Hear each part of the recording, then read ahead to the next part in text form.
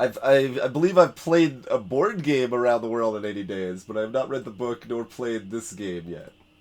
So, there's a lot of 80 Days sort of things going on.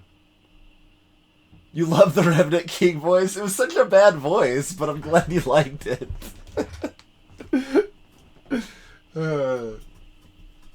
I am still a little sick, by the way, but definitely at least feeling mostly better, so hopefully won't be coughing up too much of a storm. Hey, Magnificent. Yeah, like the undead people were mostly the good guys fighting some other people that were like probably not actually as bad guysy as they were made out to be because there's something else that was gonna twist later. But who cares? Because the writing wasn't very good, so whatever. Um, anyway, so I noticed the only thing I noticed, like, I noticed it brought on this screen, so I wasn't even able to set like, really test the volume, because there's not, like, any music or anything played here, but this playthrough scene is in which Phileas Fogg and Passepartout accept each other, the one as master, the other as man. That's apparently the scene we're on. However that works, I have no idea. Alright. London, 1872. I have entered into the service of a new gentleman. It would seem he is a gambling man.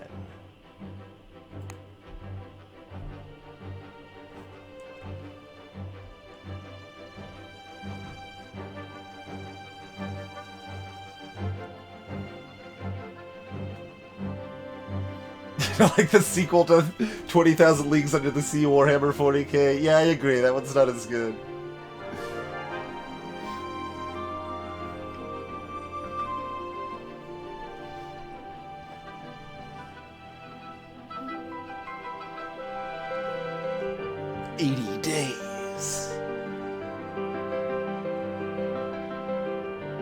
Yeah, based on the novel by Jules Verne. There you go. If you're wondering whether or not a game named 80 Days was based on the novel 80 Days, then there's your answer, apparently.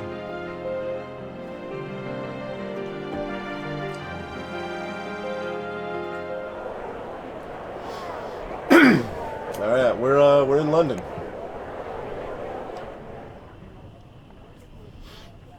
This better not count as a day. Nothing's happened yet.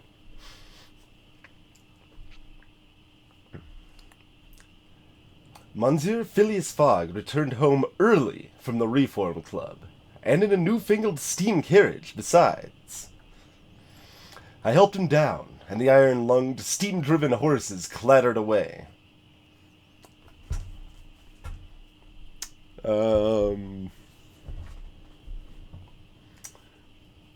How good is my British accent? Pretty garbage, I would say. Pretty garbage. Oh, I didn't know there was a How to Train Your Dragon book.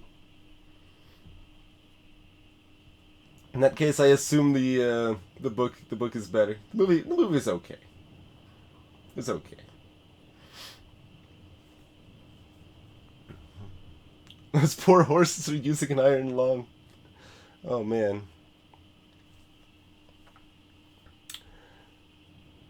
What kind of name is Passepartout? That's that's a French name. I mean, I guess that's the obvious. That is the answer to my rhetorical question. But it's a weird name, man.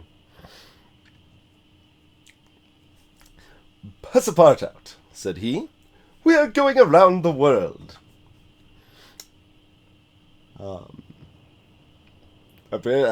These are similar choices, but sure, let's just run with it.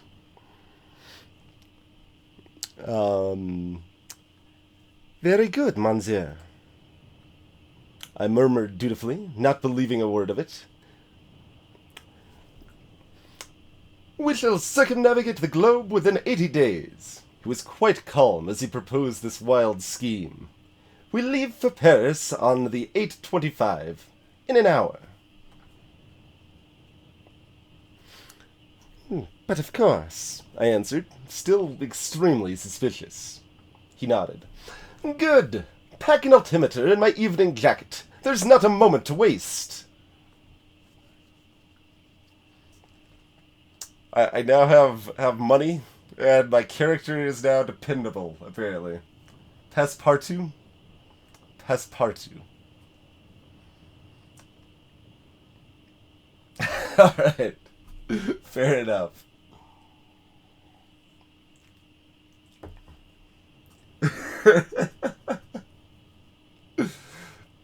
Okay, name literally translates to goes everywhere, but it's also an idiom for skeleton key. Alright, so it's a play on words, essentially.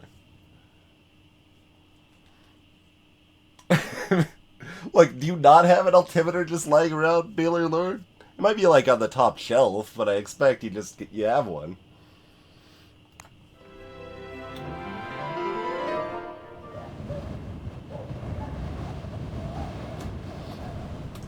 Let's see. I got a reference cat again. Passepartout. Quickly, Passepartout. Collect our things and we will be off. Alright, what do we got? Alright, well we got wool trousers and wool shirt already. The Englishman's wardrobe. Hey, Larry. Thanks for the whopping 28 months in a row. Much appreciated. A slender volume listing all shipping routes within Europe. We've got a wax cylinder. Oh, yeah. Okay. That kind of wax cylinder. Music playing one. Valuable at Vienna, Paris, and Copenhagen. So we could sell that off in Paris, make some cash money. We've got a gambling leader, master, I guess. So maybe a deck of cards is appropriate. Do I only get to grab? I mean, he has for his evening jacket and altimeter.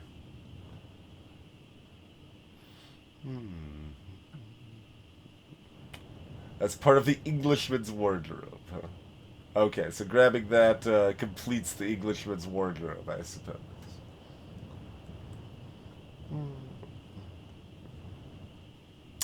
So, can I only grab 2 things?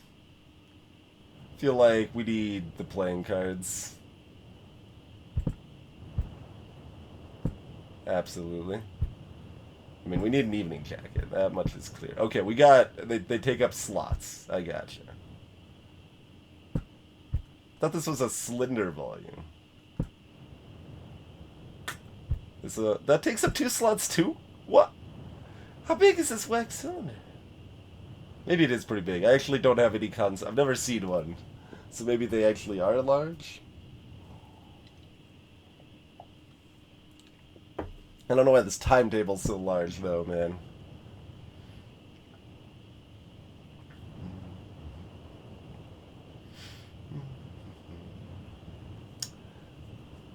Alright, so now do we just take the cards?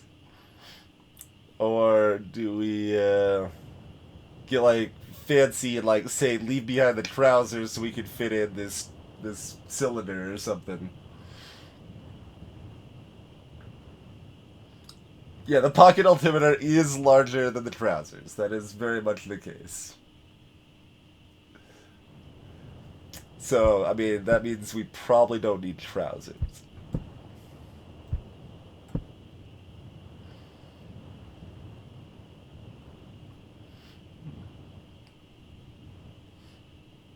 Alright, I think this is really the practical stuff to take along here. Okay, that's what I thought, Baylor, but...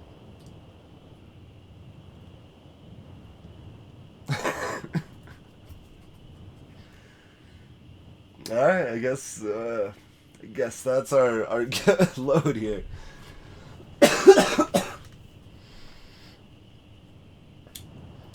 We need some clothes, pink pajamas. We just don't necessarily need trousers. I mean, you need a good evening jacket. That's important. That's, alright, let's roll. We must discover our route as we go. Onwards! Alright, let's go.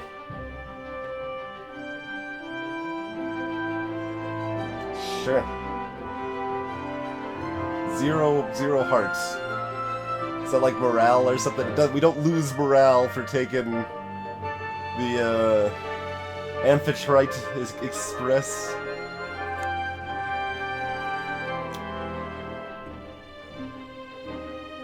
Space for one suitcase. This promises to be a bearable route. Okay.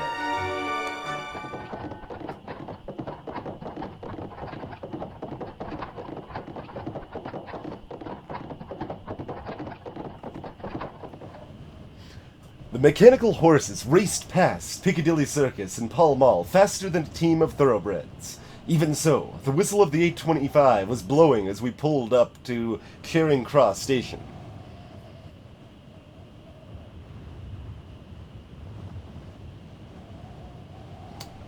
I'm not worried about tickets. Let's go.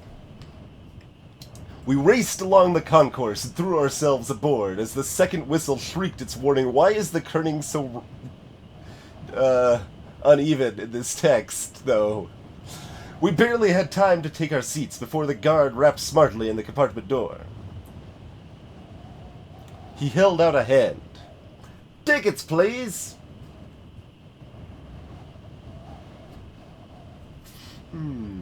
Faster than a horse.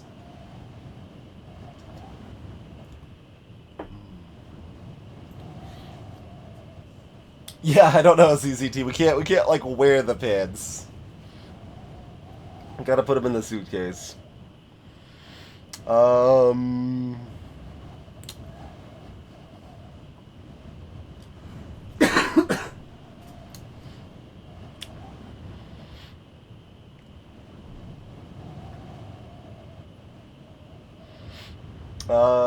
Maybe he'll just fine us and we can pay. We got money. Let's go with this, I suppose. Alas, monsieur, we're in a great hurry, I explained, giving him a beseeching look. We did not have time to buy tickets. You may purchase them from me. I don't know why his voice went that way, but apparently that's the guard's voice now. The guard was saying, "Those more expensive, I'm afraid. £85, please."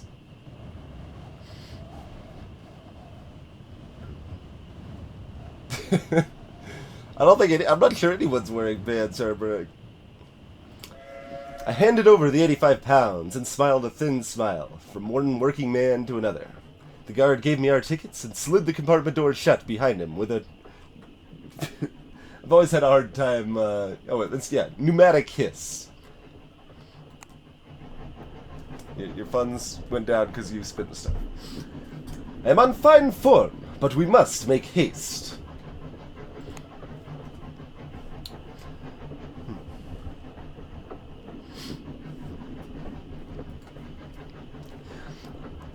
But tell me, monsieur, what is the purpose of our journey?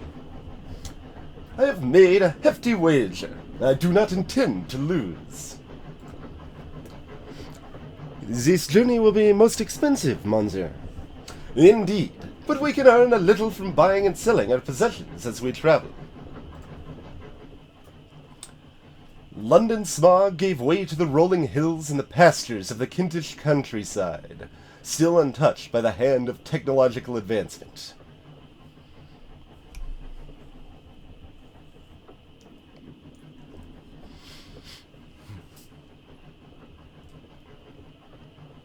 Hey, Tenpin.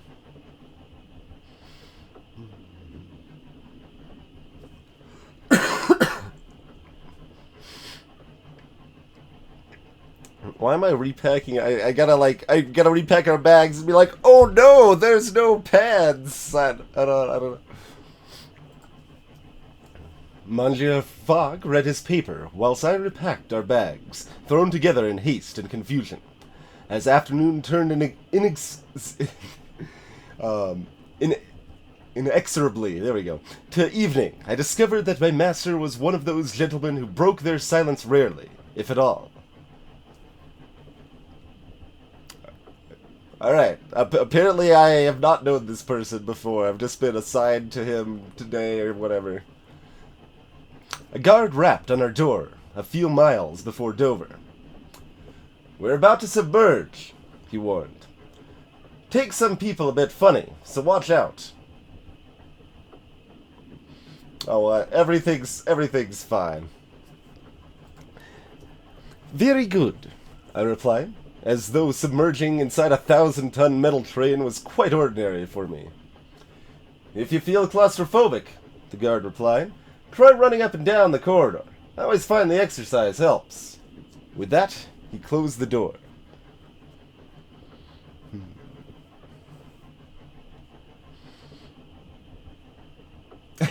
Maybe so, Instant. Maybe so. Doesn't quite have the flow and meter of good poetry, though. I pressed my face to the window glass as the fins above the amphitheaters is what I wanted to call it originally and what it looked like. The amphitrite's wheels extended with a hydraulic hiss. Night fell and we plunged past the end of the track into the freezing waters of the English Channel. The relationship with fog is strengthened slightly, apparently.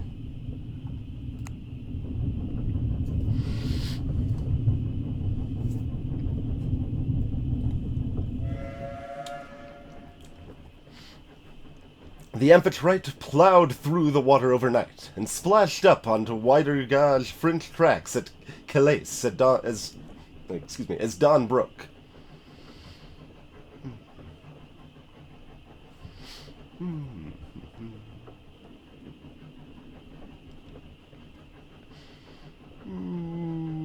He already said we're gonna make it up as we go, so no need to bother with such trivialities. I began to consider what we might require for our journey. Loose clothing for hot weather, and furs for cold, driving clothes for roads, and weatherproof gear for boats.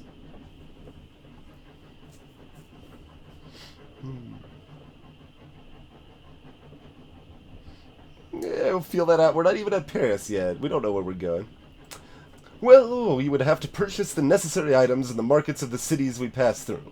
I grew a little melancholy at the thought. No doubt, whatever we acquired, I would have to carry. We arrived at Paris-Gare du Nord just after 1 o'clock. Automaton porters lifted our luggage and then our persons onto the platform with long, delicately filigreed iron arms. Paris, city of my heart. I was home, but not to stay. Oh man, it's sped up. Several of our possessions would trade well here, and also lower the volume because the game is clearly too loud. Let's try about there. Alright, we're already at the market. Bank and explore, cost time. Oh, time's just passing. Alright, we can buy an extra suitcase? Yes, that's $10. Buy the extra suitcase. Geometry equipment. They cost $6. Shaving kit, traveling cloak. Most of this stuff's pretty cheap. Worth $2,300 Berlin. What the devil? Yeah, let's sell that for cash money. Alright, we did that. Let's get some geometry equipment.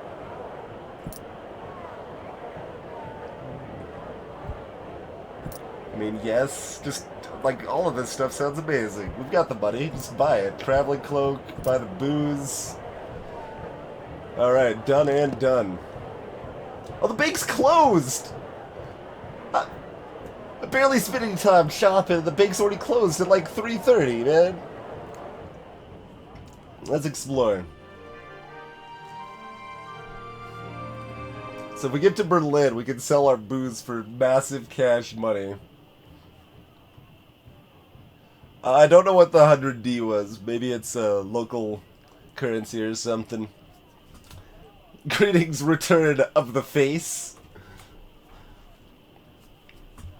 We had a few hours to spare.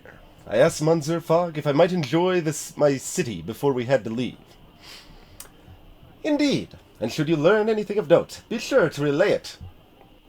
I nodded and headed into town. The talk in the streets was of only one thing, an enormous, elegant oval stadium, constructed upon the green fields of Champ de Mars, and containing the technological marvels, art, amusement parks, and milling crowds of the World's Fair of 1872.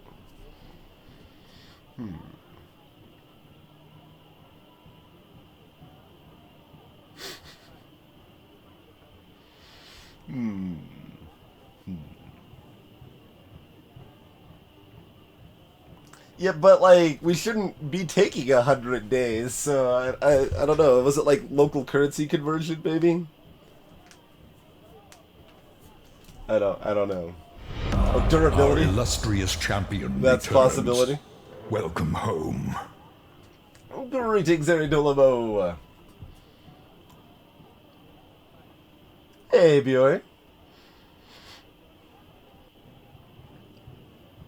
These are all kind of interesting options.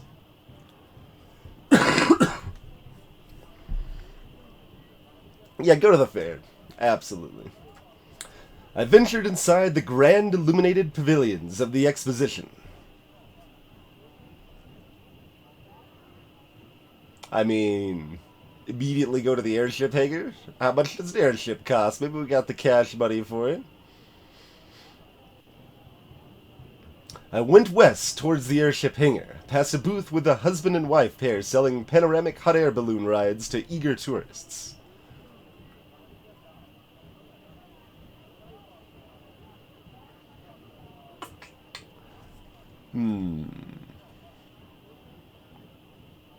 Nah, focus on the airship. Focus on the airship.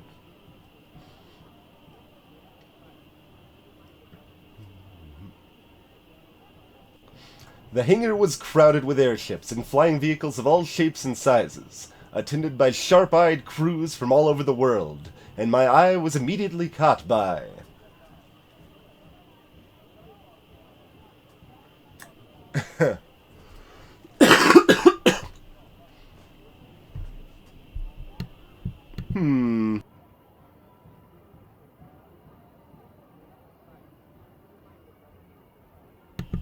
Still have a bit of that harsh cough there.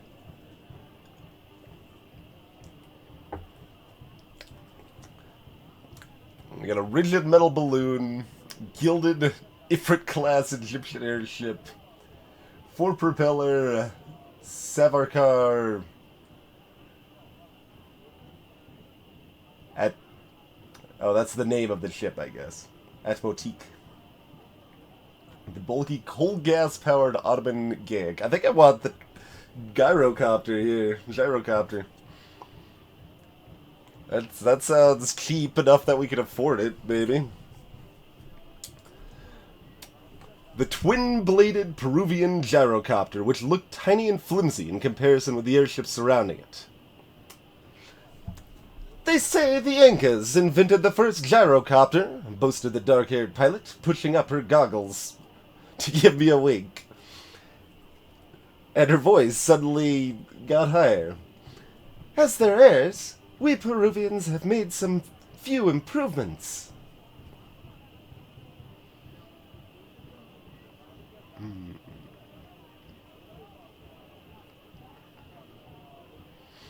Both of these seem down on it. I just want to be optimistic and enthusiast. Which of these is the more optimistic here?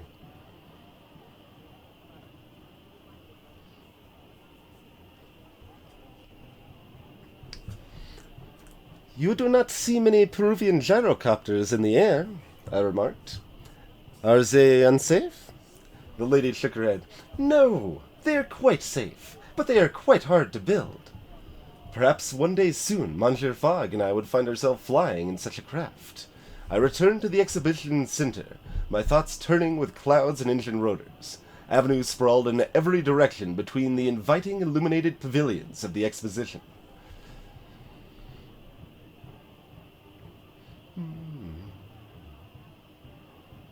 Valkyria Chronicles is triggering you? Sure. An artificer was placing an arc light which had burned out. She first disconnected the strange machine powering the lights. It had a spinning iron wheel which was wound around with a series of armature coils. They might also be amateur coils, I'm not sure.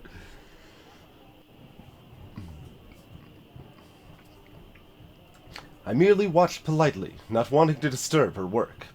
Artificers were a notoriously irritable breed. "This is a bleeding folly and a waste," the artificer grumbled, in a thick Yorkshire accent. Don't describe the accents, game, because then it'll make my voices look even worse. "These grav machines are finicky beasts."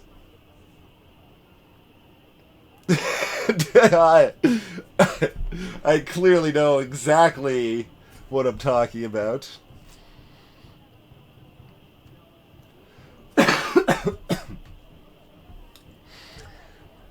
"I have often found that to be the case," I replied cautiously.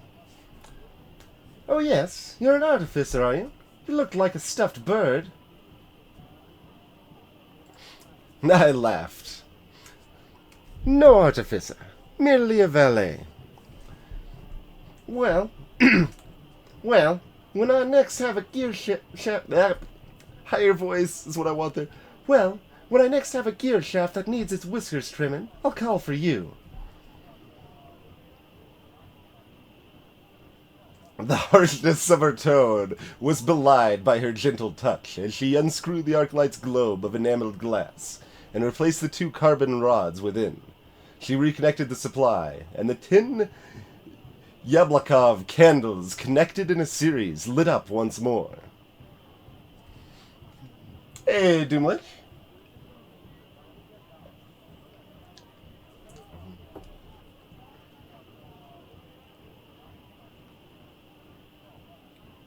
Oh, that's awful, Ari. Yeah, might need to unplug it.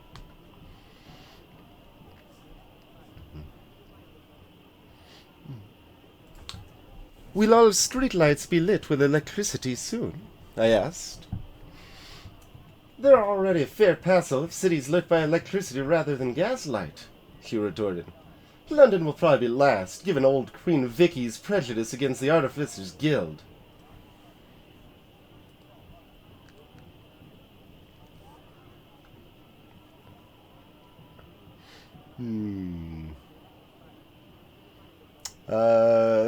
We're trying to get on the Artificer side. This seems like the most sympathetic here.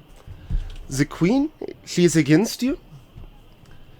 "She's just cautious, that's all," the Artificer replied, pocketing her screwdriver once more.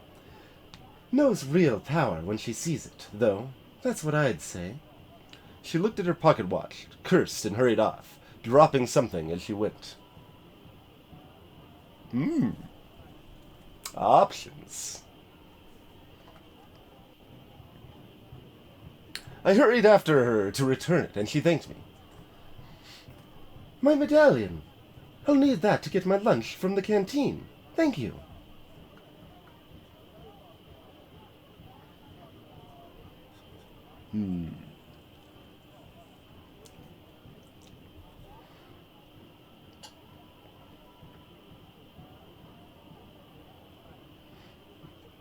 This seems like it gives me a chance to get a reward, but this seems more elegant.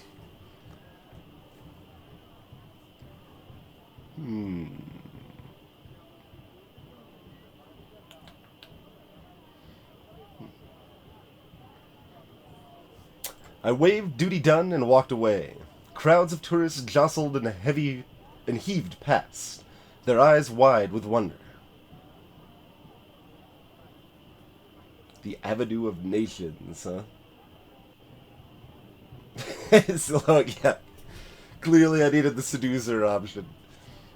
I lost that option.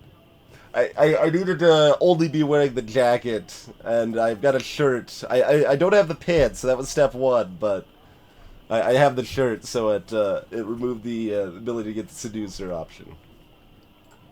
I took a stroll down the Avenue of Nations, lined with buildings in the styles of the nations of the world, and manned by foreign delegates in national dress.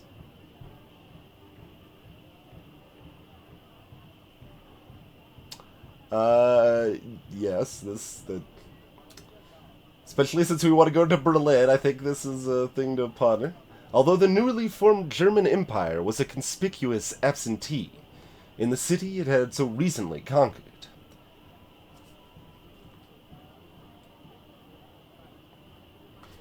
The Zulu Federation built a replica village in the Austro-Hungarian delegation, ringed by an artificer. I want to side with artificers more. Like, get the Artificers Guild on our side. Maybe word will spread.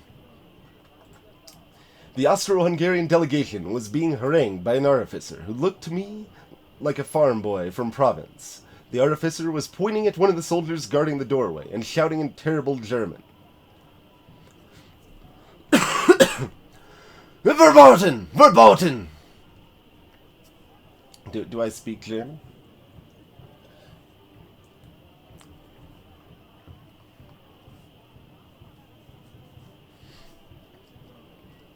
Well, so I could maybe speak to the soldier in French.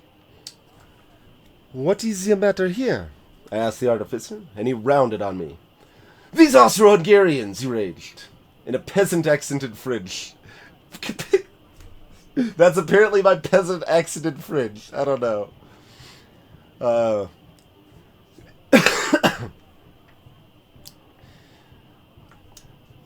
I don't even know how I'd try to change that to, like, be appropriate. How dare they? What do they dare? What do they dare? The artificer pointed. That! The soldier, by the stand, moved suddenly, with a mechanical judder, and I realized he was no man at all, but rather an automaton, with an enamel-painted uniform and pewter face. The artificer cursed. These Austro-Hungarians have brought their automaton soldiers to Paris, even though war machines are expressly forbidden by the guild. Who knows what dangers they might represent? I turned away hurriedly. My feet were tiring, and the hour was growing late. I returned to Monsieur Fogg, who was eating a meal of plain-boiled beef. À l'anglaise? Apparently this game is primarily about making me butcher pronunciation of things on stream. That is, as far as I can tell, the primary goal of this game. Hey, Chaos Prophet.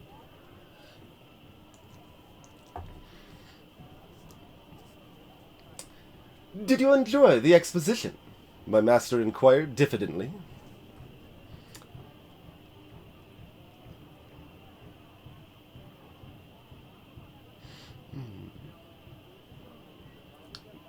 Sure. As though I had been out visiting an aged great-aunt rather than witnessing all the wonders that the modern world had to offer.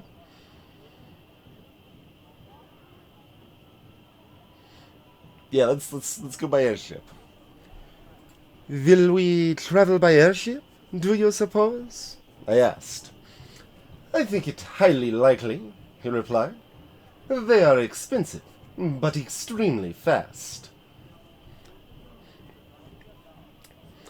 I dreamed that night of mechanical wonders and automatons with beautifully enameled faces, knowing little of the strange inventions and stranger peoples I would soon encounter in my journey around the world.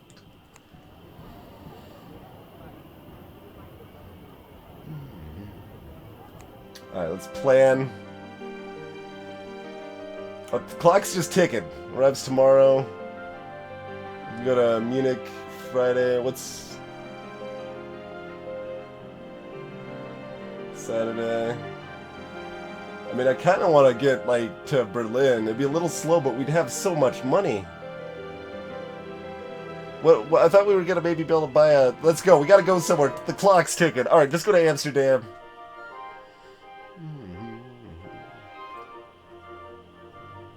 Okay, we're losing 5 heart for that. We can only carry 1 bag. Can we carry 2 bags if we go the other way? Because we loaded up 2 bags, so we kind of... No. We could adjust that departure, maybe. Oh, the bank would let us store... Oh, God, there's nothing... Market's closed. We've got... I bought an extra suitcase, and nothing... There's no way to travel with the extra suitcase. Can I, like, put the traveling cloak on? Can we, like, wear this? What do these other buttons do? Let's zoom out. Okay.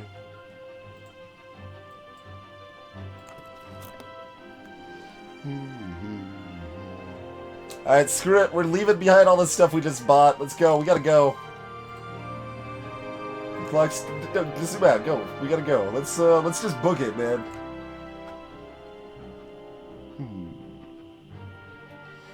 Yeah, let's negotiate. The traveling cloak from our Gentleman Traveler set should spur them. Yes, absolutely.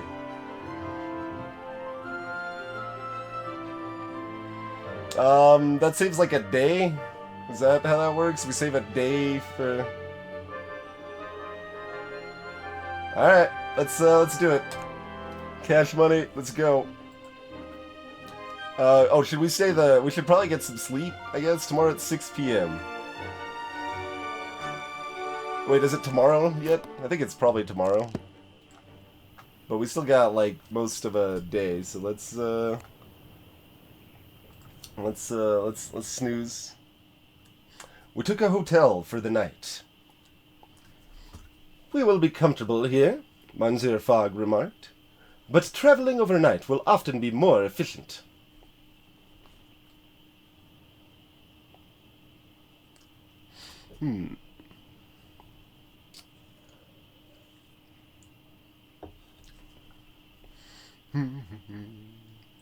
This costs like a significant amount of money. It's fine. Everything will be fine.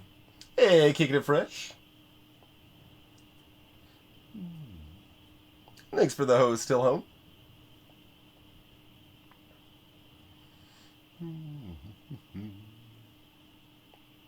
Alright.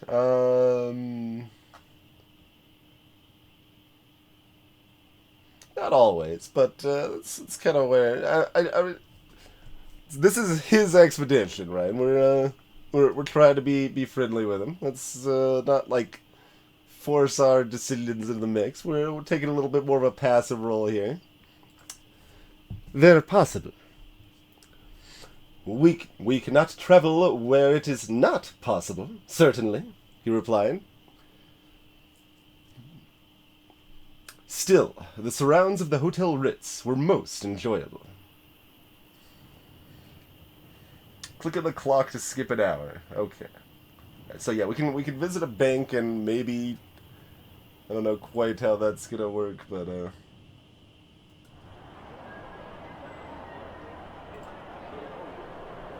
Alright, 6 p.m. We got some time. Let's check the bank real quick. We must visit the bank, Monsieur Fogg declared. Robbery?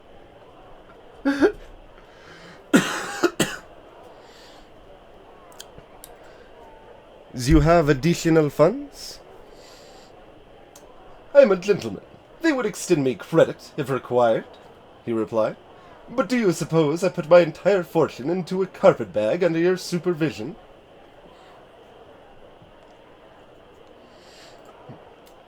I did not answer.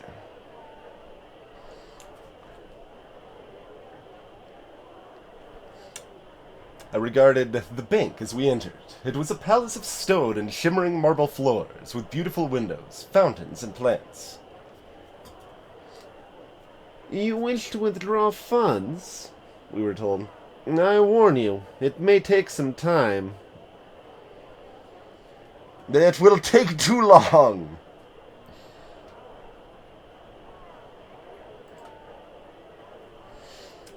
It will take too long, I informed the manager. We swept out of the bank.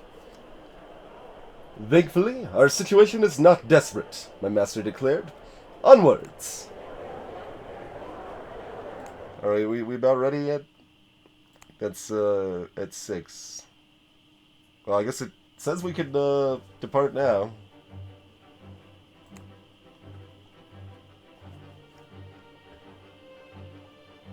Oh, I can, store my extra stuff for, a couple bucks. Alright, hold on. Let's, when does the market open, though? Market not open on, or is it because we bought everything? Maybe it's because we bought everything. That might be. Alright.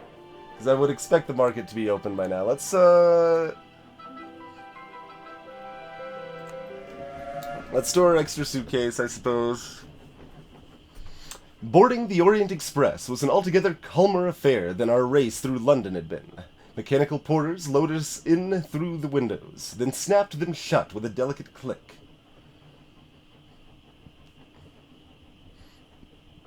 Alright, plan ahead. The train would be the first leg of a much larger journey, however, so there was little use in growing too comfortable. Indeed, it could only take us as far as Vienna.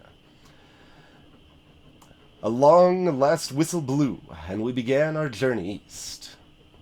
Relations with Fog have deteriorated. It's like, why? What?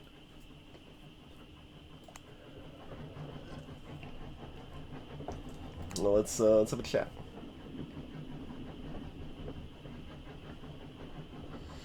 George Mazar. That's another guard. There's so many guards, man. Can I help you, Monsieur? I am the guard on this train.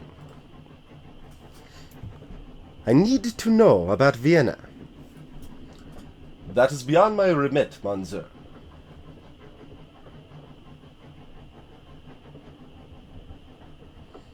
I don't know the world well enough. I mean, Budapest is right there, but we want to go further. No, not Venice. Yeah, let's try that. Is it possible to travel from Vienna to Dubrovnik? Did you know the quickest way to Dubrovnik from here through Venice? Is through Venice, rather. But answer me this. The Orient Express is a fine train, is it not? The very finest. I am proud to serve aboard her, let me tell you. Do tell me more about Dubrovnik. Told you, this game's all about making me butcher pronunciations, man. I'm told you can pick up stopwatches in Dubrovnik. You can sell for profit in Sofia. Oh, use the playing cards. Absolutely.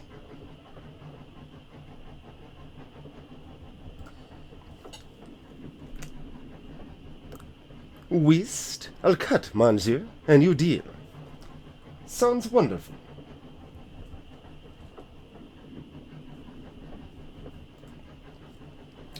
What more can you tell me about Sofia?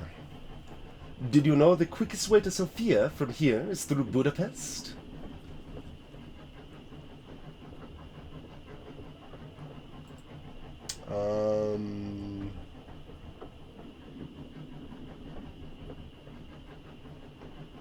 This is a combination geography quiz / make Twitch pronounce things badly on stream. That's pretty much what we're going through here. Alright, let's go for the, well, I guess I haven't heard of Izmir or Thessaloniki. I've not heard of either of these before. Is there a route from Sofia to Thessaloniki? No idea, but now, Thessaloniki is named after the half-sister of Alexander the Great. Okay, fair enough, fair enough. How about, I'm afraid I have to go now.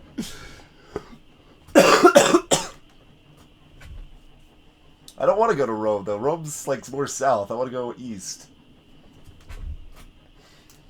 Oh, man. We are getting panda bombed. Hopefully the panda bombs are not harmful to the pandas. Because we'd want the pandas to survive. Welcome, Clara Raiders. Thank you very much for that raid. How's it going, Sir Wedgie, Phil, Sir Anthony, Jiminy? I added an extra letter to your name, Jimmy. Parks Lady, Quintesta, Zothmeyer, J Flame, the Gravo Situation, Jonathan Outside, Fairy Decay, Patchouli, and Lupinoni. Welcome all. We're playing a game called 80 Days, and we are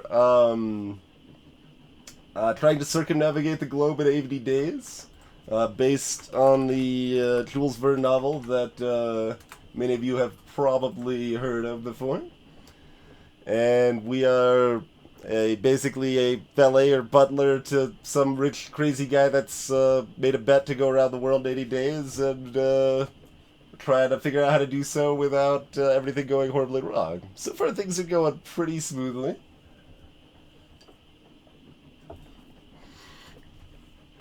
My master wished to be undisturbed, so as we left Paris...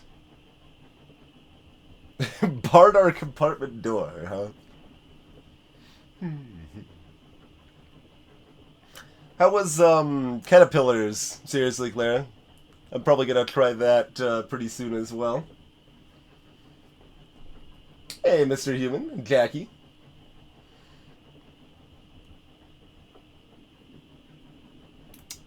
I mean, I gotta explore the train, right? Yeah, this is interesting, because, like, undisturbed by other people or undisturbed by me? Alright, let's just go explore. Let's... Hard on your brain. My master wished to be undisturbed, so as we left Paris, I left him and went to explore the train. There was a delightful dining car and an observation deck formed by the replacement of an entire compartment with an open glass cube.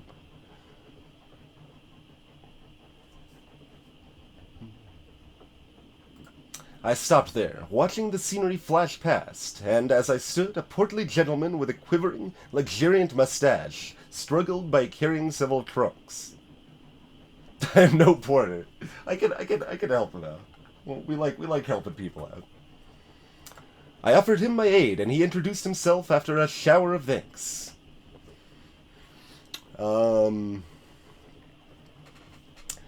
Henry de Blowitz, foreign correspondent of the Times. I introduced myself in return.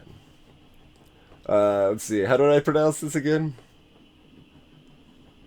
I think that was it, maybe. I introduced myself in return. I think I already said that. My name is Pasapart. Paraut. How did... I already forgot. It's close enough. And my master and I are going around the world. Then I wish you luck, he replied. He patted his breast pocket. That's not narration voice. I was sticking to his voice. It's hard to go back and forth so fast. The stories that you hear. It seems everywhere is on the brink of one revolution or another. Everywhere there is progress. But who will count the cost? The London Times. I don't care, instant. I don't care.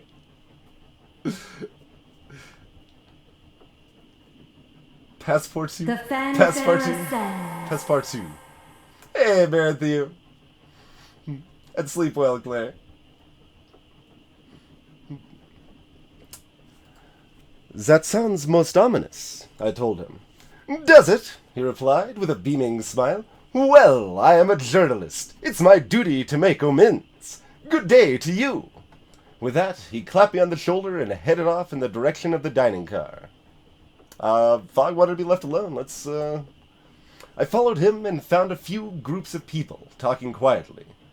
I saw... Composer. Let's see, I don't have anything, like, instrumental in my, equipment. He already said good day. Do I want to, like, just show up again and be like, oh, fancy meeting you here again? I don't know. Have a good day at class, man. Alright, let's talk with the musician. I sat with a young composer heading to Vienna for a concert by the Great Steam Orchestra there, but he spoke of little but melody, harmony, and the progression of chords.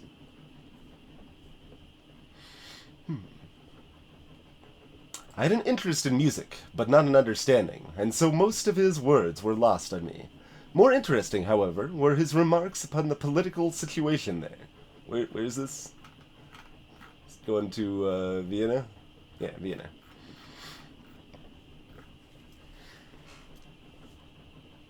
My uncle warned me not to play an instrument myself while within the city walls.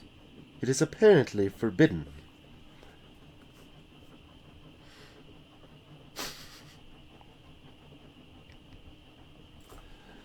But why? He shook his head, then smiled a quick smile. Perhaps they are tired of foreign musicians showing up their own great composers. He left a short while later, following a pair of chattering Parisian ladies to the observation deck to watch the stars come out. I returned to Monsieur Fogg, who, to my surprise, looked up from his paper at me. "What did you learn?" he inquired. How can I not ask about the spoons? I'm sorry to be a disappointment to everybody.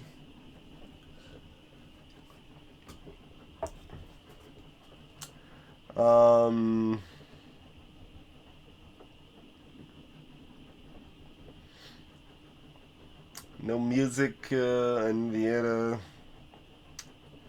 We didn't really learn anything from the columnists, did we?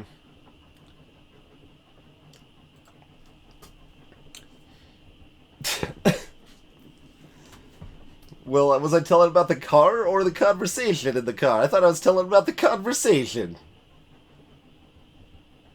I told him of the dining car, and he looked smartly aside, clearly unimpressed. Alright, he doesn't care about food. Fine. Oh, Dubrovnik's down there. I was hoping it was further east. We arrived at Vienna in the early hours of the morning. The customs officials insisted on searching our bags for, of all things, artificing tools.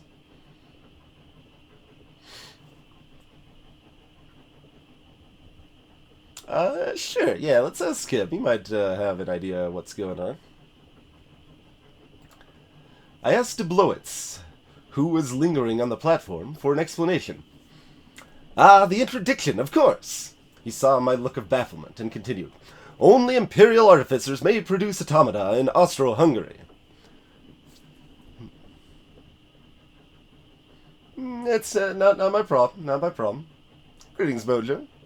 A strange state of affairs, but I was hardly an artificer, and so it mattered little.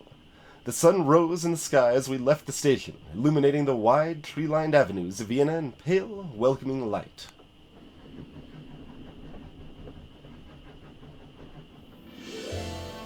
Alright, that opens at 8. We're 2 hours off of that. That's pretty good. So gotta explore... sure, yeah, let's start by exploring. No reason to waste those 2 hours otherwise. I had nearly forgotten my experience at the Paris Exposition, but Vienna's streets reminded me full force.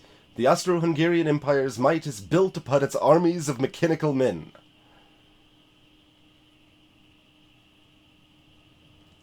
Their pewter faces are homogeneously handsome, though some have fine horsehair mustaches attached to their upper lips and subtle variations in the flecks of their eyes.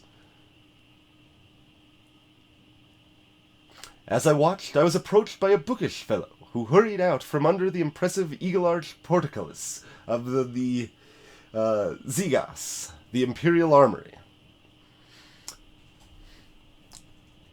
"You think them fantastical?" Vote Warsaw. I mean, that's kind of where I'm leaning right now, but we'll see. We'll see. Hey, Davclan. Yeah, that's fair, Baylor. I've got other concerns right now, but I maybe should have looked out for the artificers. I don't know what I could really do to help him right now, though.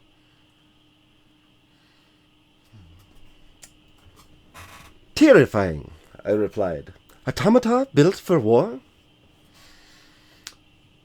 "It is worse than you could imagine," he replied. He stuck out his hand. "Herr Danzer, apprentice engineer in the Imperial Kriegerschule." Oh man, I could ply him with wine! Can I see my other stuff? I got a shaving kit, I think I already got rid of my traveler's cloak. Screw it, we're not going to Berlin, so let's just ply him with wine. I plied him with wine to loosen his tongue, and once he started talking, he would not stop. Have you noticed none of the mechanical soldiers carry weapons? He hissed. What do you make of that? It is indeed most unusual, I agreed. Inside each one is a Mozart hidden device, perfectly tuned. Her dancer replied. The song the soldiers sing is one of devastation. A battalion in harmony can punch through a steel wall. He drew a gilded flute from his scabbard and laid it on the table, looking at it thoughtfully.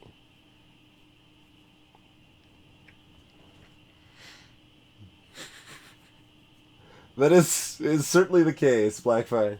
I'm like passable at geography. I'm certainly not like good.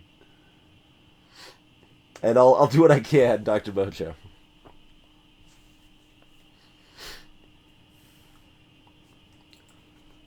That flute is how you control them, I hazarded. Her dancer hesitated, but I slid my glass of wine across the table, and his eyes glazed as he drank it in one swallow. Yes, we, the Musker Soldaten, control them with our instruments. I am the finest flautist in the Vienna Kiegerschorlebelgele. He began, to my horror, to weep. I stole the flute. Greetings, God Empress Celestia. Welcome to the stream.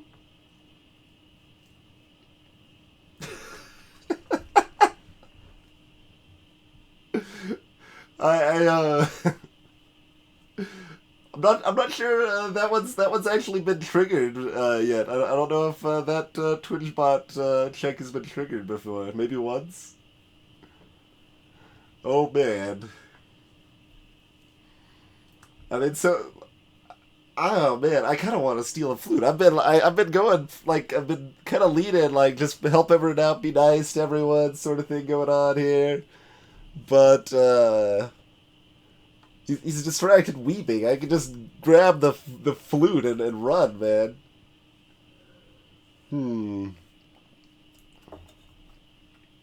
All right, not the first time. Just one of the first times.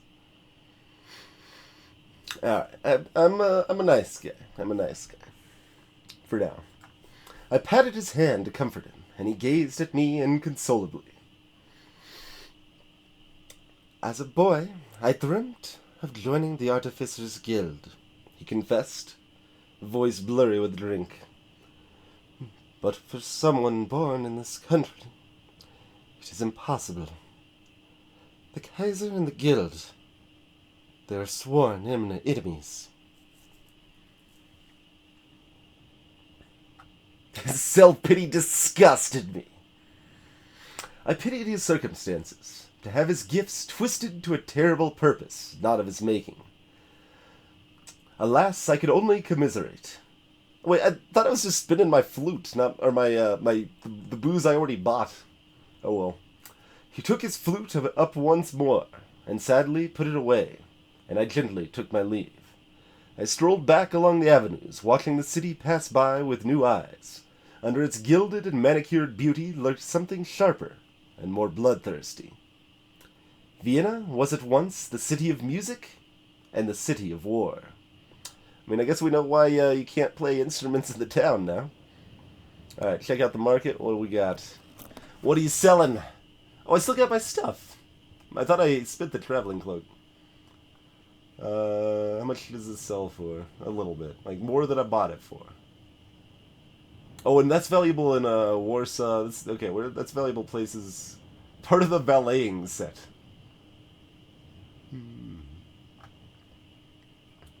Engineer set. That's like $3. Music box that plays for Elise. The Dusty Road set.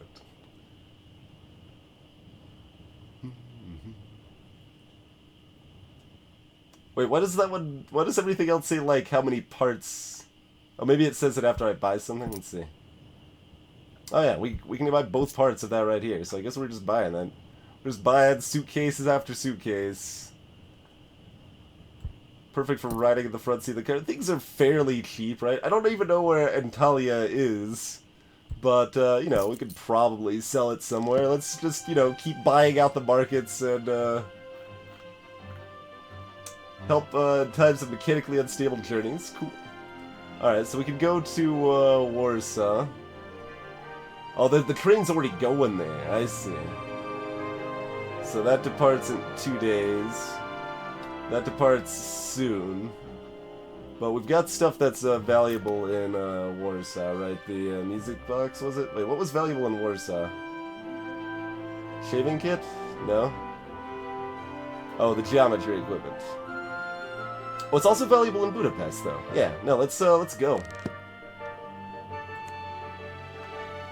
Oh, that journey's kind of harrowing. We could fit two pieces of luggage if we want to ditch some stuff. We could fit 3 luggage there without any special things, but we might be able to negotiate a faster route. Let's see.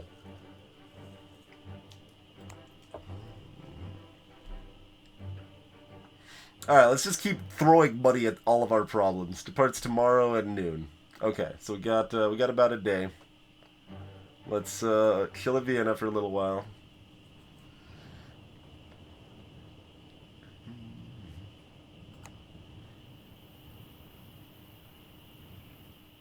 Alright. We found a room in the newly opened Hotel Imperial, in a suite built for Duke Philip of Württemberg's maidservant.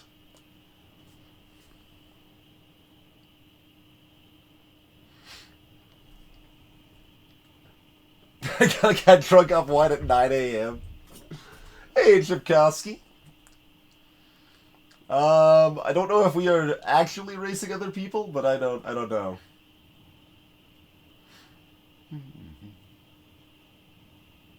Yeah, maybe we're just impressing them by wearing the coat. Seems good. Yeah, I mean, let's go check out the performance.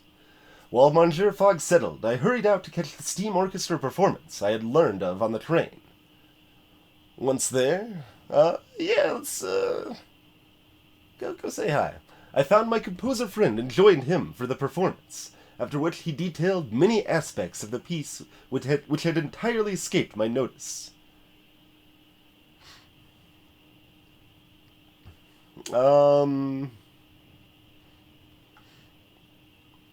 This is not terribly new. This has been out for a while.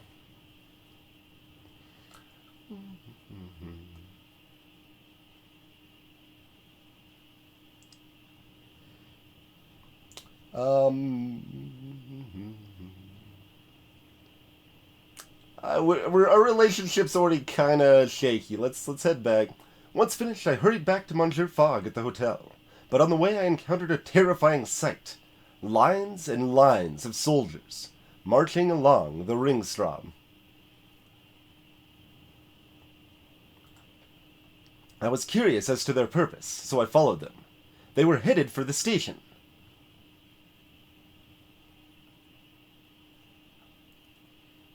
I mean, we could notice our guy we chatted with.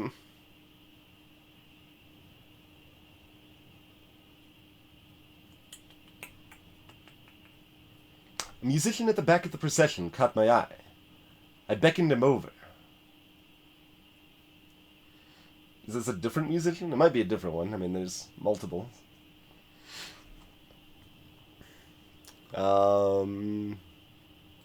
Let's see if that, Alright, it seems like a different person. What do you want? Where are you all going? I asked, my voice changing every time I spoke. To the station, the soldier replied. Our orders are to board the cargo onto the train for Belgrade.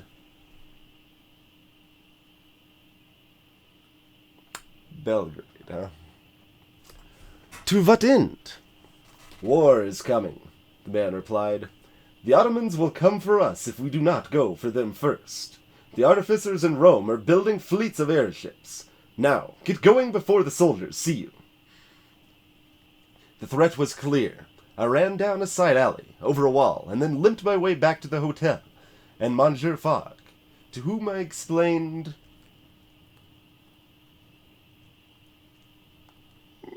everything. Yeah, I'll be open. Everything. Much to his displeasure. Bloody hell. He's a gambling man. He should be excited about the adventure, man. Oh man, look at that, though. Okay, can we make a better depart now? Oh yeah, that goes straight to Belgrade. We don't need to stop at Budapest, except we wanted to stop at Budapest because we were going to sell the thing. We could just go, like, straight here.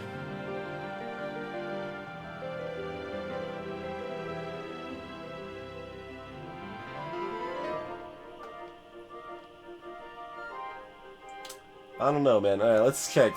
We still got 3,400 bucks.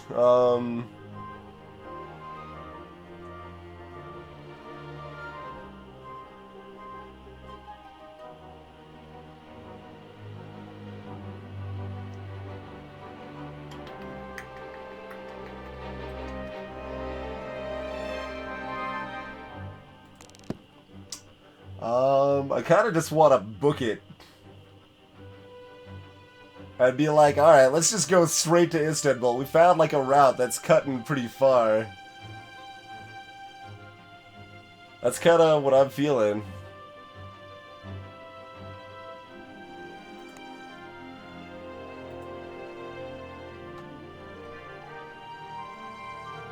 Are we actually departing, or, no, that's... Okay, that's a route from Belgrade, so we have to stop here anyway. Oh man, this one's more hazardous. We'd lose more heart, and we'd have to probably pay to store luggage, so let's just go straight to Belgrade. We're gonna have to say screw Budapest. We're gonna hope we can make more money along the way somewhere. Seems a bothersome journey, but the traveling cloak from our gentleman traveler's set makes it easier. Nice! This traveling cloak's amazing, man! Let's go, let's go. Alright, we're taking the military transport. This is maybe a terrible idea. I guess we kind of knew that, didn't we? Wait, oh, what? Okay. We approached the train station with our bags.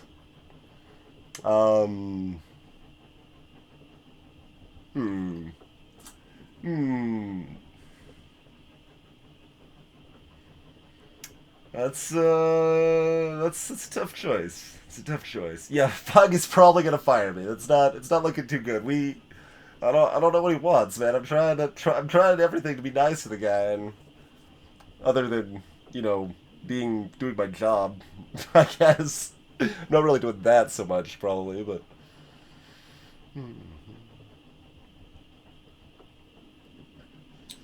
We sort of paid for a ticket to Warsaw. We like bribed him to like have a earlier leave time. I don't think we actually bought the ticket. But I think we did pay them some money for that. But this route looks better, so we're just gonna keep siphoning money to go as fast as we can. We gotta go, man. I don't know. Boldly or secretive? That's a tough choice. That is a tough choice. Yeah, I was literally hired like an hour before this trip began, so.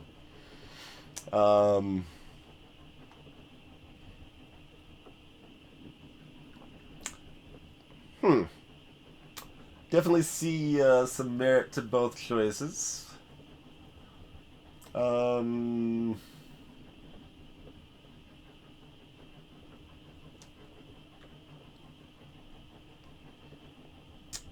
Like, yeah, things could go badly either way.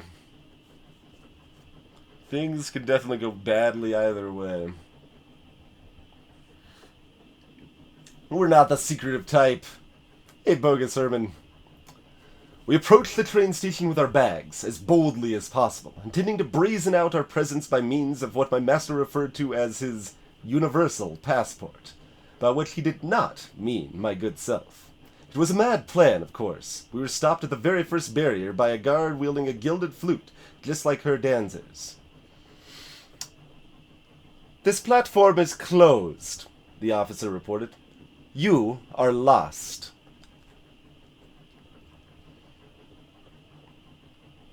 Lies or bribery?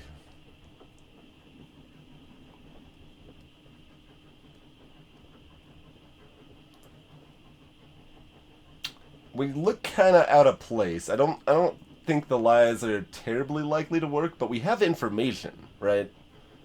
We like know how the mechanical men work enough. If we had an instrument, we could like fake that we needed to deliver the instrument, maybe. But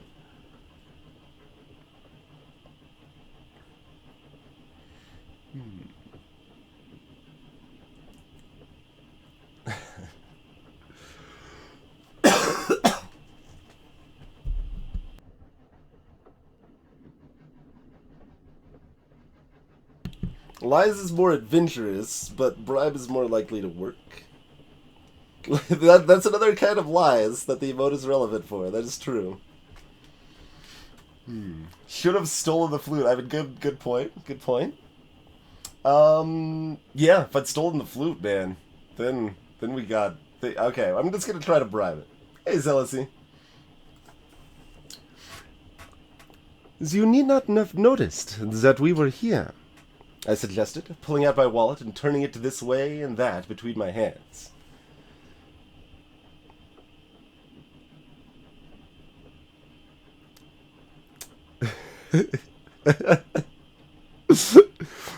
You could simply stand aside? The man stiffened. Are you trying to bribe a musician of the Kriegerskirche? He demanded.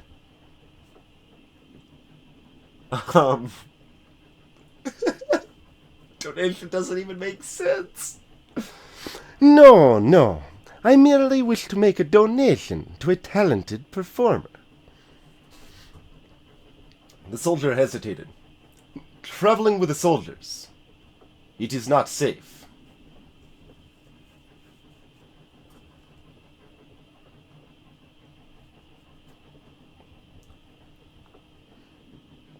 I could just hand him $200 and just be like, we're out of here, man.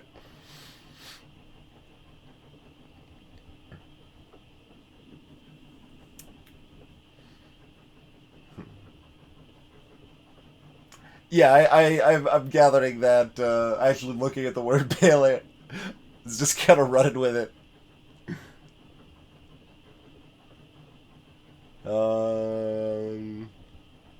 You know what? We got money. Let's go.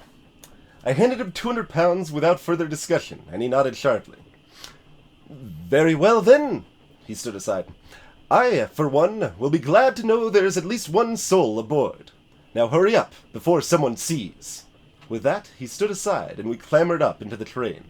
There was plenty of space. The mechanical soldiers were stacked into the corridors, but the compartments were all empty. We chose one just as the whistle blew, and we headed off, bound for Belgrade.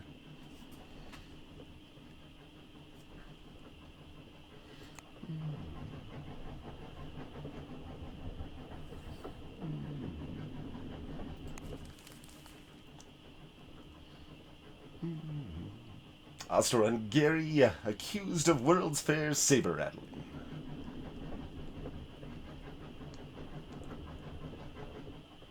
It may be hard to believe, but the journey was uneventful. There was, after all, no one else aboard the train.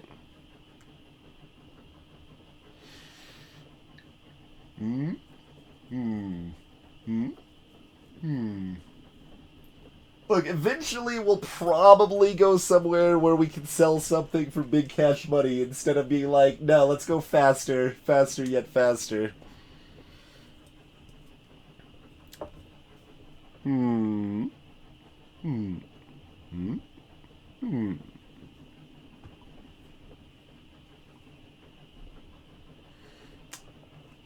What do we actually gain from this? I want to explore, but I want to like come up with a reason why it would possibly be beneficial rather than like clearly terrible.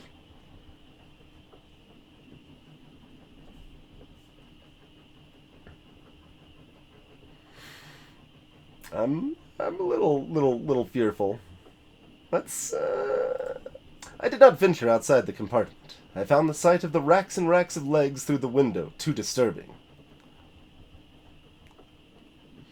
Focus on the mission. Wait, demanded? I don't demand. I didn't want to demand. What will we do when we reach Belgrade? I demanded of my master. Disembark, I should think, he replied. We will be a few 100 miles further on, and hopefully within reach of Istanbul or Greece. With that, he returned his attention to the newspaper, and I took to staring out of the window, and not back inside the train.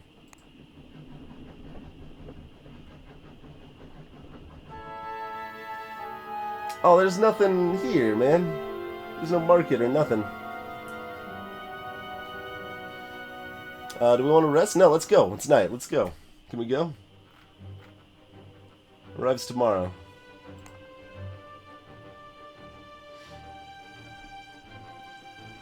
Alright, that just keeps going. I mean, does the hotel even cost money? I don't remember noticing my money go down. Let's see. Okay, no, that cost something. That was like $10 or $20. When our train arrived at Belgrade, no one came to meet it. It stopped and sat there, cooling down into the still night air. Wait, I clicked hotel, so theoretically I'd already slipped out, but apparently... How did I pay for an hotel and 6 hours passed and... Now you're prompting me... That's kind of backwards, but,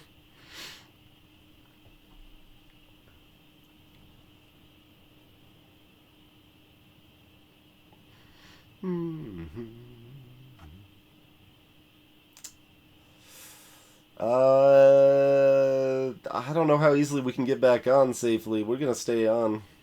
We slept aboard it, since it seemed the wisest thing to do. Outside the window, nothing in the city stirred. Everything was dark, and unnaturally still. Even my master seemed to sense something amiss, despite his, general obtuseness.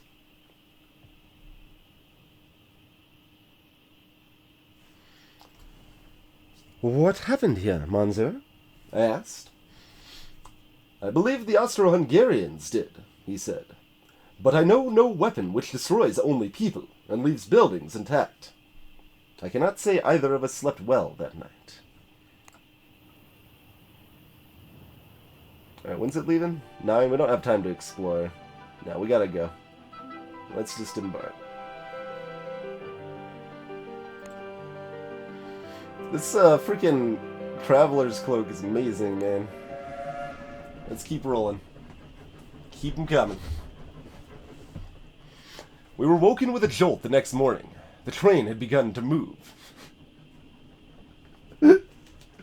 Clearly that should say, what? The train have started to move? Is that it? That's Metal Gear 1 on the NES.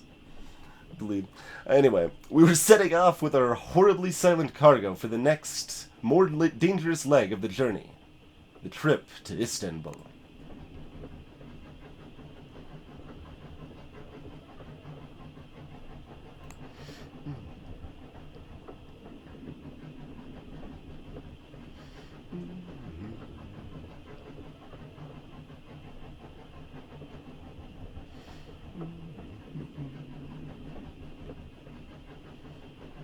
The robots run a tight hotel business. Yeah, I clearly paid the robots $10.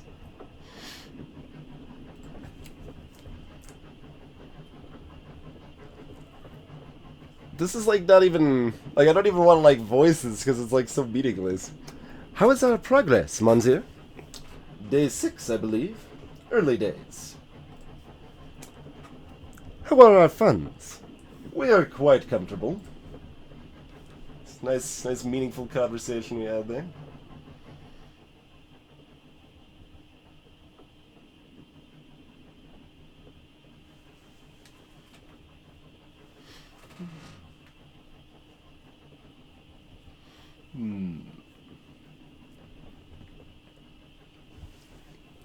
I feel like I got to investigate a little bit this time. two options to investigate, sort of. But there's also an option to take a quick break. Thanks for hanging out, folks. Need to refill my beverage and all that jazz. Yeah, it might just be a food abstraction or something, ZZT. But this is fairly interesting so far, and yeah, be back in just a few minutes.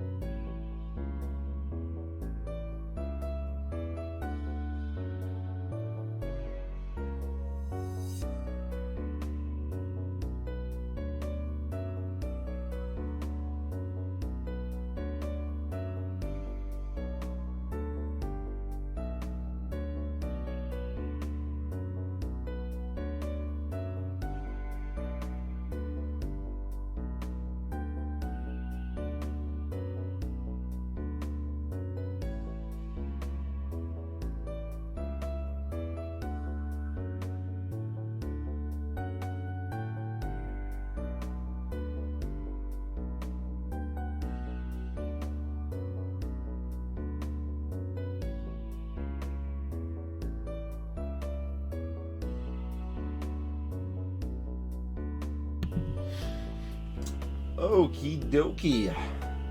We are back. Styles classic. Classic highlight right there. Alrighty.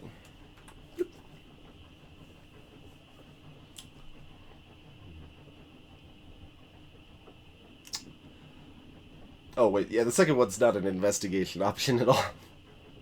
It's another pass the tile option. So I mean, we're on a freaking military trade headed to war. I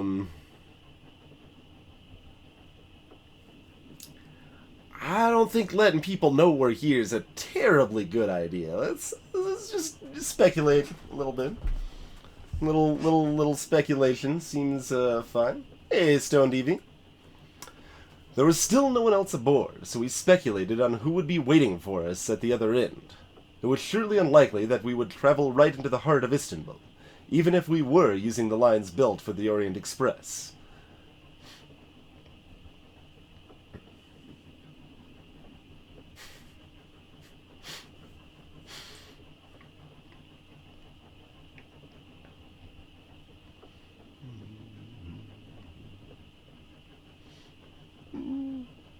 confidence. Stay with the confidence.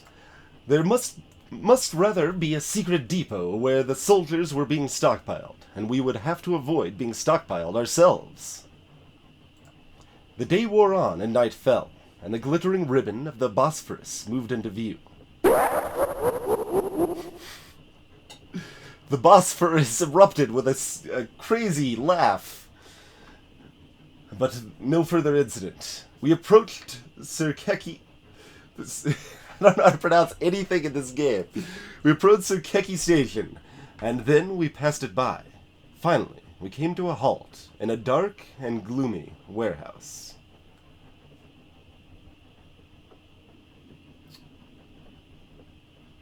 Both of these are terrible.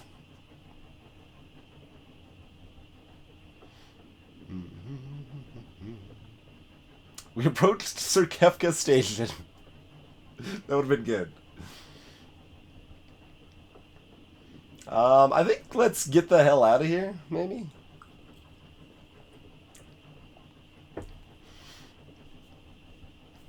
Tanzura Koite? We disembarked, and we were feeling our way into the darkness when the warehouse doors opened. A few figures entered, carrying lamps. They began to look through the train. Oh man, how freaking bold and boisterous do we want to be? Hey, we rode upon your military train into your military depot as you're prepared for war. Nice to meet ya. No, let's... Hey, Lance Fighter, a really boring too long didn't read on what's happened so far. We work for someone wealthy. He made a bet. He's trying to go around the world in 80 days. We've traveled east from London. Trains were our primary form of transportation. We have bought some stuff. We've sold something. We've bribed people. And we're almost at Istanbul. Done and done. Hey, Reality News.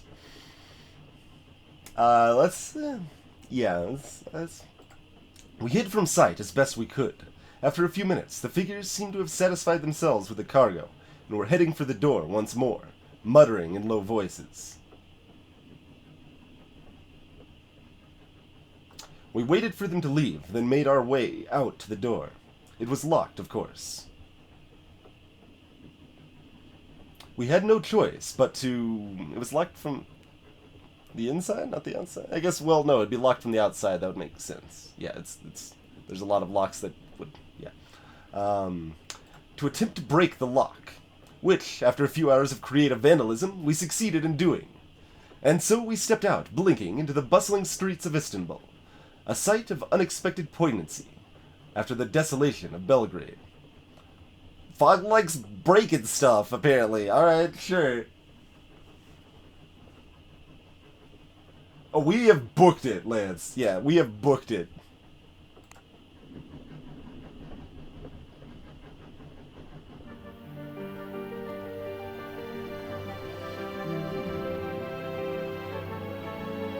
We can complete our dusty road gear for protection against dust and fuel. Well, that sounds great.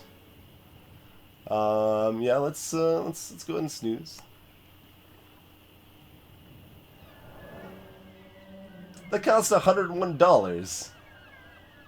I woke this morning in the silks of an Ottoman harem girl. Worse yet, I was in the forbidden women's apartments of Topkapi. Let's see. Topkapi. That sounds better. Let's go with that.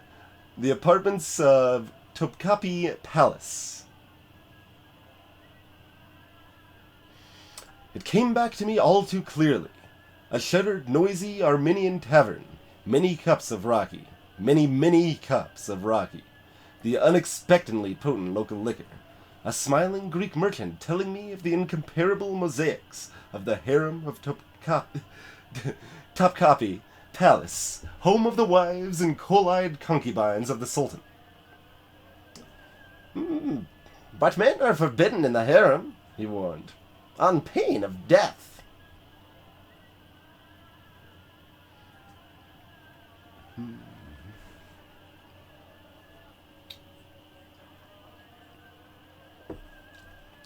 He lured me into a wager which I had not the good sense to refuse.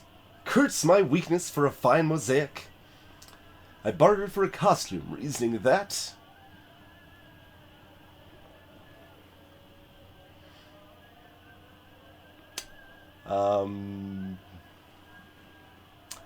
It would make me less noticeable as I sneaked in. Even in my drunken stupor, I somehow managed to scale a wall and skulk into the palace complex from one of the more remote gardens. The guard paid me little mind in my bartered silks. My escape was simply acrobatic. Suffice to say, I emerged intact into the gentile mid-morning sun, wearing a thoroughly rumpled suit of ladies' silks. I found Monsieur Fogg reading a newspaper back at our lodgings. He looked up and blushed a most violent shade of red as he took in my attire, setting his cup down with uncharacteristic force.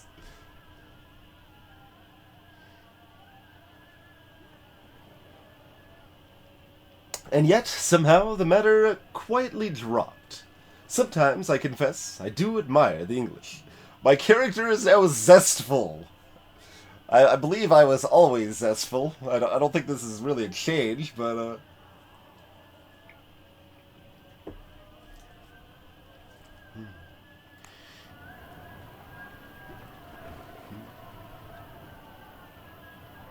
And Hayel. Harem silks. Worth a big bunch of cash money in Hayel.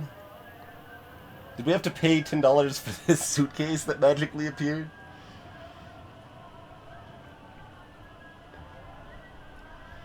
Let's see. No, we skipped over the because we gotta go fast. So nothing we have is valuable here, right? Talia. Yeah, nothing. And this was the one in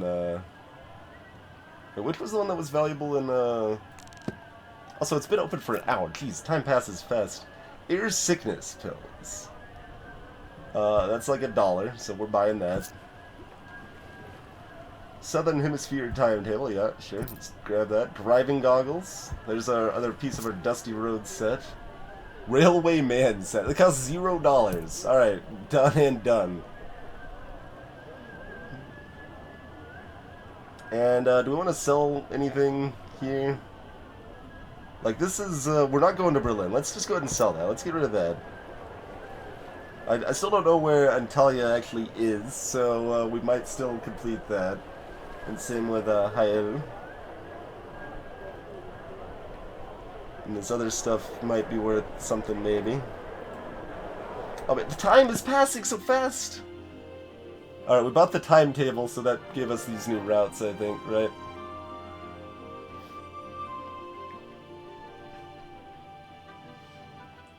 Oh, man. Oh, man! We can get to Manila. Hey, Made Up 10. No one has died of dysentery yet.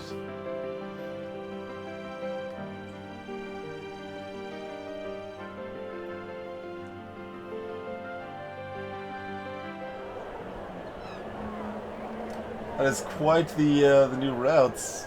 We still got money, but do we want to spend some time and make a withdrawal? We haven't even seen where we can go from here, though. We've got other routes, but they don't help us right now. Okay. Yeah, let's see what this is all about. We might stop by the bank if, Oh, there's Antalya right down here.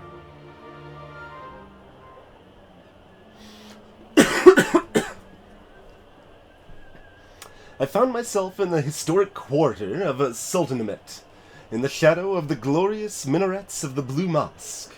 I had some hours before I had to return to Monsieur Fogg, and was finding myself attracting some entertaining attention in my flashing silks. I'm still wearing them? Sure. Wasn't I just at the bazaar? That's the marketplace? Yeah, I think the bank closes, like, at 3 or something. We made like such great time so far. I'm sure we can stall some places to get some more money if we need to. We just don't want to wait until it's too dire. The streets were full of magnificent sights. Historic palaces with rambling, manicured gardens. Bright marbled mosques with minarets that glowed in the sunlight. And a mob gathering on a street corner. Being Parisian, had a keen sense for a riot. And...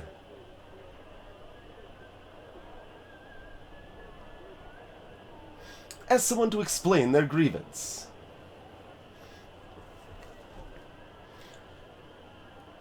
We are protesting against the Sultan's so-called modernization, a young medical student told me breathlessly.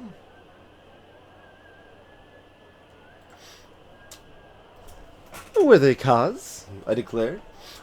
Indeed, we are modern institutions. What are modern institutions without liberty? The time of the absolute monarchy is over, sister. I pulled my veil ever more securely around my face as the crowd surged forward, shouting slogans in Arabic and English, and even some well-worn phrases stolen directly from the French Revolution. Alright, that's, I don't think we want to be caught up in a riot. I don't think so. Maybe.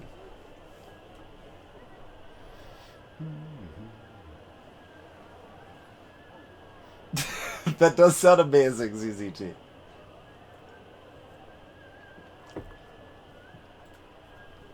I spotted an empty side street and took my chance. Ducking in, I waited till the crowd passed. But I was soon not alone. The student had followed my lead.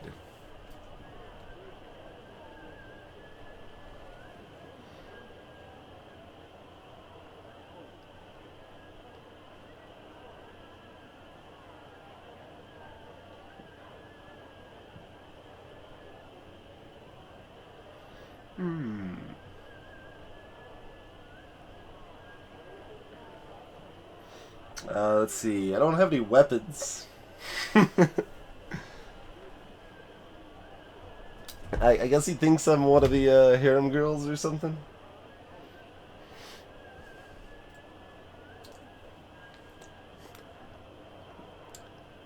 Come no closer, I warned him, raising my fists. He raised his hands. I mean you no harm, sister, please. But if you will only listen, I think you will see our cause is just.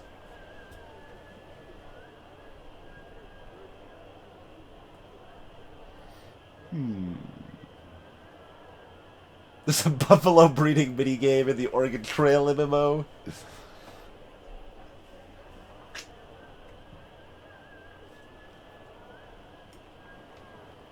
I mean, I wouldn't not play that game.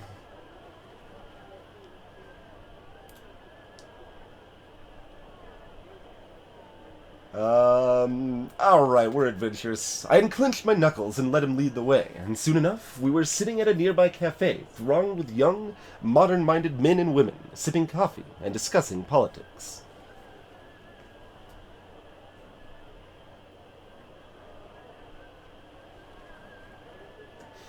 I refused his offer of a drink, rather baffled by how I should go about drinking whilst veiled. Istanbul is not safe for those who seek liberty, he told me seriously. I am escaping to Beirut tonight by hot air balloon. The pilot is sympathetic to our cause. You would be welcome to join us, sister. Can I check a map first? Please. Yes, I in fact can. Thank you. So if we go down to Beirut, I kind of want to go to Antalya to get the cash money, but Beirut would be faster. We could get money at Hylel, which hopefully we could get to from Beirut. Alright, I mean, I'm down to head to Beirut. Let's do it.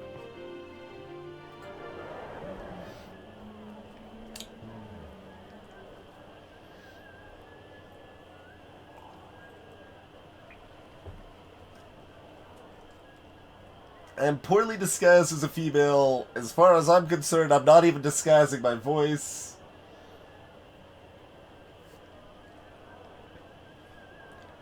I know I keep skipping the cash money, Chipkowski. We've only spent about a fourth of our nest egg.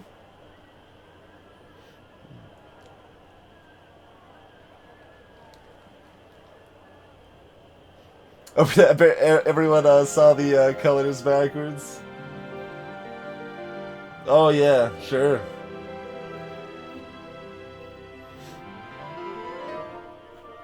It is a curious color choice.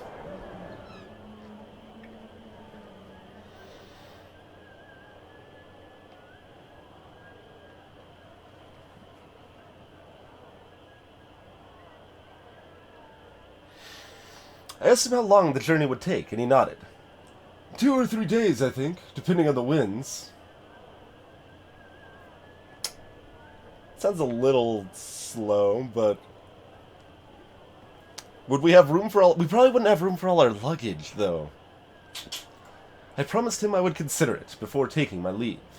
My character is now dependable. Oh, okay, sure. Sure. Okay, so it just opens it up as like a normal route. I see. I gotcha. That departs in 2 days. That departs tomorrow. That departs in a couple hours. How much luggage can we carry? We can carry 3 bags, so that's... Oh, Jesus God! Going by hot air balloon is not very safe. Negative 34... No. Maybe we'd go to Antalya. That's not very safe either. Everything is unsafe. What else we got? Like, what's over here look like? That one's pretty safe. We can't carry as much luggage there, though.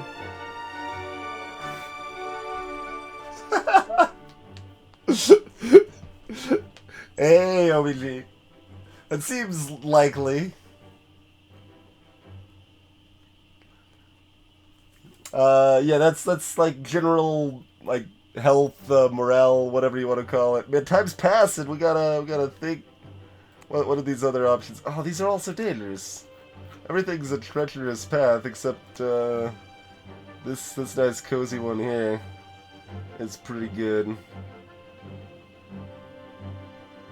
Alright, that departs in 2 days. Let's take a minute. Let's go to the bank. Let's withdraw some money. And just go to Tehran. Okay? I think... Well, we want to go to freaking Antalya. Why is it so dangerous to go to here, man? Also, we can only carry 2 bags worth of stuff to... We might be able to pay more to carry more stuff, though.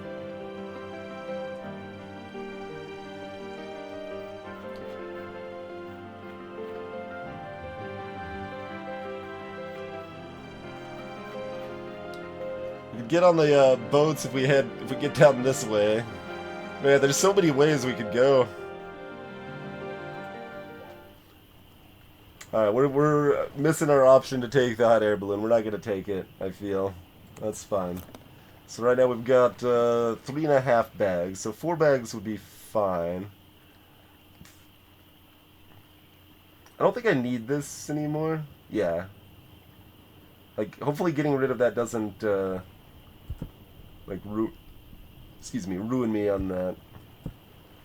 And just put that next to the windscarf so I, like, recognize that it's part of that same set there. The traveling cloak's amazing. We can't get rid of that. That's always fantastic.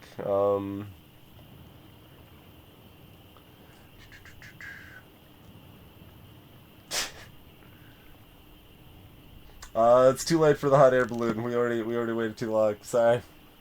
Also, we couldn't even take the, Oh, we could take 3 bags, but not 4. Alright, where was, Hyena? Wasn't it, like, right over here somewhere? Oh, okay, it's right over here. Yeah, Beirut's heading perfectly towards it.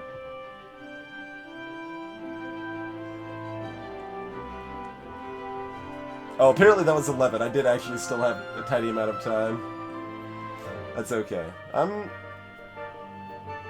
I'm going to Tehran, I think. Well, this is... I can only carry 2 luggage here, though. Is that fine? That's not very fine.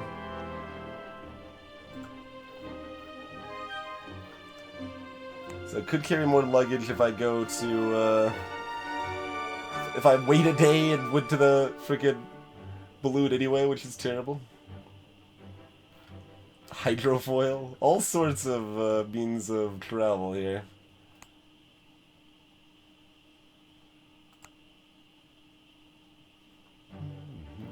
Just out of curiosity. Yeah. I mean, this is fairly soon if we want to go to, Antalya. I mean, that's a good idea too, because we make bank, right? We can make bank.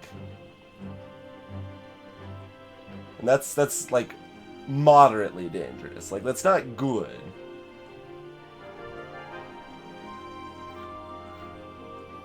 So it's either that or we figure out how to get our stuff to Tehran with only 2 suitcases. We might be able to carry more by paying more. Well, Izmir is going the wrong way, though. I don't want to go to Izmir.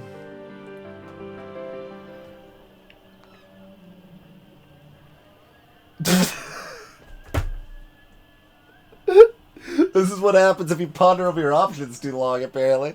The hotel was too expensive. We had no option but to curl up in a shady spot under a tree like wild dogs and try our luck outside. I could barely believe what we had been reduced to. So early on our trip, I woke twice as tired as when I'd lain down.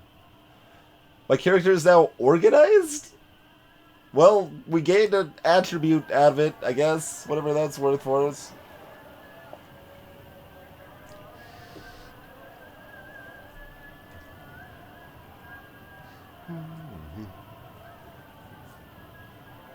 I don't think I had anything to sell at Izmir, did I? Oh, I did here. Yeah. I had one of the, like, decent ones, right? Like, this thing's amazing, though. I should just go to Antalya. That makes so much money. Although now I can't, like, can I afford the extra frickin' negative thing when we just, like, took a bunch for no reason? That's probably not a good idea.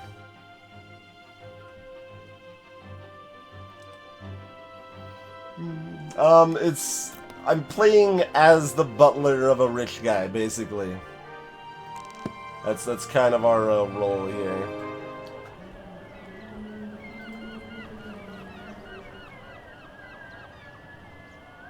Should have just gone to Beirut, apparently, man. What's overview? Wait, I've visited more than 4 cities, haven't I? I've already traveled 1,800 miles. That's pretty good. Yeah, there you go. Character organized, manner collected, valeting strong, relations with Pog still fair. Okay. Okay, so there's our overview.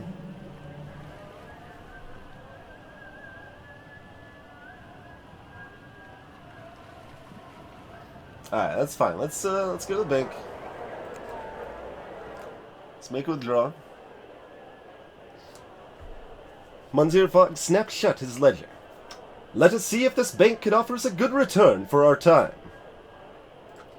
I regarded the manager of the bank as we entered, a small man who greeted us with eager interest. You want to make a withdrawal?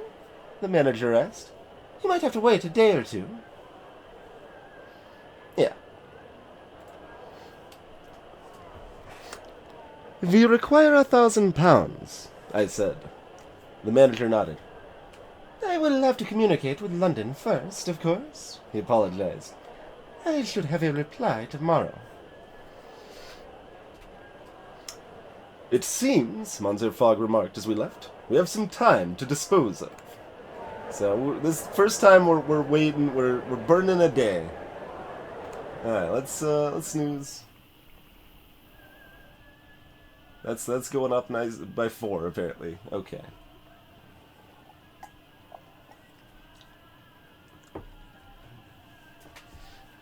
$89 extra health, that is a fair point. It is a fair point.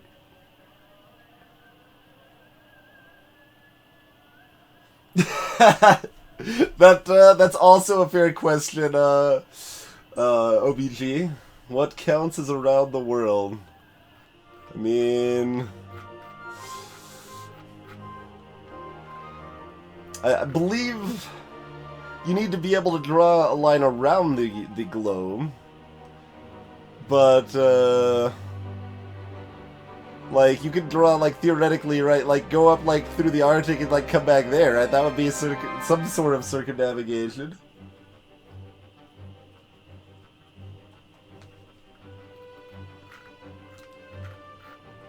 So some manner of circumnavigation is required.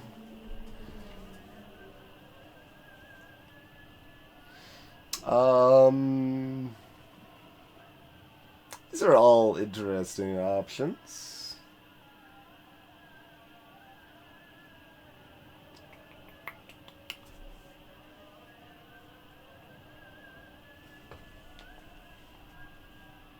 Oh man, spoilers, Arboritic. Baby. I'm kind of leaning kitchen staff.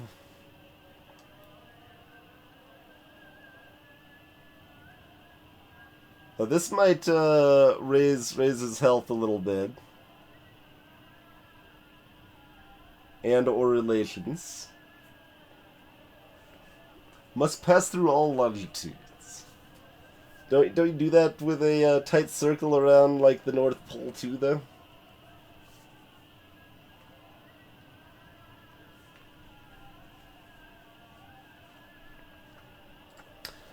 With what remained of the day, I helped the kitchen staff to clean,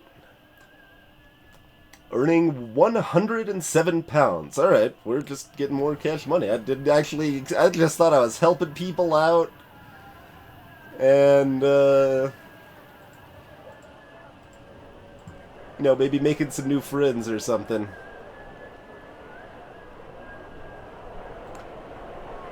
All right. We returned to the bank at opening time to collect our funds, and then we were ready to proceed once more. Alright, let's go. Parts at 4. Oh yeah, we have to figure out the luggage. Let's see what it requires us to do. Khmer Taj is our train, huh? Oh, okay, that's not bad at all. Yeah, just carry it on. It's a bothersome route, but it's okay.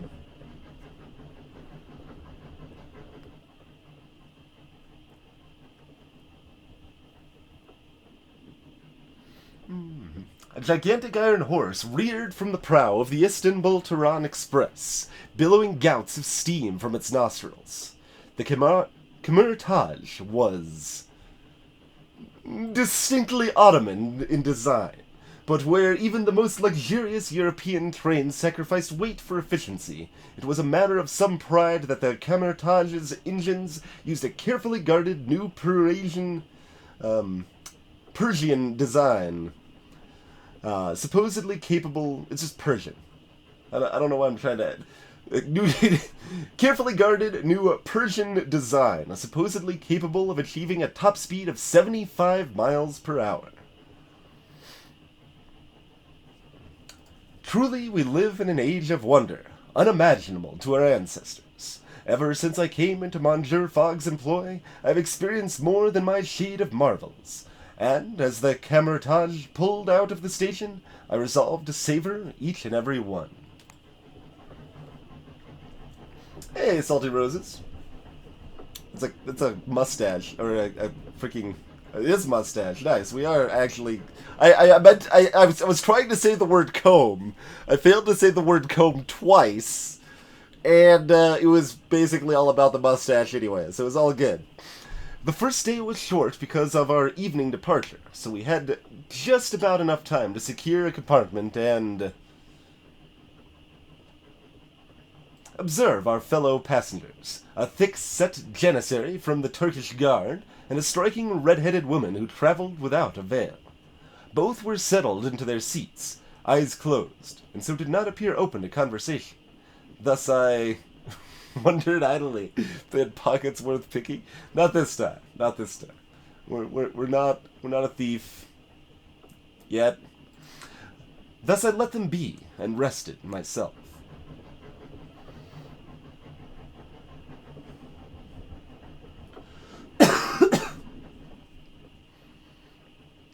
That's fair, Calandris, that it's easier to circumnavigate the globe than journey to the North Pole. that is fair.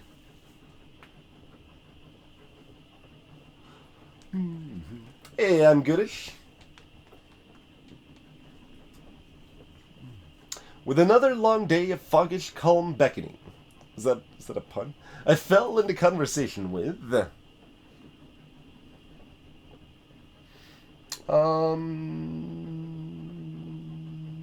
the unveiled red-haired woman, eager to talk of engines and gauges and driver diameters. She told me her name was Ksenia Petronova Volkova, and I asked her to repeat it several times, and I'm still not going to remember it. I asked her how she knew so much about locomotives. Oh, I'm a scholar of many things. She smiled evasively, and then gave me a challenging look. Do you truly believe the Persians have a revolutionary new engine?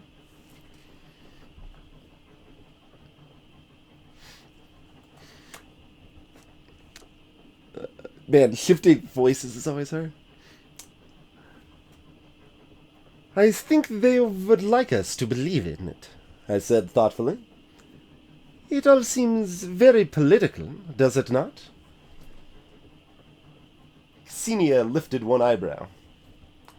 Everything is political, she told me seriously, before she deliberately shifted conversation to lighter matters. Curious.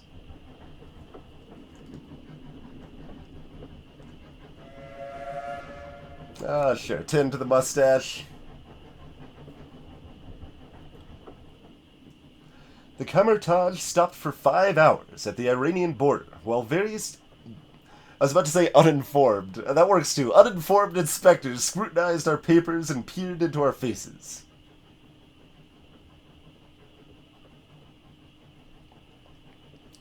Intriguingly, Ksenia was nowhere to be found during this bureaucratic inspection, and only reappeared in our compartment as the Kamertaj started to pull away beyond the border station.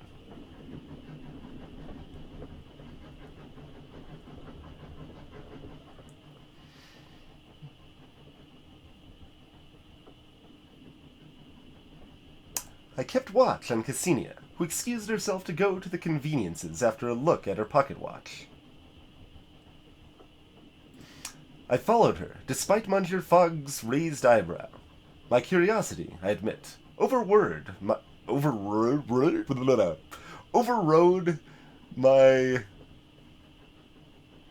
I mean, it's polite, but what... Plightus?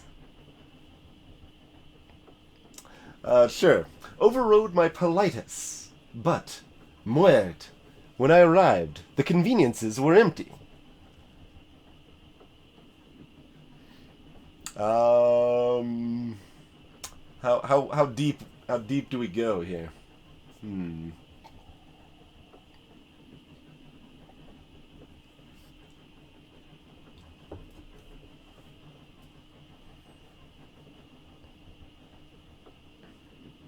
That would be a thorough circumnavigation, indeed.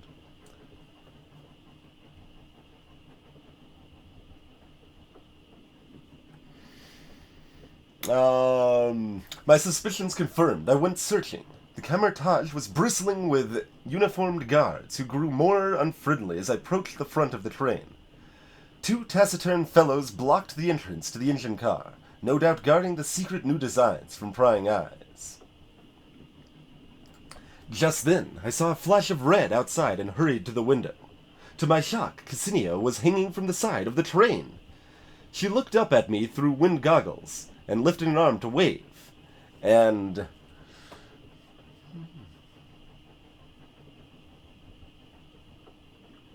no, she knows what she's doing.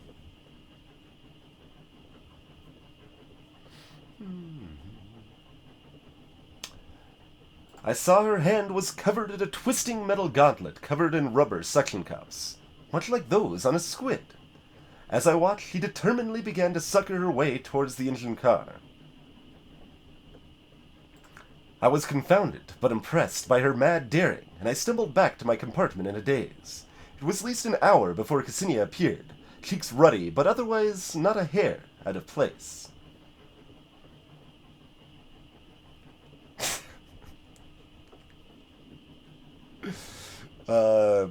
Sure, let's be cheeky about it.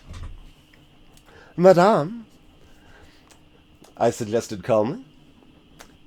Do you like squid? I adore calamari, she agreed, without the slightest hesitation.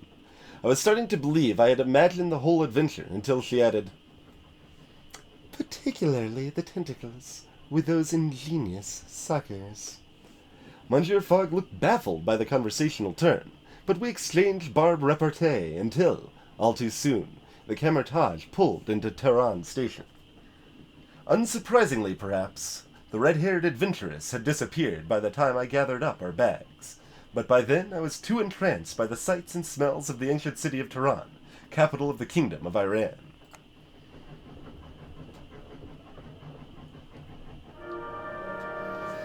Alright, what do we got at the market?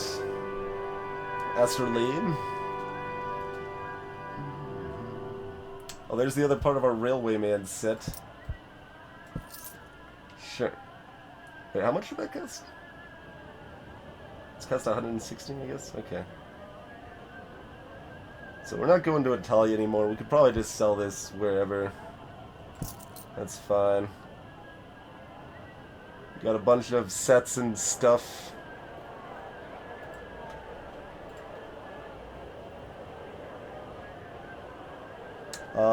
I don't know where most of those cities are, so I don't know if we're going to see any of those cities still.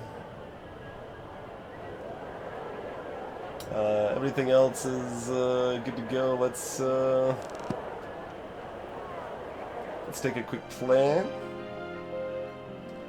So that arrives Thursday. That's super late. So, oh wait. Oh, that's because we're here. Okay, Wednesday, Thursday, sure. So that departs in 3 days. So we got plenty of time to look around here.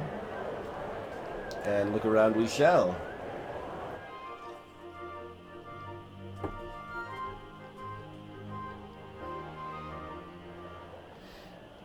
To say the capital of the Persian Empire is modern would be to deny the unparalleled glory of its ancient monuments and palaces.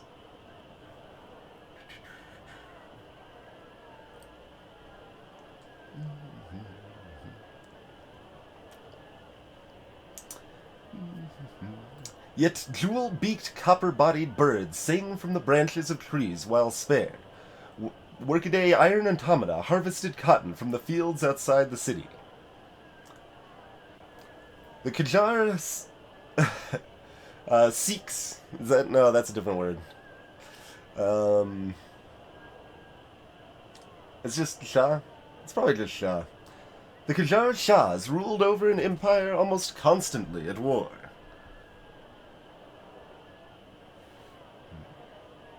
But the recent alliance with the Ottoman Sublime Porte had allowed the city to prosper despite border disputes with Russia and British India. The city itself is a garden of culture and art protected from the skirmishes along its borders. I sat in the cafes with poets as they dueled each other with words and competed for patronage.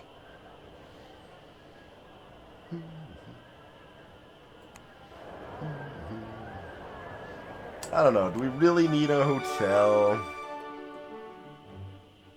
So that departs tomorrow.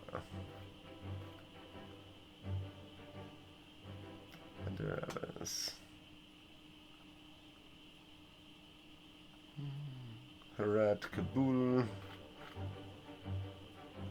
So that's, can we negotiate? The Railwayman's uniform.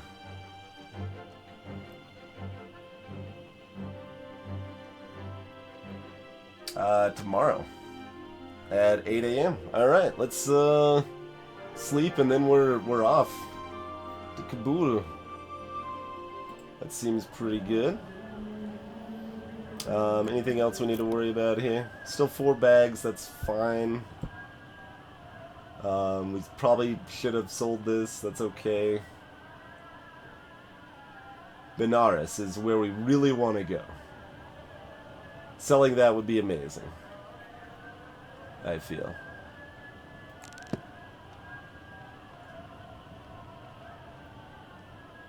Alright, let's roll.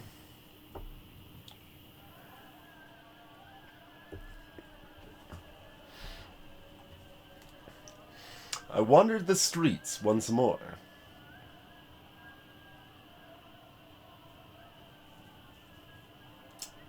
I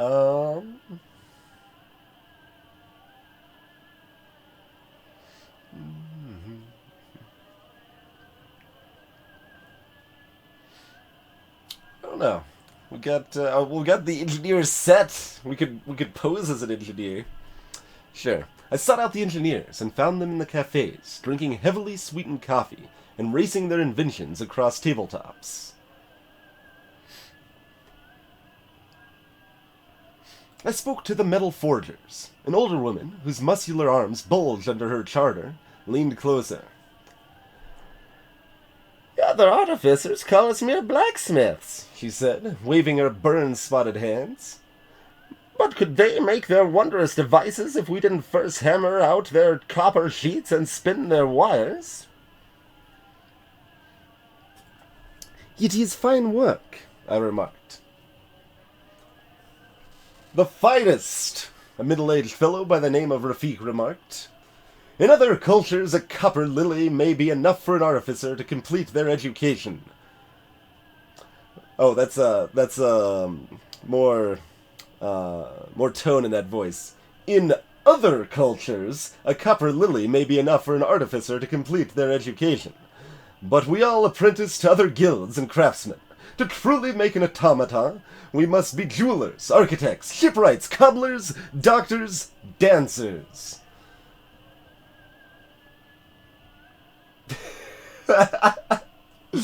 "Must you also be a butler?"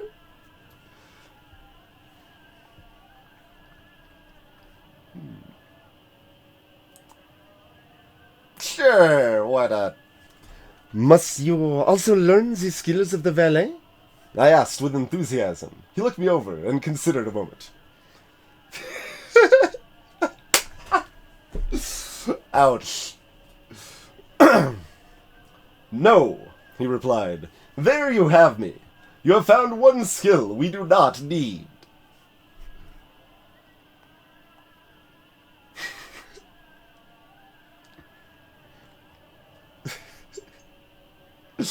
I feel like I need to return the snark at this point. "This explains why I have never seen an automaton with properly waxed hair." Okay. He appreciated the snark. Good. Rafik laughed out loud, and we clinked our coffee glasses together. Someone further in called out, "To the Shannon Shah!" And we all raised our cups, and some wag added, "May live forever under the watchful eye of the Prime Minister." And everyone laughed. That is my abiding memory of Tehran.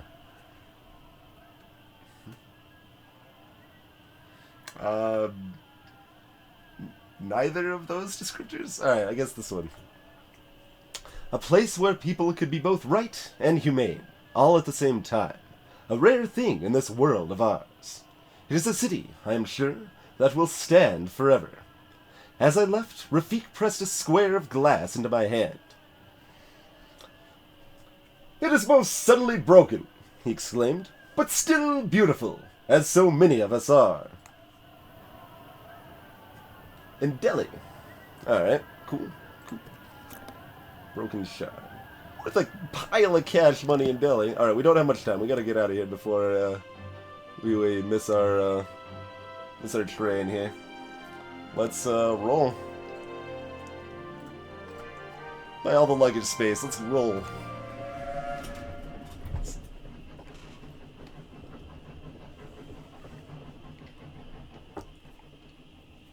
The Kamertaj had extended its route, and it now ran from Istanbul through the Persian Empire and all the way to the British frontier city of Kabul. I was sorry to be leaving Tehran, a place of true possibility. Still, the Kamertaj left us in no doubt that we were leaving. Its engines fired, and we were rocketed away along the rails. I want to, refresh my memory. So, Delhi is amazing. We can sell this wherever. And Benares is amazing. So, Delhi and Benares are amazing. And nothing else really matters too much. But, oh, this keeps changing. Like, apparently these things are worth places in a lot. It just mentions stuff that's nearby, maybe. So, Beijing, Lahore, and Agra. One of the Armenian porters nudged his Pashtun friend and muttered something uncomplimentary as he watched me struggle to load our things into the luggage car.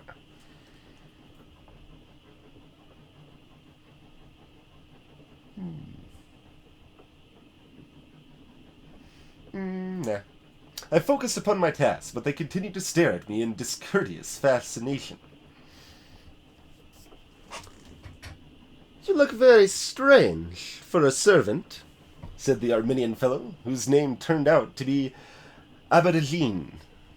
That's not... I'm running with it. Abedajin. Sure. I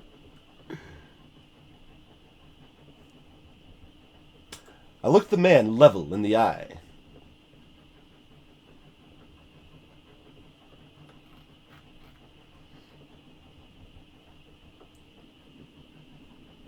Alright, we can be snark at this point, I think. I'm perfectly a la mode. You look rather strange yourselves. I sniffed, gesturing to their porters' uniforms, which were a disastrous mixture of Persian and Ottoman fashions. They only laughed pityingly in response. Monsieur Abedajin tucked a purple lamb's wool pashmina around my neck. Oh, I already forgot the voice I just gave him. Perhaps this will help, he said, rather hopelessly. I'll take free stuff. I stroked the soft fabric as I returned to my compartment. Monsieur Fogg made no comment, distracted by the whistles and shouts which marked our departure from Tehran. Oh, that's Agra too. Okay, so there's two things in Agra. Okay, Agra's great. We want to go to Agra. I woke to the gentle rumble of the train and dressed quickly, deciding...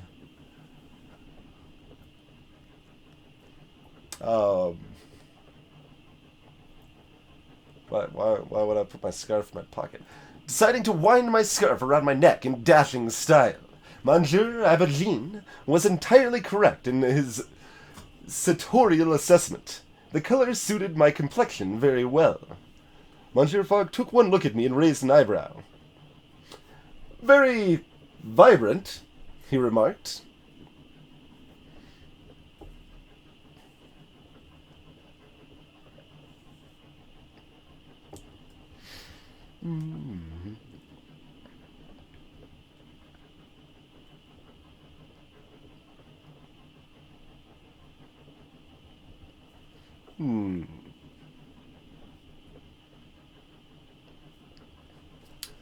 Would you like it, monsieur? I asked, holding the pashmina out to him. Monsieur Fogg hesitated a moment, looking at my outstretched hand, and then shook his head. I do not like to depart from my customary sober shades, he said firmly.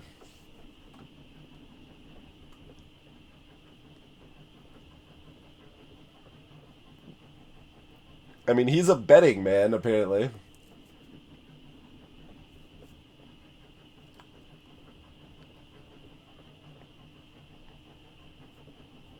But also, I kind of just want to keep it and sell it off when we get to Agra, if possible. That'd be ideal. Hey, Music Dan. Yeah, sartorial is not a word I'm familiar with.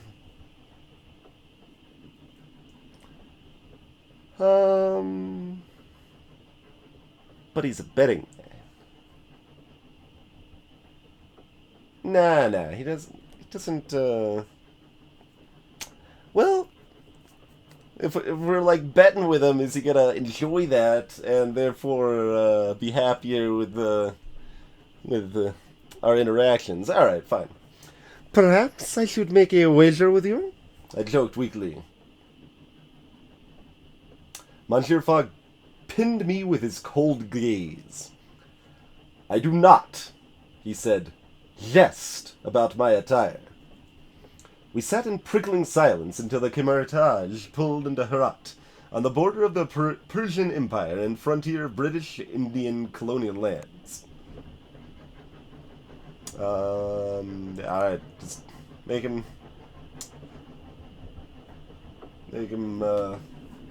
healthy.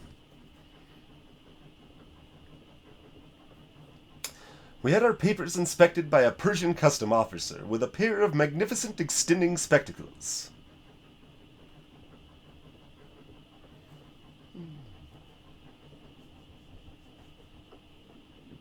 All these little choices are kind of funny. It's like, are you focusing on the people or the objects? And it's not terribly meaningful, but it's interesting.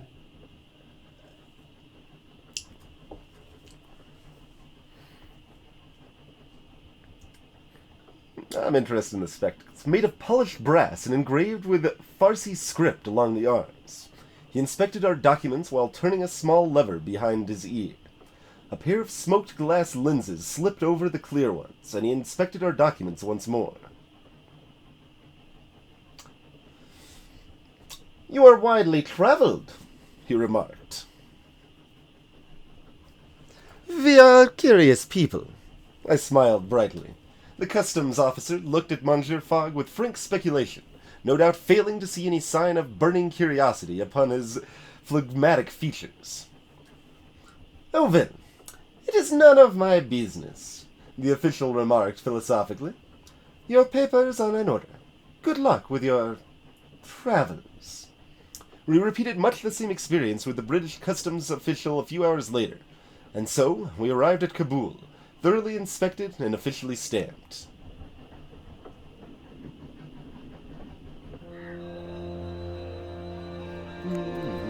Several of our possessions should be quite valuable, here he says.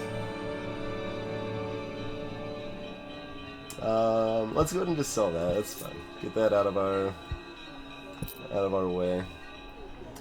Hand-woven carpet.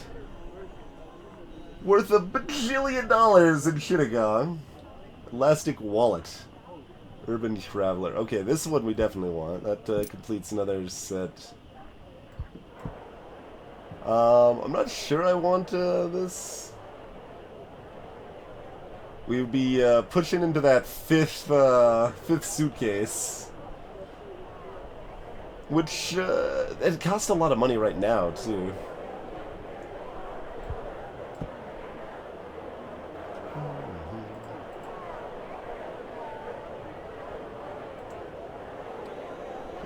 Valuable here. Okay, so that one's like valuable in that sense. It's not like crazy valuable. We can do that.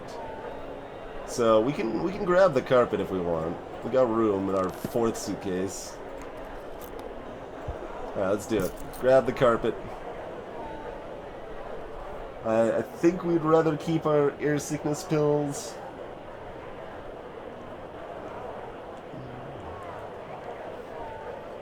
And I think I like our other sets better. I could get rid of this one, I suppose, the Baleine set.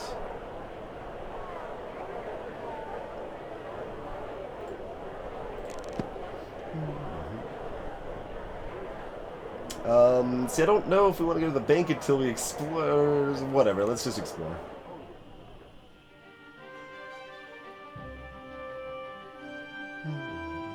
There's Agra.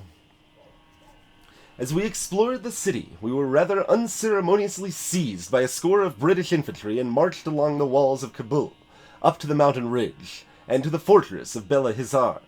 Monsieur Fogg protested our treatment.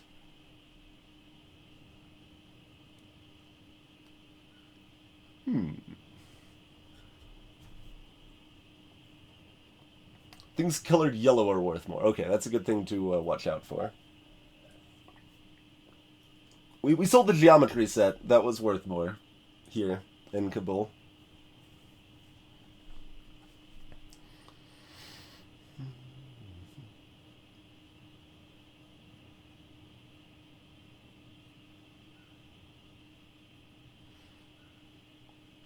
I don't know. It seems like my place is to stay silent.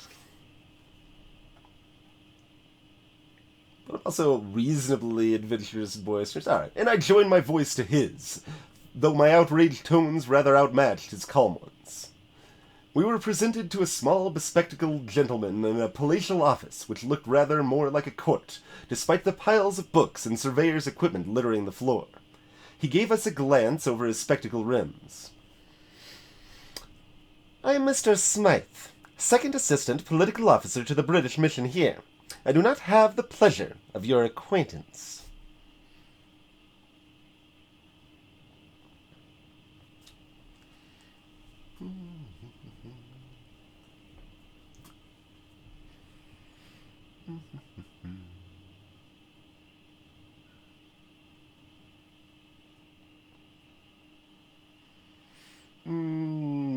No, small talk.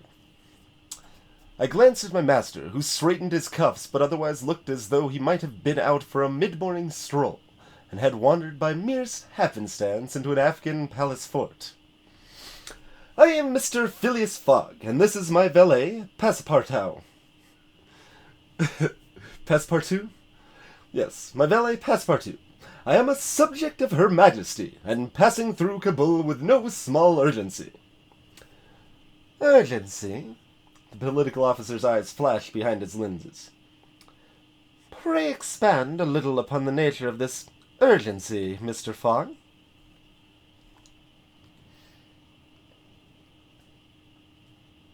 He had the measure of my cool-eyed master. That much was certain. Monsieur Fogg was not used to being on the other side of the interrogation table, and I watched Monsieur Smythe closely as Monsieur Fogg explained his wager, and our resultant breakneck trip around the world. I could see Smythe growing...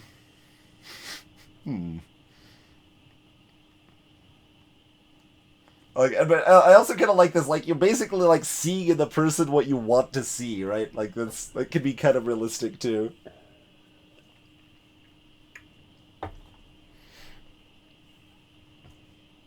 I could see Smythe growing more cynical with each word. Finally, he took off his glasses and tapped them on the table. Were you Russian or Persian spies? He said musingly. You would have had a more plausible story.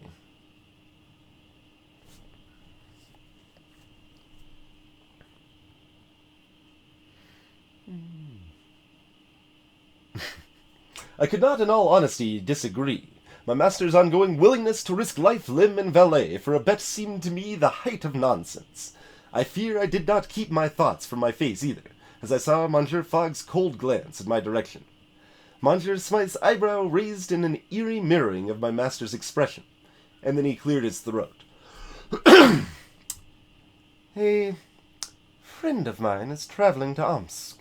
I consider it a great favor if you accompanied her.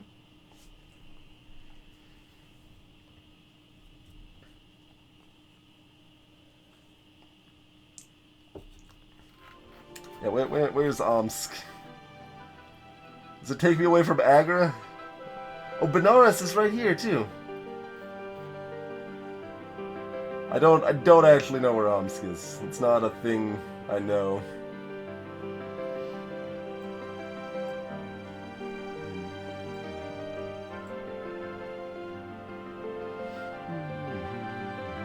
Okay, up here.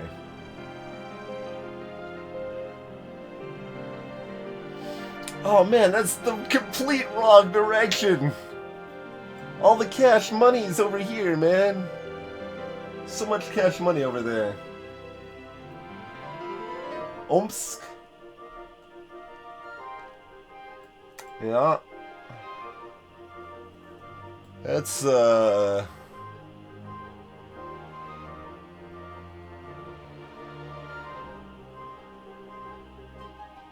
Well, we could get to Agra on Friday, maybe earlier.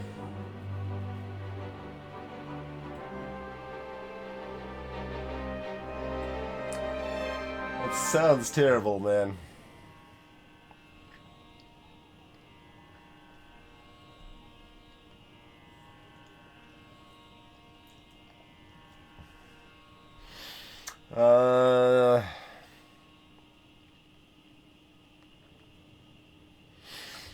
I was suspicious. Why would it be so great a favor? You provide, shall we say, an excellent cover story. He gave me a level look. Think on it. He dismissed us and returned to his papers without a second glance. Quite a commanding fellow for a mere second assistant political officer. Fogg continues to like me less and less. Great.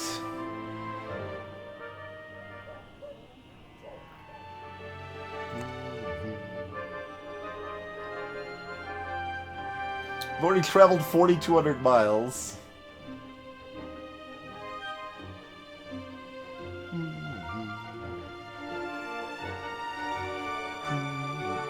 Organized, collected, that leg is still strong. Tents. Okay, we're down to tents. It's not too bad, hopefully.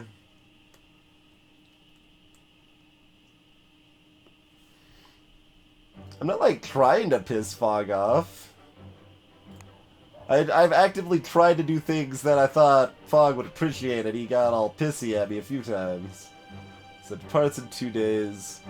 We could, just pick up some more bank money.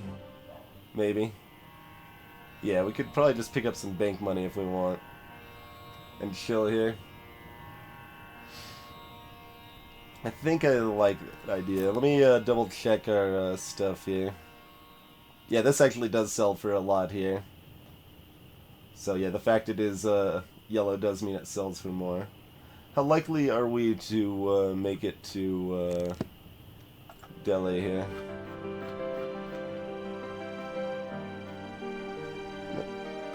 I want to...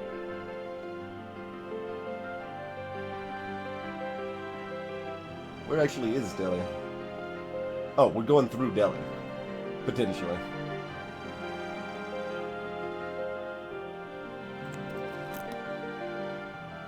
And where is Chittagong? What is this? Day 24, the captain's tape. What was that? I don't know what that was about.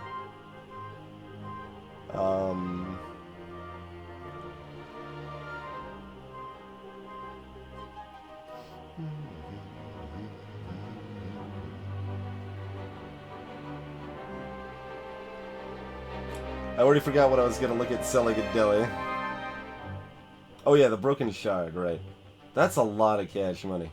Alright, we don't need to stop by the bank. Let's, assuming we can maybe, negotiate here. That one's a little dangerous. Let's go to Delhi first.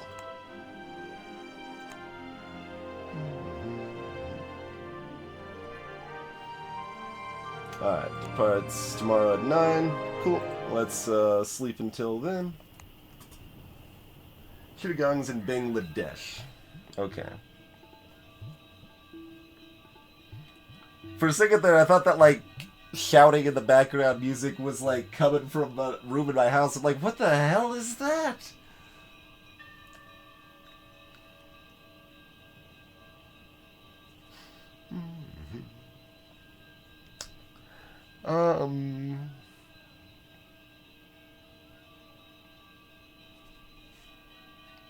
That's still freaking me out. It sounds like an actual... Okay, anyway.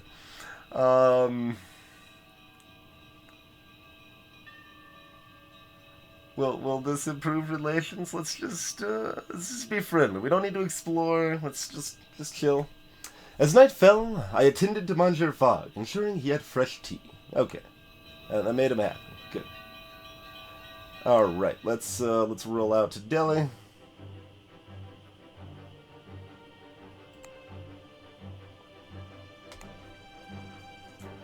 Trunk Road Palanquin.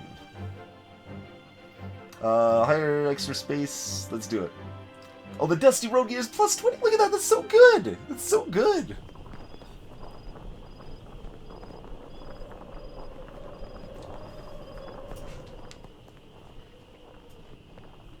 We hired a mechanical palanquin for the journey and clambered aboard.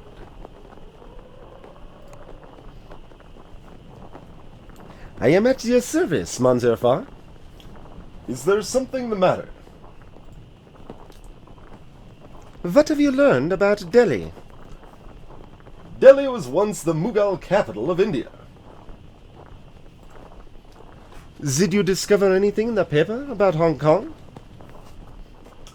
It is easy to lose oneself in the opium dens of Hong Kong. What do you know about Agra? I know that buyers in Hong Kong will pay a huge amount for zoetropes from Agra.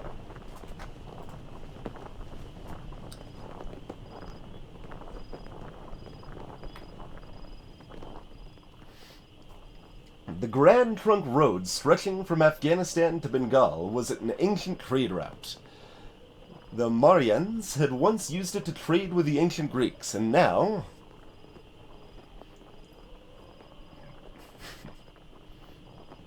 It was crowded with vehicles, mechanical palanquins larger than our own, loaded down with silks, copper, spices, and porcelain. The traders all calling out to each other and jostling for space. All were brightly painted, each one bearing an individual's mark. I had no doubt the traders and drivers, perhaps even their families, had mixed their own sweat with the paint. The day's journey passed quickly, a blur of color and sound, and it was only as the sun dipped below the horizon and the palanquins lit their phosphorescent lamps that I realized we had reached the city of Lahore. Sure.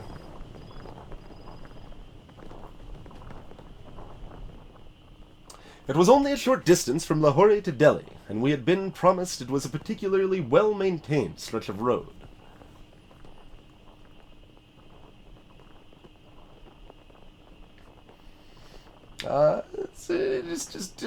Be friendly, be friendly. I played whist with Monsieur Fogg. The mechanicals bearing our palanquin were so steady they barely jostled us at all. Alas, I barely managed to win a single round. Little surprise, given my master's monomania for the game. We will simply have to practice more, he remarked. An afternoon well spent, though I was not sorry to see the ancient fortified walls of Delhi appear out in the I keep wanting to say horizon. I saw that it didn't say horizon, and then when I got to an H, my mouth is like, we're saying horizon anyway. The fortified walls of Delhi appear out of the haze of dust ahead of us. Hey, Jim the Eternal. Huzzah to you, sir. And farewell.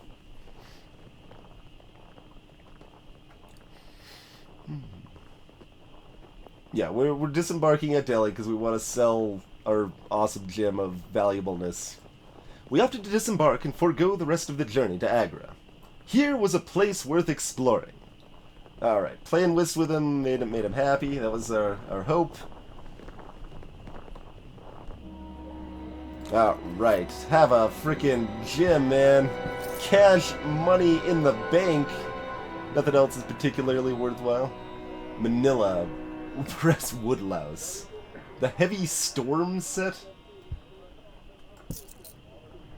I feel like we've got enough stuff. I think I'm leaving the magnetic compass behind. That's really all we needed to do for Delhi. What's, arrives tomorrow? Alright, easy peasy. No big worry there. And that's, in Manila, so that's way over here, right? Yeah, and then where's, Carpet Place?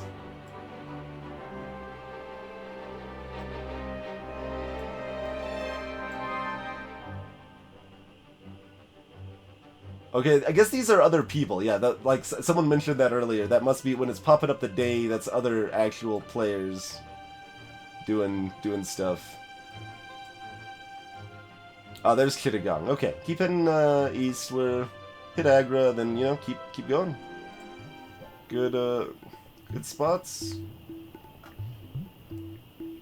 Looks good to me. Before retiring, I spent a few hours walking around and spoke to a nervous Bangladeshi girl who had lost a monocle, which I helped to recover, and who then told me that you could pick up carved animals in Waltair worth a huge amount in Singapore.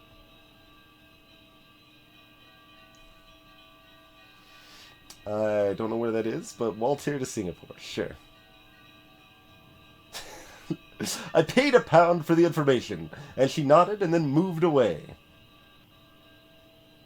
For some reason, that improves my relations with Fogg. Alright, we did it. Wait, this departs when? Before 7 p.m.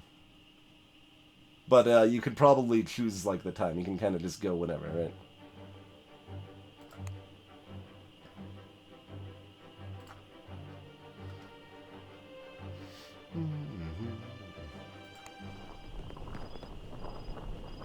Yeah. So we could have explored, but I think we might as well just wait till Agra to explore. Once again, we boarded a mechanical palanquin. Dozens arrested in constitutional riots in Istanbul.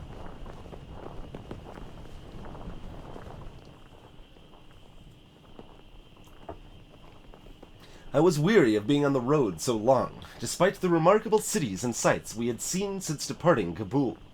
Yet, when Agra came into view and tossed aside any remembrance of my journey upon the ancient Grand Trunk Road,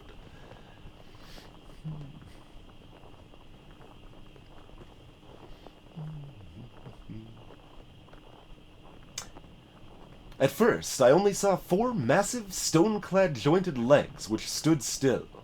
I could see enormous furrows raked into the earth, leading up to each leg. Oh, I had heard rumors, of course, but the truth of the vast walking city, perched high atop its pillar-like mechanical legs, left me with only one question.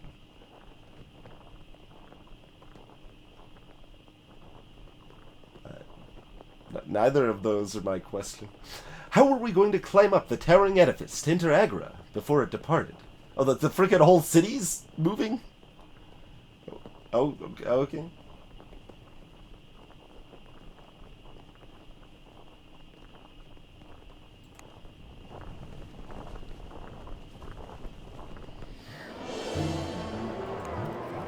Alright, where's that scarf? Alright, cash money. Is there anything else? Nothing else we really care. Hooded cloak. There's the more urban traveler stuff, more heavy storm stuff. That's pretty huge. I think I'm happy with our four luggage set here. I mean, this is cheap. I could grab it because we've got room right now. But these things are huge, and we don't have room, so just grab that because why not? I don't know if you can re-find other pieces of the set, but...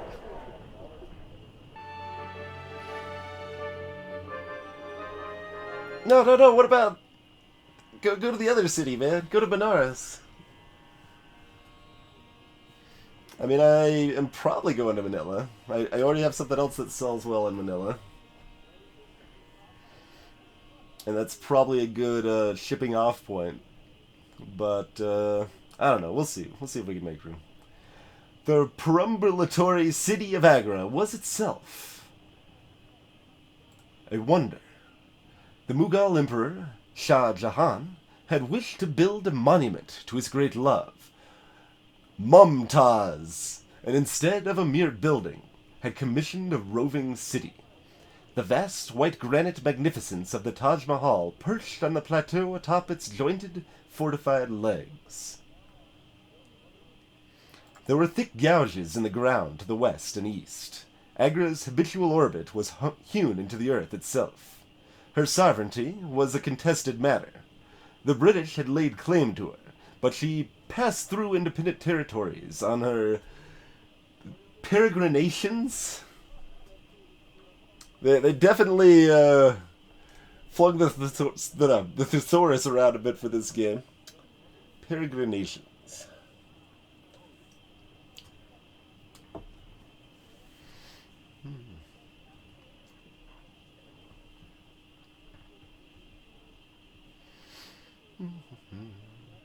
Her power source was an enduring mystery, one which still befuddled the various European engineers who had made her their life's work.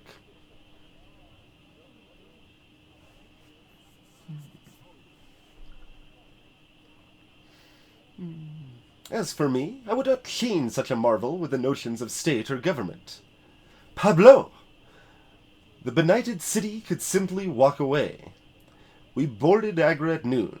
She would begin walking to Calcutta when the sun set, taking us with her on her unvarying circuit.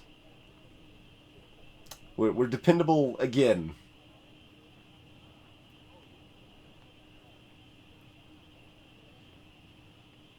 Yeah, I mean, makes me... I assume it's, like, related to the word, like, peregrine. But I haven't seen peregrination before, no. We've gotten pretty chummy with Fog in the recent couple hits, so that's nice. Can I skip? Yeah. Valeting is remarkable. Only up to fair, man. Okay, that's fine. It's fine.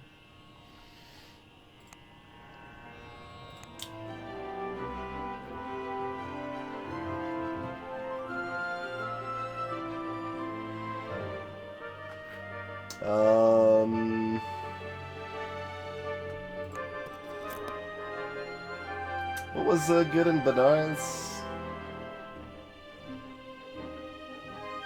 Oh, yeah, this freaking Astrolabe. Alright, we're probably just gonna ditch this somewhere else then. We could ditch it here and start making room for the, yeah. Alright. Mark it. We gotta wait until the next day to, like, this, like, starts departing whether we want it to or not, right? Like, that's just happening. We're on the city and it's moving, I believe is the case. So we should be able to buy stuff at the market tomorrow.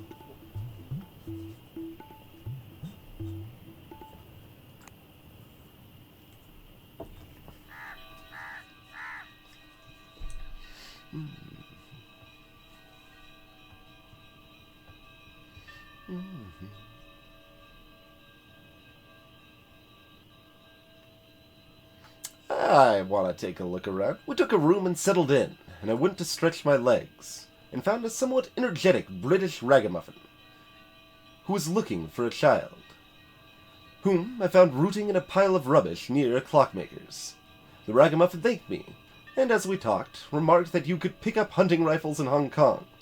Extremely valuable in Batavia. I thanked him, and he laughed, and went about his affairs.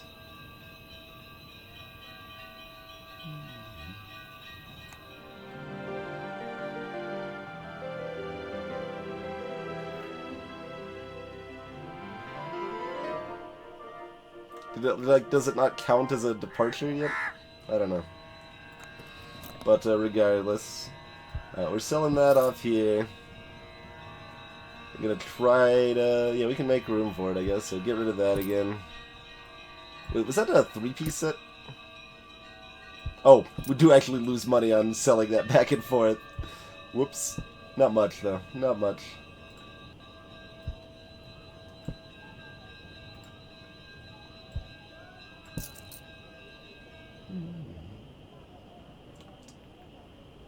Alright, works for me. Let's formally depart. Do not have much choice in the matter. Ooh, we don't have anything to protect against the high temperatures here, though.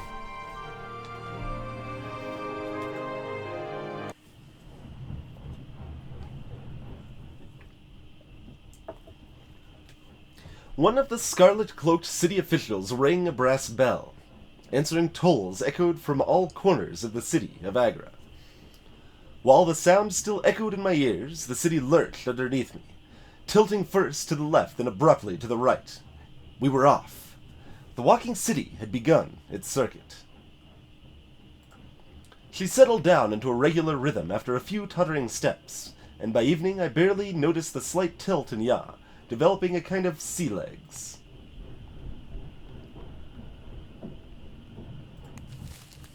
Phileas Fogg attempts round-the-world adventure.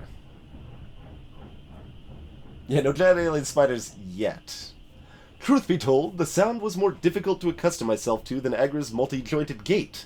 Her granite-clad feet pounded into the earth with enormous, shuddering crashes that could be heard even from our rarefied station.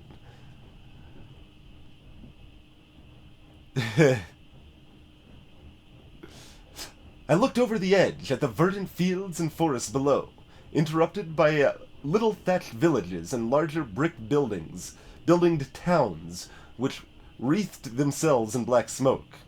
The Grand Trunk Road snaked ahead of us and towards the horizon.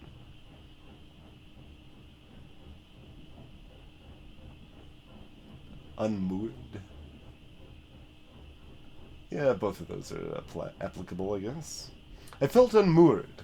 The earth was far below me, with only emptiness between us. I thought, all of a sudden, most of this world is nothingness. Sky and sea and air. And instead of flesh and blood, I was ether, light and pale and insubstantial as the air itself. Thankfully, the moment passed quickly, but I did not soon return to the railing. A man thought strange thoughts perched atop a migrating city with an engine for a heart.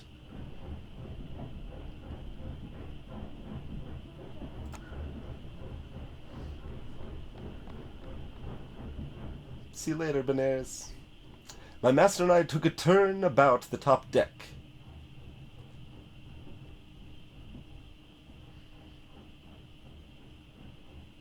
I wonder if you could actually stop here after all. Maybe I could have. Marveling at the glistening white edifice of the Taj Mahal, bounded by clear blue water and manicured gardens. A photographer had set up a booth on the lawn, and was doing a brisk trade taking ferrotypes of families posing in front of the magnificent monument.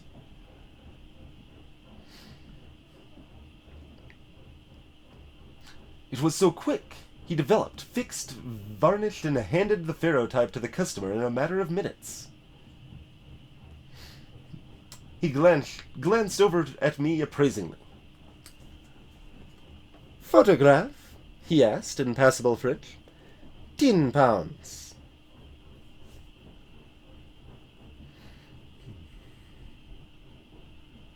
I mean, yeah, we've got the money. We don't have anywhere to store it if we need to store it. If it takes a slot.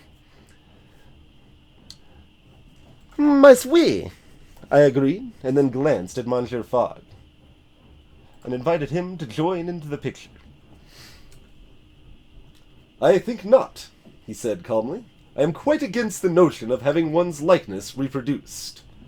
Thus rebuffed, I posed alone as a photographer made his equipment ready. There was a blinding flash of white light, and by the time my vision had returned to normal, the ferrotype was already being pressed into my hands. A handsome article, my smile gleaming almost as white as the marble of the Taj Mahal in the background. I tucked the ferrotype into my pocket, and we continued about our promenade.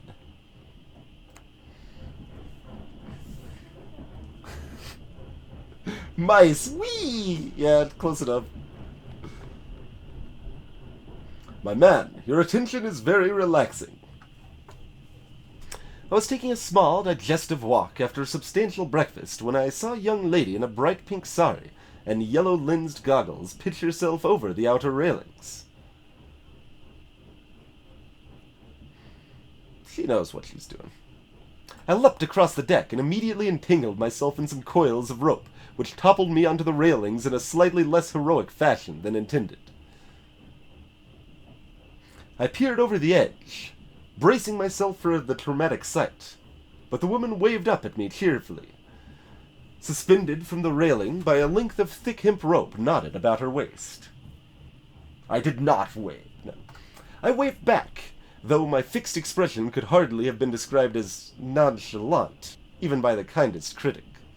The woman sought me out at luncheon, by which time I was much recovered, and she introduced herself as Daya. "Hey, NLD.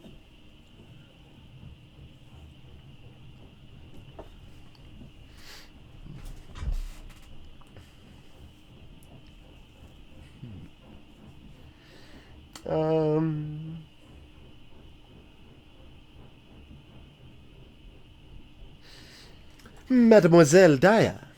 I bowed. A pleasure to make your acquaintance. She laughed in surprise. Your manners are fancy. Very fancy. Your manners are very fancy. That's not nearly as feminine as I wanted that voice. Could we try again and fail again? Your manners are very fancy. Yeah, that's my biggest, like, I can do some okay female voices, but if I try to, like, add to it, I can't very well, like, try to add other accent or something on top of it. I invited her to sit with me, as was only polite, but she shook her head. I don't eat up here. She pronounced, I don't eat up here, she pronounced derisively, before glancing at me with bright mischief. We are a city of many levels.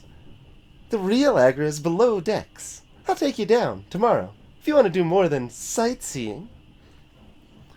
She swept away into the crowd, leaving me to contemplate her challenge over my meal.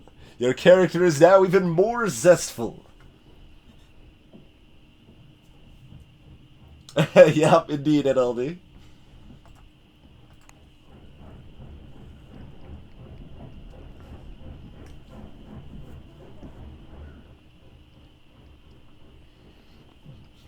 Of course, I went below decks, as I am a man who cannot resist a challenge. Daya told me of some of the history and layout as we descended a series of stairs of increasing ricketiness. I followed until we reached a stop. My guide raised her hand. The sound of the engines was vibrating up through the floor. The walls here were highly polished, inlaid with jasper and sharp calligraphy.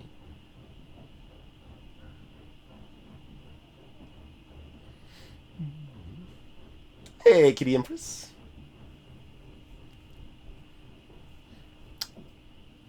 Then she opened a pair of carved doors, saying, with grave ceremony, Welcome to the lower city.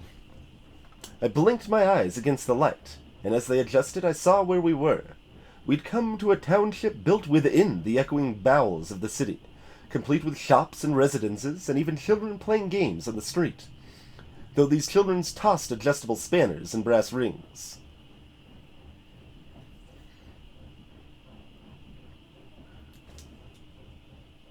I don't know what a muezzin is.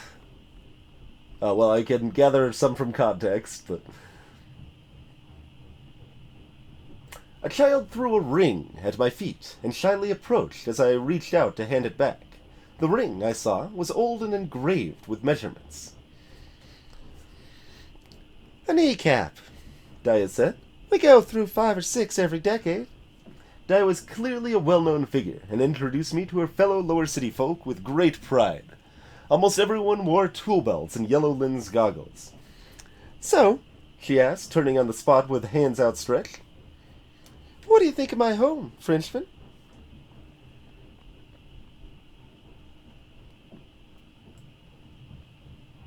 It is unconventional. It is fantastic. A hidden world, I declared. I would not have dreamed such a place existed beneath the parks of the upper deck. Daya nodded at my response, as if turning it over in her mind. The truth is, I think that all cities have below decks, my friend, she said. Agra's is just more obvious. Or less, dependent. There was something hinted at in her tone, I thought. She smiled weakly.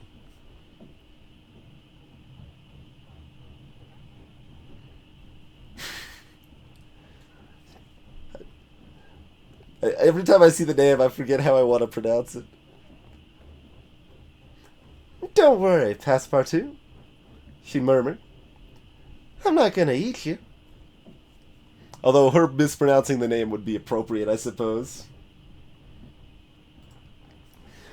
Madame, Before I could finish my thought, the bells rang out for our stop. The room around me exploded into controlled chaos. Brass-goggled men and women pulled enormous levers, threw open iron grates, and shouted instructions at each other in a storm of languages. The city lurched to a halt, and the great heart stilled. We had arrived at our destination, the British city of Calcutta. I never saw Daya again.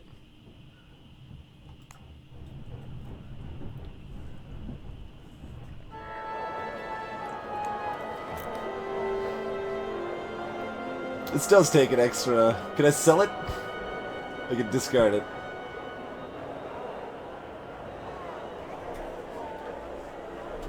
Peppermint tablet. Cracker biscuits. Neck cushion. Do I have more of the frequent flyer thing? I don't think so.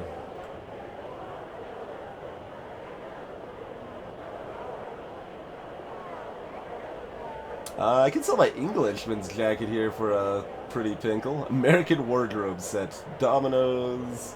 Solve. No, I'm gonna sell that. Like, we already didn't take the pants to begin with, so I feel like keeping that stuff around is not terribly useful.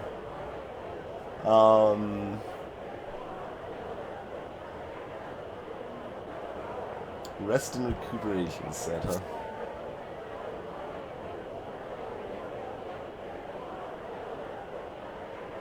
Soldier and stubborn types. Alright, let's grab that.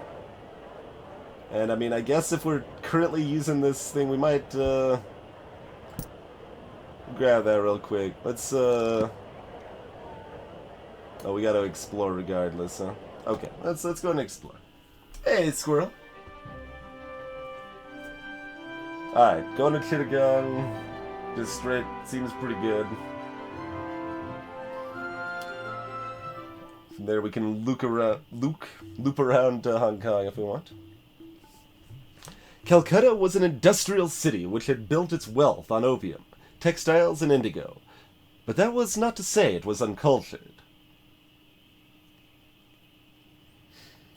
The chai shops which I passed by were all thronged with affluent babus and Bahinjis discussing poetry and literature, and the sticky subject of Indian independence.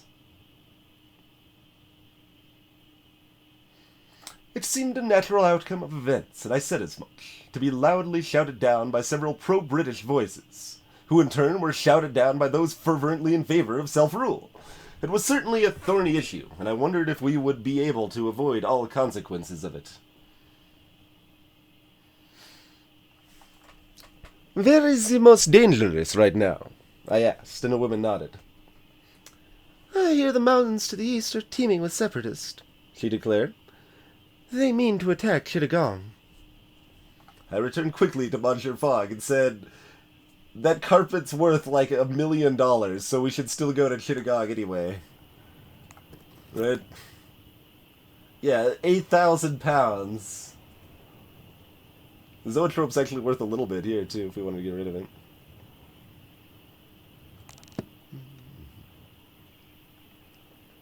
Alright, let's see what my timing is to get to Chittagong. Friday? Departs in 3 days?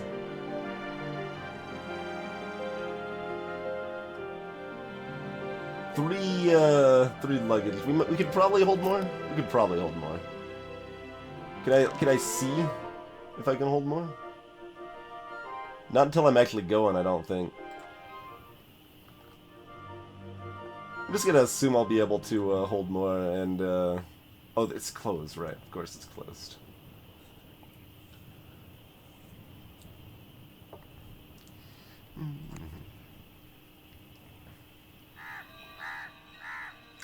With the last light of the evening, I attended to Monsieur Fogg, ensuring he was comfortable with the hopes he would have a restorative night.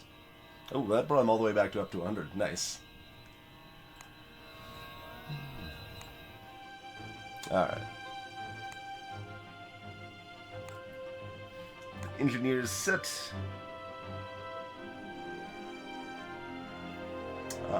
Leave in, like, nowish? Yeah, let's leave nowish. But before we leave, go ahead and grab some stuff. Because we could fit it, hopefully. Let's try.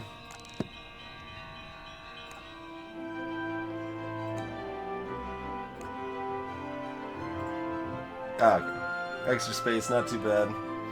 Traveling cloak, still helping things.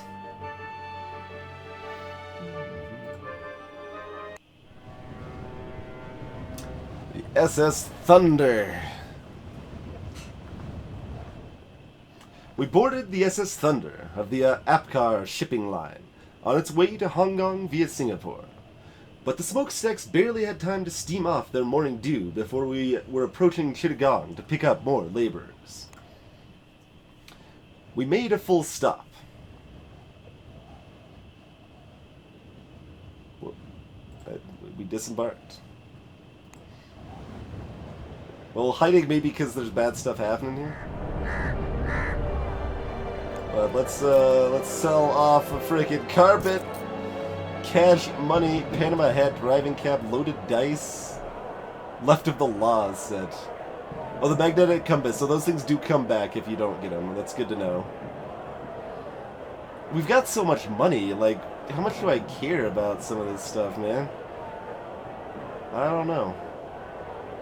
But this sounds interesting. Warm climate gear set. Open road set. Let's just buy all of these. I don't care about the gun because I think that's mostly just a trade good. It would appear you have made some excellent sales. Yeah, no kidding. We got bank, man. We don't need to visit the bank. We made bank. Dropping carpets. Chittagong had been under British control for over 100 years, but still I felt the hostility of the Bengalis as they fetched our bags, served us tea, and smiled. Monsieur Fogg ignored their ill temper magnanimously, a tactic that was almost universally adopted amongst the colonial administrators, traders, and officers of the city.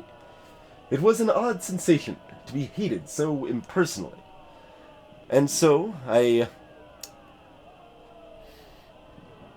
took pains to be courteous to the natives of the city, but it had little effect on the tempered-down rage nestled in the corners of their mouths. More prosaically, is another word I've never seen before, we had been instructed to visit the visa office.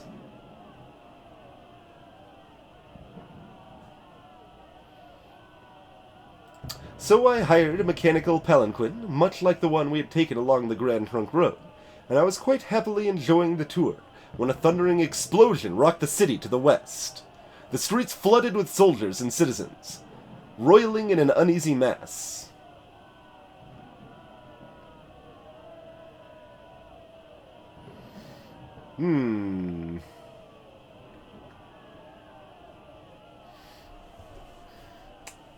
Was surely worth it, right? $8,000 to stay here. I ordered the driver to turn around, judging it safer to return to my lodging and forego my bureaucratic mission. My driver complied gratefully, though his eyes were fixed on the spiral of smoke rising above the police armory, on the roof of which a man in a pristine white kurta performed a crisp military salute and raised a green and white and red flag. The flag of the Indian nationalists. The people around me began to scream their support, and hundreds of white leaflets fell from the sky. I looked up for the source of the strange rain and saw a fleet of riders throwing leaflets from atop golden-bodied, eagle-like Garuda. They left smudged trails of oil and smoke in the sky. Elsewhere, oil smoke, I suppose. They're not actually leaving smoke in the sky. Elsewhere, the Garuda riders dropped explosives and flaming rags upon the telegraph offices and railway station. It seemed the revolutionaries had effectively cut off Chittagong.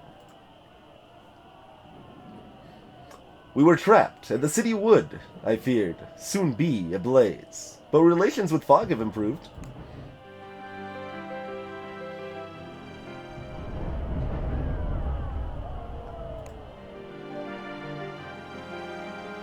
Departs tomorrow.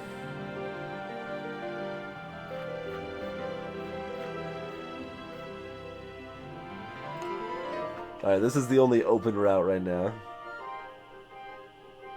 Day 28. Yeah, I'm like definitely ahead of pace of every pop-up I've seen like that so far. We are booking it. We've made a lot of money. Our guy's healthy. We've got a bunch of stuff. Like, probably too much stuff, but like, maybe I should sort it out. Wait, this is... Okay, this sells for a decent amount here, but we're probably still going to Manila.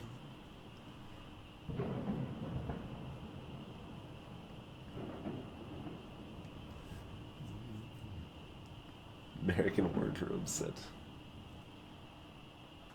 I kind of want to keep the Pharaoh type to the... Oh, we've got a spot there for it, too. Okay, I want to make sure we know where our spots... So we've got like 4 incomplete sets here, so those are the first things to go if we need room. 5 incomplete sets, rather. We could make it 6.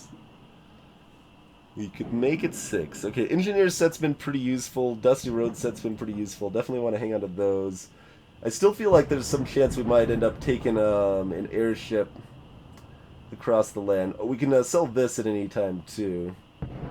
If we want to try to get the Heavy Storm set, that's not a bad idea before we maybe like head out in the water. Thanks for the 100 bits, Squirrel. Hey, Typhon. Is this only in Hong Kong? I thought this sold for $1 million in Manila too. Yeah, this is also valuable in Manila. So we're probably trying to go to Manila. Well, it's valuable here, right? Like, it shouldn't be any more valuable in the other places, honestly. So, yeah, I think we should just go ahead and sell this. Look at it change sizes.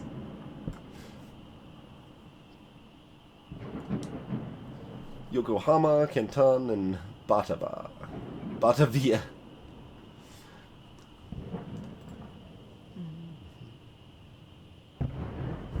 So that one's interesting. Time is stopped, so it gives me a chance to sort stuff out a little bit, maybe. Oh, I can't. I got space over here, I guess I could sort with if I need to. Just figured I'd put the related stuff, like, next to each other.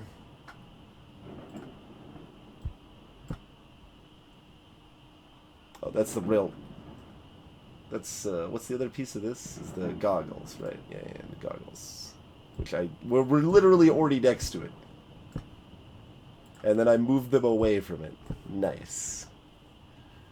Oh yeah, there's another incomplete set we have. I mean, I guess this is an incomplete set, but still super helpful regardless.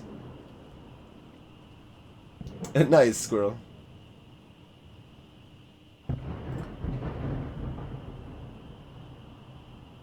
What was the other? Dusty, the scarf? Yeah. Okay, so those are together. Here's all our kind of miscellaneous stuff over here. No, yeah, but I just wanted to move it across a couple of briefcases.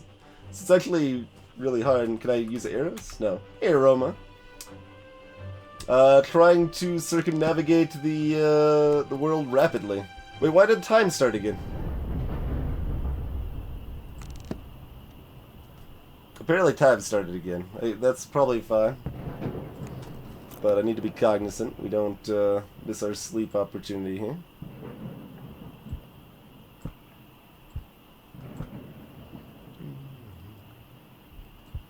Alright, so that's a use item rather than... Well, I mean, all things can be a use and set item, so there's not necessarily a specific difference there. But, yeah, these are the things we're most likely to want to ditch, I think. So that all seems fine.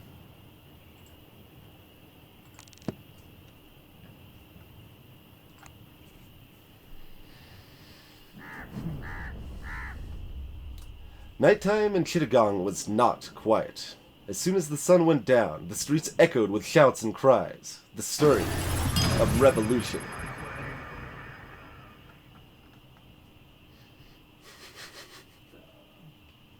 Save the animals. Twitch Mantis is an animal, huh? I think all of the save incentives were met, actually.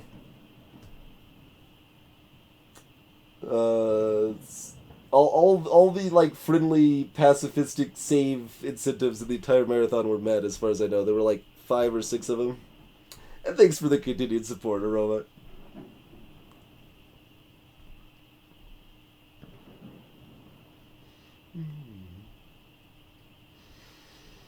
And greetings, by the way, Smike Ma? Smike Pa. Let's just transpose those letters. Yeah, this is available on mobile as well.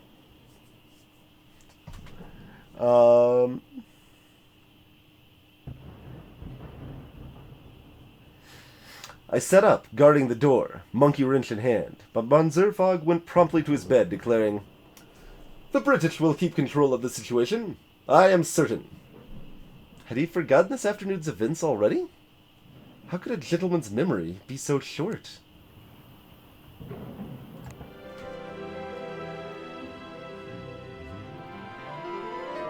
Monastic Caravan, huh? That's our way out of the city. I guess that's really our choice. Day 31 right there.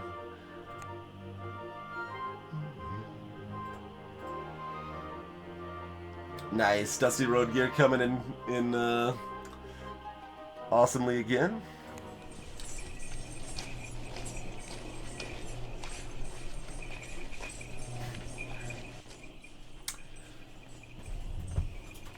Let's see. I think it is time for another quick break. Hope everyone's enjoying the circumnavigational exploration adventure with lots of vocabulary building. We'll be back in just a few minutes, and I'll plug my Amazon affiliate link. It's a thing that I need to remind people about so they can use it when they're shopping on Amazon, because otherwise they'll forget, because I always forgot when I wanted to use other people's Amazon affiliate links. But it's a way you can help support the stream with no additional cost to yourself, so I like pimping it, I guess. But in any case, thanks for hanging out, everybody. We'll be back in just a few minutes, yeah?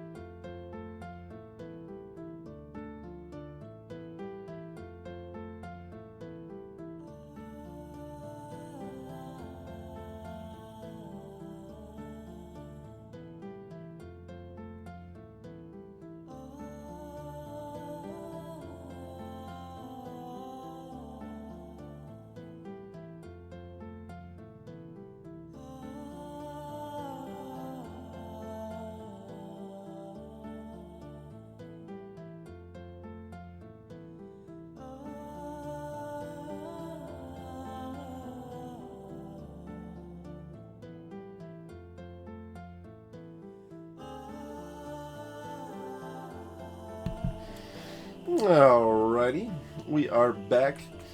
And, no, officially you cannot use your own Amazon affiliate link. That is not allowed. As well as, like, orders on behalf of customers or orders for products to be used by you, but basically related stuff to that. I don't know how easily they can track it. I probably won't try to rock the boat in that fashion. They could certainly track it to some extent with address situations, I imagine. They've probably got some other tricks at their disposal as well.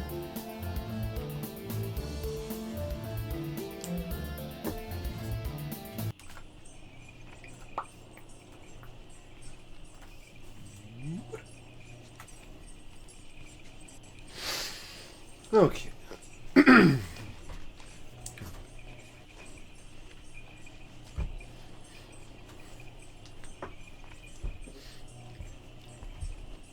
The British Army had closed down Chittagong's port and set up pickets which prevented travelers from leaving the city. But no tyrant tyrannizes all, and this governor's weakness was for the religious class, so he had allowed a caravan of monks to proceed on their way to the Burmese royal capital of Yidanaban for the 5th Buddhist Synod.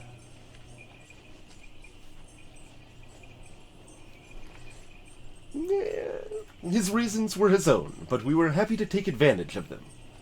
Uncharacteristically, it was my master rather than I who had convinced the monks to grant us passage with them.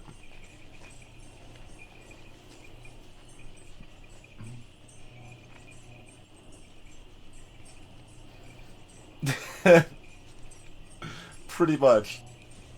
Pretty much.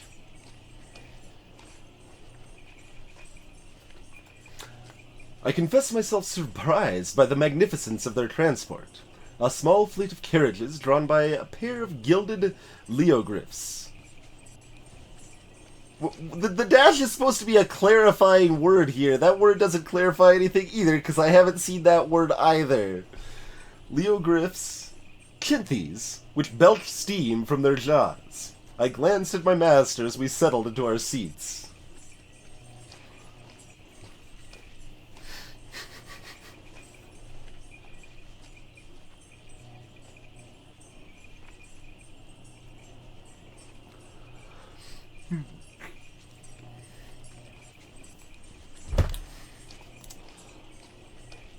I mean, I guess they have an image of whatever we're looking at here, maybe, but...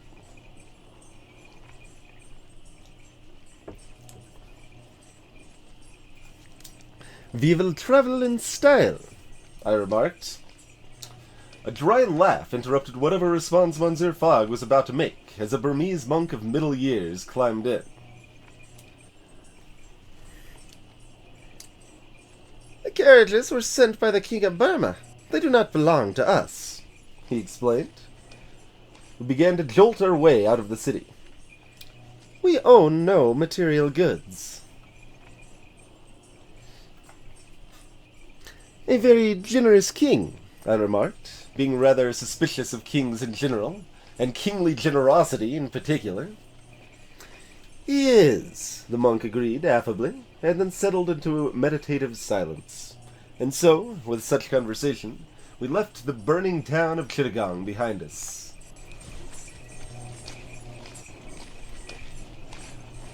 Commerce.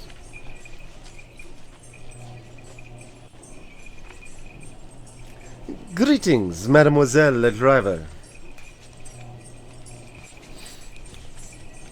You are very far from home, I see."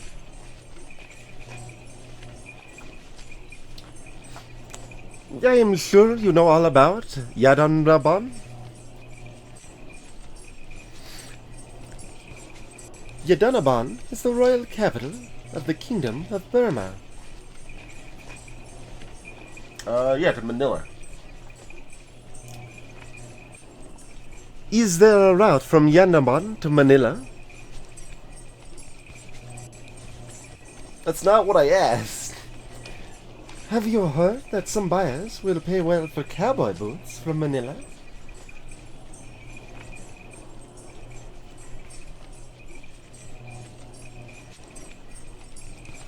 Impal, Rangoon, Walter. Oh, not terribly helpful.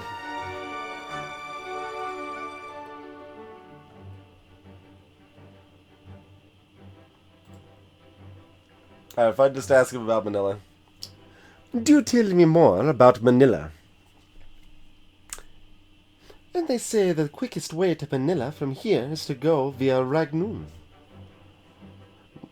I should probably not transpose those letters.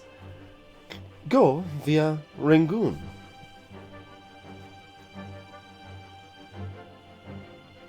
Where's the descriptions of these? Prim and Sea Dog types.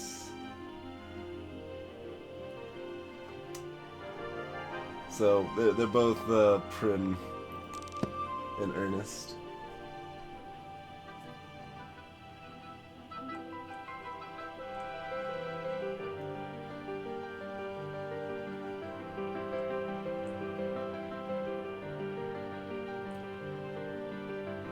Banana Bond.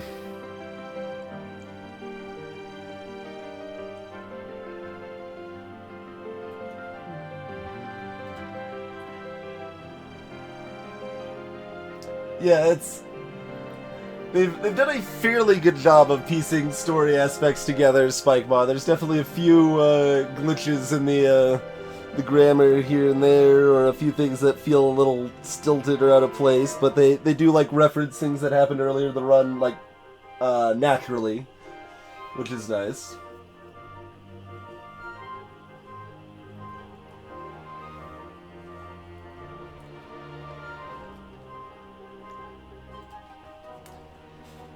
A biscuit, Mademoiselle Driver?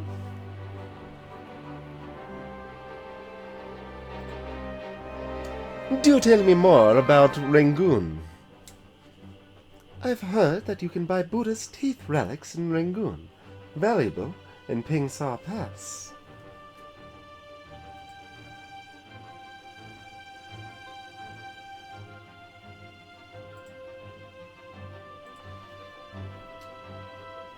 Do you play dominoes, Mademoiselle Driver? You are too kind.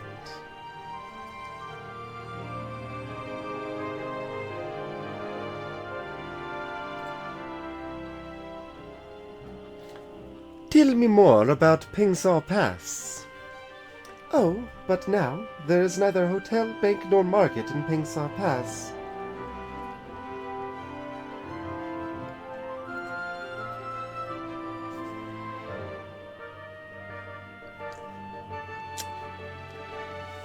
Man, just telling me all this stuff that I don't care that much about, that I guess I should theoretically be taking notes on, but we've also already got like 19,000 smackaroos. Yeah, indeed, CCT. How do I get to this place? Cowboy boots!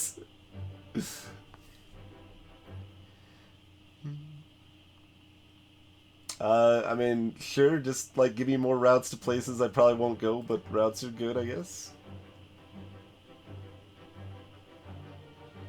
There's neither bank nor market in Guatai. Okay, sure. The monks in our carriage began to chant in Sanskrit as the sun moved across the sky.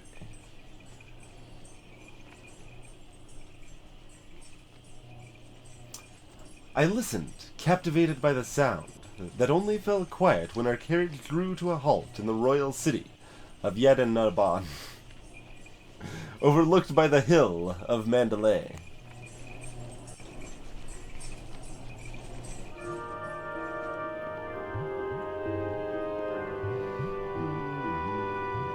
Nothing to be done other than to snooze and explore.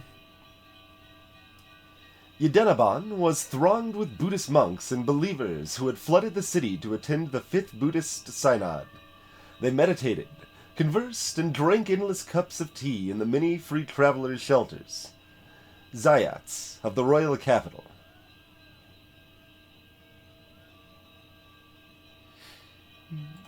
I went looking for transportation, locating a rack of chinthis for hire outside one of the Zayats. That was enough for me. Let's go. That was enough for me, and I turned to leave when the smell of cooking distracted me. Oh, I thought I interpreted that differently. All right. I approached and fell into conversation with one of the cooks in a nearby Zayat, who was stirring a vast pot of glass noodles and chicken broth, flavored with lime leaves and coconut. Like, every question I'm asking, I'm trying not to rock any boats, basically. How long have you been a cook?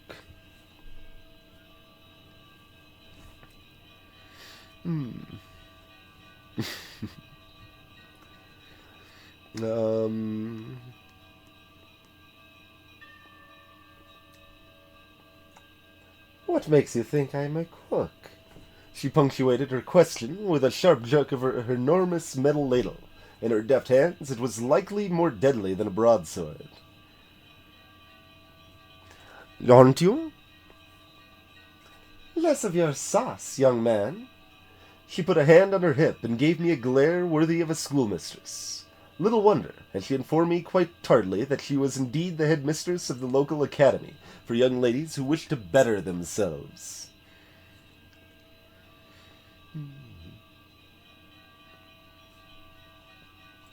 Better themselves? The war with Britain have left many young Burmese women fatherless and destitute. We teach them English and mathematics and deportment. Perhaps it will be enough. Now, are you just going to stand there, or are you going to help me serve this meal? But of course, madame. We fed perhaps 50 monks and travelers over the next hour. It was hard labor, but at the end of it I felt a true spirit of camaraderie. Camaraderie, there we go. The cook gave me 2 bowls of flavorsome noodle broth as a reward, and I took them home to my master. A nourishing meal was not something to be turned down on our travels. Is that where we gotta go? We could maybe explore some more, though. Because this is a pile of garbage. That doesn't seem like we're heading over to Manila or Hong Kong, anywhere worthwhile at all. Parts at 1, well, I mean, that's a day. Let's, we probably, I mean, we got the option to explore more, so let's do it. We're gonna explore more. I took a few hours to explore, investigating the various options for how we might continue our journey. Alright, we found a better option-ish. Whoa, where's the map tilt that way? Okay. Parts tomorrow at 8 a.m. Alright. Sounds good to me. I mean, we could get, like, free money, essentially, right? So we might as well.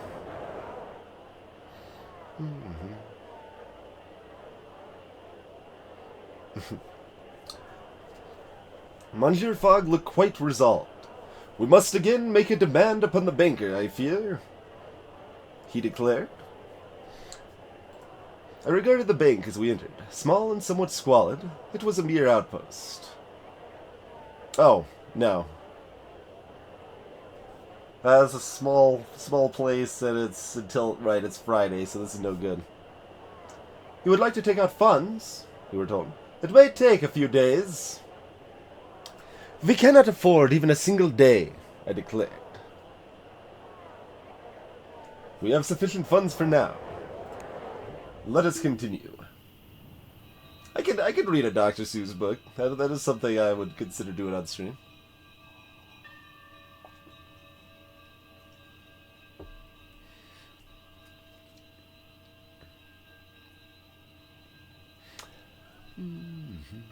As night fell, I went out to explore a little and managed to have my pocket picked to the tune of 21 pounds. Exactly, we're only carrying 19,000 pounds on us. Alright, let's go to Rangoon. That seems better to me.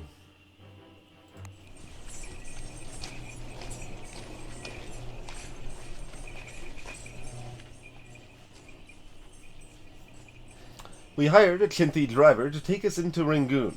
The woman drove in silence, perhaps determined to maintain a professional relationship.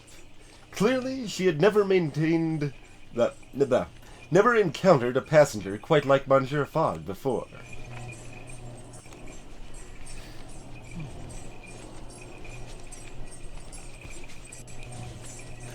The Burmese pushed back the British Army and retained their independence. Canton was once the only Chinese port open to foreigners. I've heard that Dutch control of Batavia is slipping.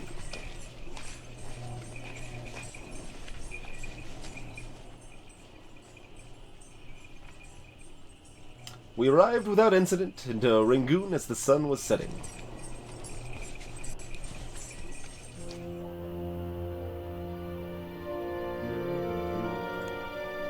So we can sell a magnetic compass for moderate cash if we want to.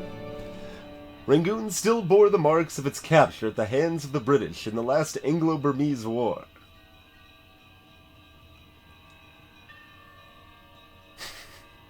But in the following decade, King Pagan had transformed from a bloodthirsty tyrant to a statesman, capable of recapturing Rangoon, crushing rebellion by his British sympathizing half-brother, and winning the love of his people.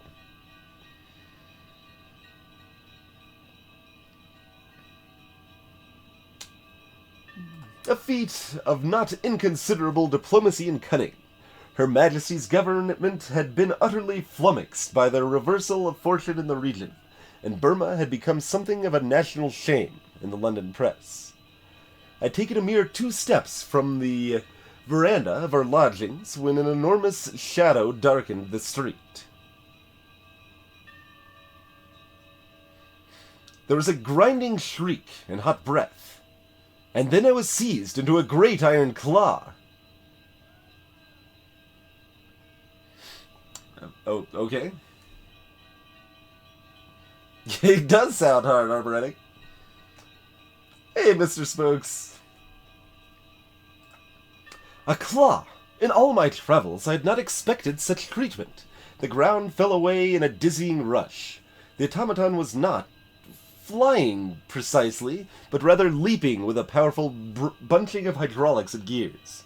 With 3 powerful jumps, the creature scaled a nearby temple and deposited me at the very top of the pagoda. I dared to look at my captor, only to find myself similarly scrutinized by a pair of jewel-faceted predator's eyes. The automaton was an enormous gilded iron lion with a heartbreakingly human porcelain face and torso.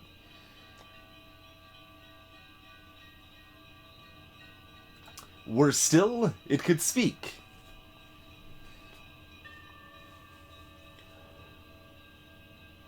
I am Manushia, it said in a grating rumble, and you are in my city, Jean Passepartout. Greetings, Gemini. That is unexpected. I would agree. I would agree with that. Celerity Dev's just talking about the newsletter where people could submit poetry or short story suggestions, along with the votes for games and such. What do you want with me? I choked out. I am the protector of this city. I know the whys and hows of every creature that passes through my domain. But your purpose is a mystery. You do not care for mysteries?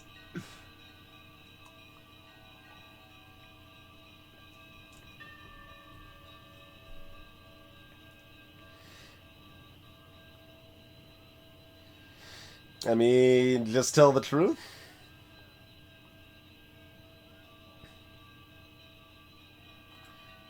"They are going around the world," I declared, but with far less than my usual gusto, aware as I was of the long drop which awaited me if I chose my words without care. "The world is a dangerous place," Mano Chia said, grinding its iron teeth in a horrible smile. "And you Europeans only make it more so, wherever you go."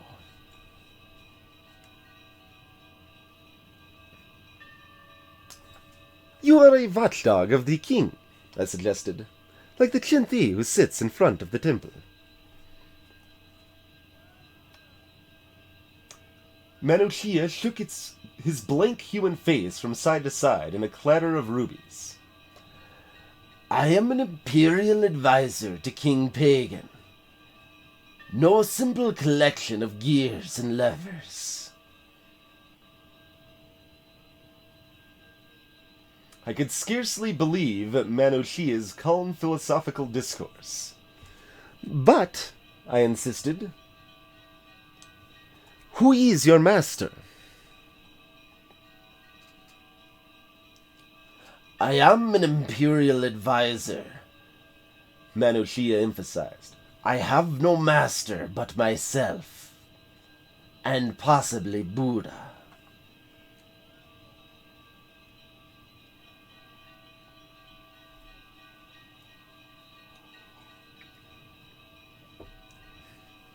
"You are free?"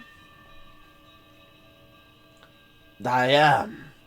More free than my oil-blooded, steam-driven, iron-bodied brethren," the automaton allowed. "And so, I am in a position to uplift them."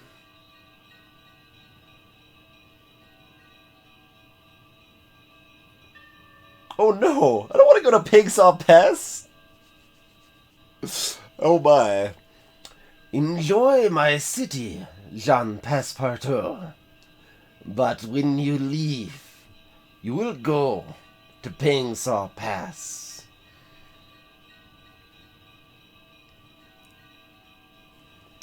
"Into what?" "You will know." It seized me in its warm paw once more, and leapt to the street in one heart-stopping bound. By the time I had finished shaking, Mano Chia was gone, his last ambiguous words echoing in my head. I wondered how much of the Kingdom of Burma's recent change of fortune could be ascribed to the protector of Rangoon. I wondered whether the people of Burma would one day proclaim yeah, we'll go with that. I wondered whether the people of Burma would one day proclaim themselves subjects of an automaton king. I wondered if he would truly be worse than a monarch of flesh and blood. I wondered many other things best left unvoiced. New routes discovered, guys.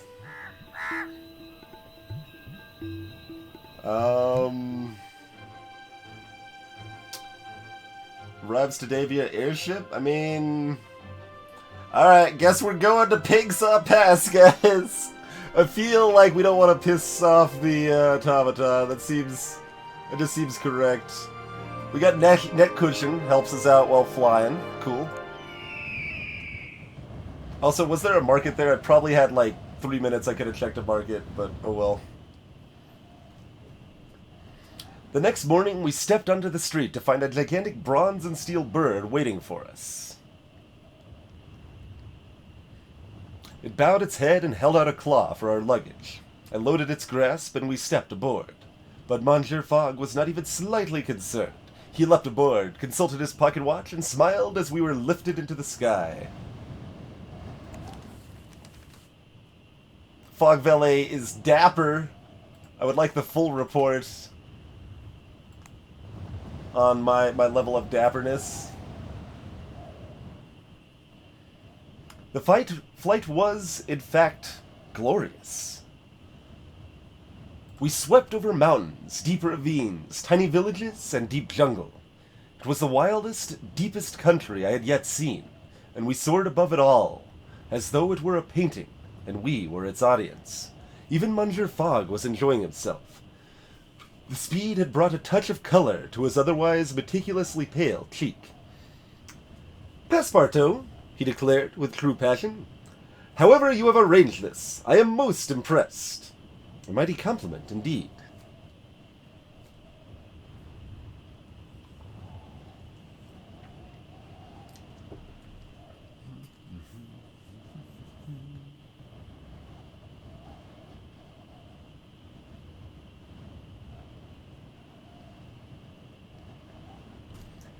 My pleasure, I called back, though the familiarity rather made my master's good humor shrink, I think.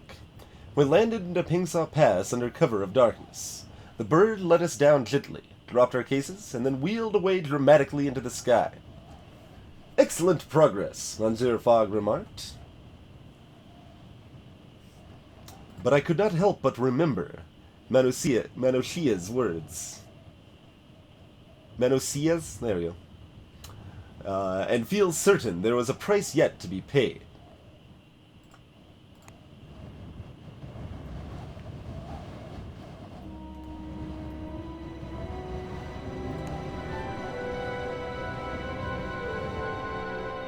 There were no hotels in Pingsaw Pass, but we were put up for the night in a local man's thatch-roofed dwelling.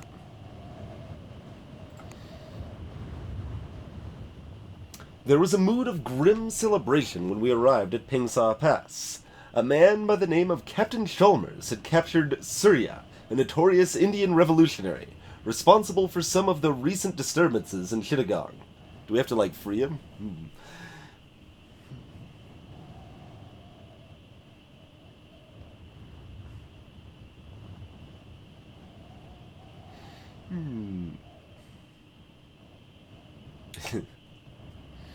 Interesting. Would you like to come with me to interrogate the man? Captain Chalmers asked genially. I cannot trust the natives to guard my back.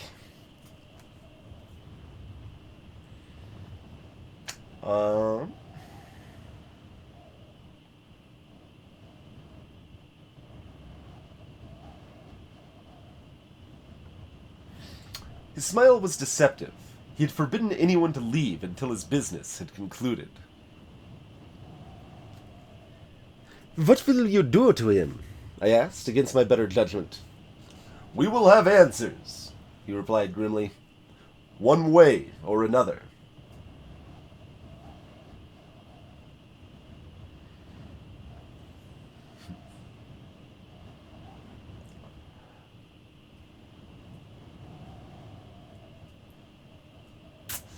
What's the worst that could happen? He is a human being. He is a human being, Captain Chalmers. I hope you will afford him the dignity of one. He waved away my refusal. We must know the names of his fellow conspirators. I will do my duty to find them out, even if you will not.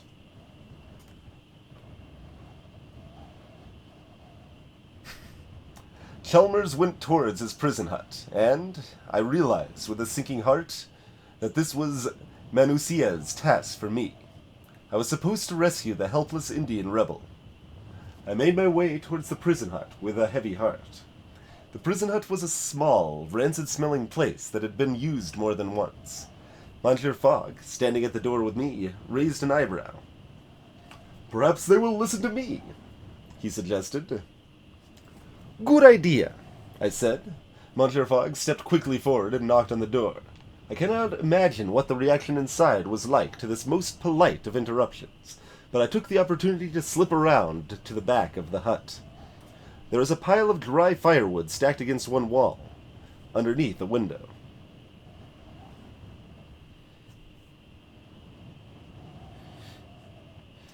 Duty as a loyal Englishman to the British crown, I guess, J.F. Kraken.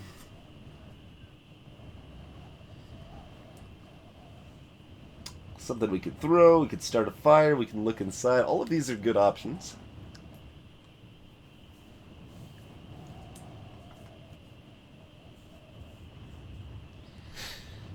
I peered inside and then rapidly wished I had not. Surya was slumped in the middle of the floor, arms and legs tied around a post. Chalmers was just going towards the door to open it.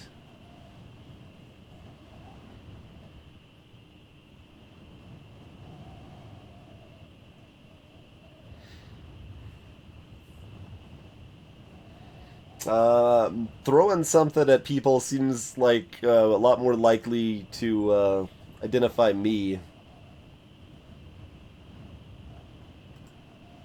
A fire would be an excellent distraction, I thought.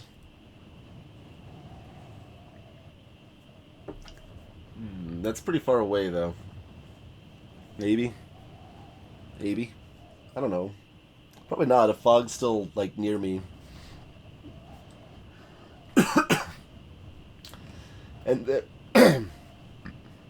And there had been lit candles back in the barracks huts, a short walk from the prison. I hurried away, trusting that my master would delay things, even if he could not resolve them.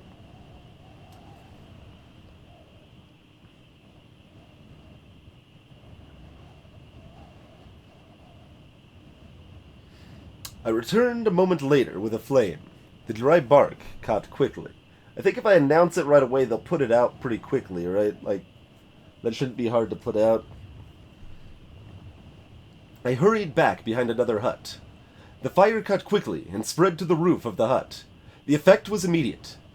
The captain leapt into action, leaving the hut door wide open.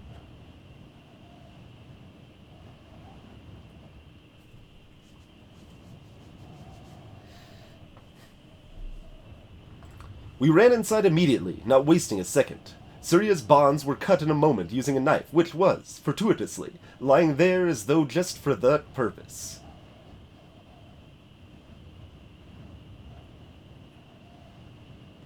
I lifted the poor soul while Monsieur Fogg stayed at the door, keeping watch. Then we were away, limping down the hillside, to collapse breathless behind an outcropping of rock. Surya's eyes were dimmed, and his breathing hoarse. I thank you, whoever you are. You will be saved. I promise it. And thus we stayed, watching as the frantic officers tried to quench the fire and failed, believing all the while, I think, that Surya was still inside.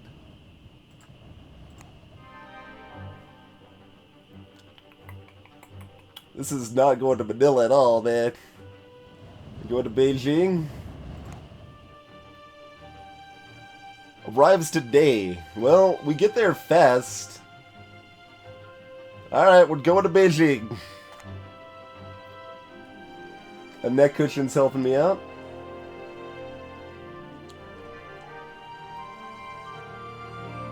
Alright, let's roll.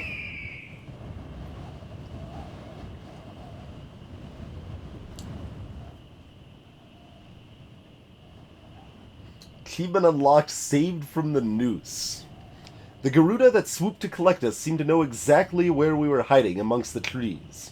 It snatched our luggage, and then us, and disappeared up into the sky before any of the British soldiers could level their guns.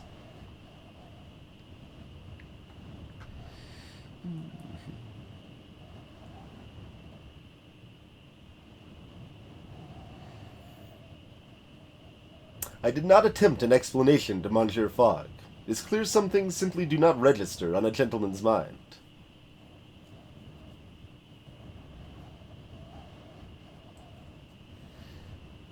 Surya was in no state to talk either, so we left him recovering in the very middle of the bird's back, sheltered from the wind.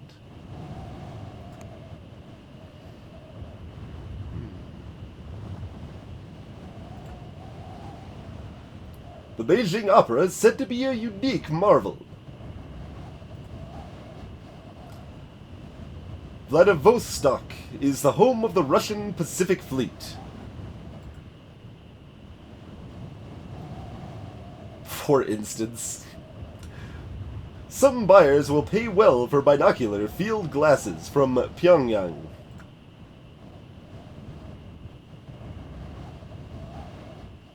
Garudas are fast, man.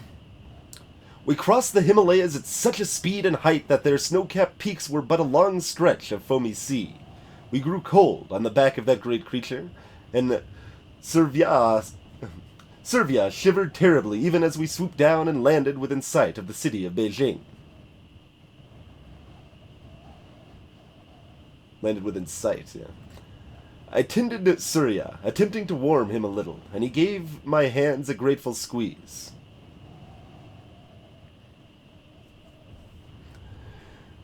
It is not far. Empress Sixi will have no airships in city limits. That includes Garuda, like this fine fellow. The Garuda in question began to hiss and rumble a little. It spoke in the grating, curiously musical voice of Manosia. Ah, Jean Passepartout, it said. I knew you were more than you seemed.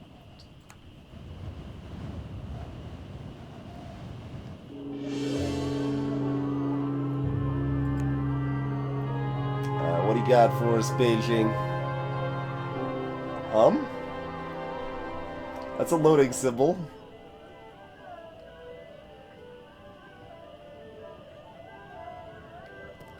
Okay. Apparently it did eventually load. Oh, there's the rest of the American wardrobe, apparently. I've never even heard of a Stetson hat. How is it part of an American wardrobe?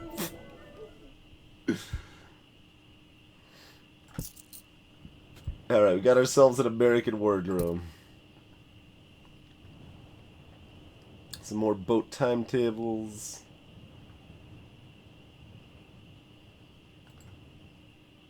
Didn't worry too much about selling things. We've still got $1 bajillion.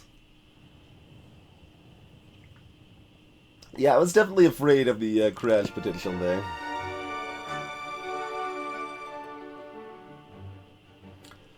Our completed American suit should help us negotiate times of American journeys. Oh my. We could swoop down to Manila if we wanted. Day 45, murder most foul. Wait, someone departed from Manila at day 82? What are they doing? Man, we got some routes up in here.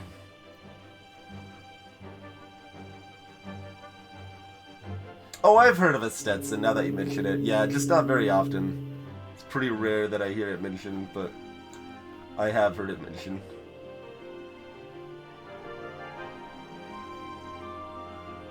Alright, I mean, we're probably just saying screw Manila at this point. If we could find a faster way, just go frickin' transcontinental to San Fran here. That'll be the hope. Let's snooze. Let's see if we can rest up, get healthy. There were no airships sailing across the Beijing sky, nor any evidence of electrification.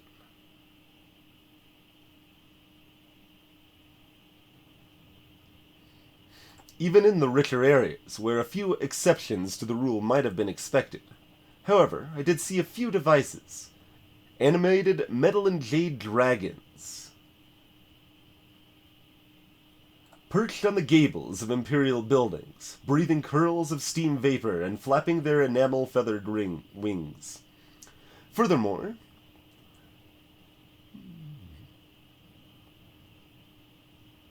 I was lucky enough to catch the inside of a most comfortable hotel. Furthermore, I was lucky enough to catch a performance of the famed Sushi Opera. The cast consisting entirely of hydraulic elegances, automata by another name.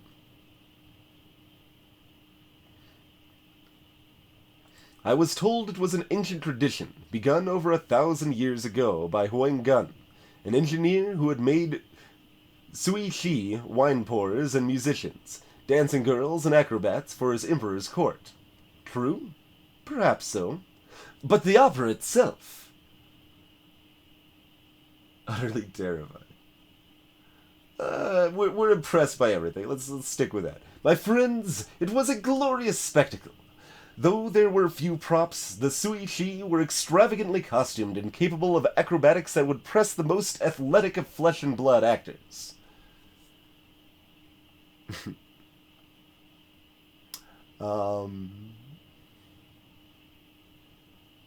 We were the guests of a Han opium trader, who clearly believed Monsieur Fogg to be in the same trade. Despite my protestations. Englishmen in these parts were of three strict breeds: diplomats, missionaries, or opium merchants. And, regrettably, we fit most naturally into the last category. As we departed the auditorium...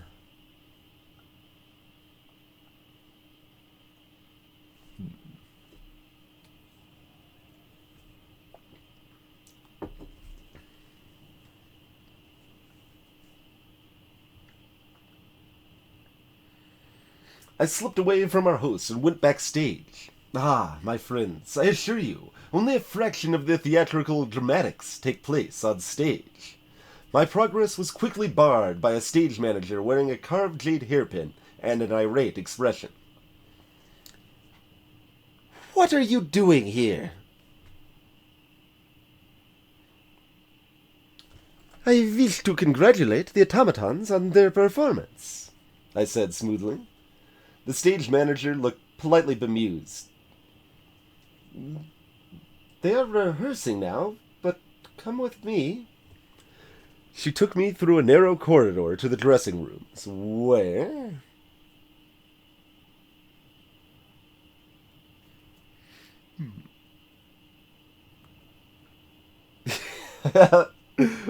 Maybe that's our fate, J.F. Cricket. Where flesh and blood actors were sitting across from automata, miming expressions and gestures. The automatons watched with onyx eyes and mimicked them exactly.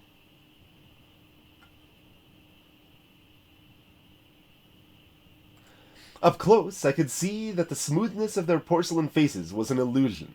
The masks were assembled out of 1,000 interlocking segments which moved according to the mechanisms within. "How long does it take to train a Suishi?" I asked.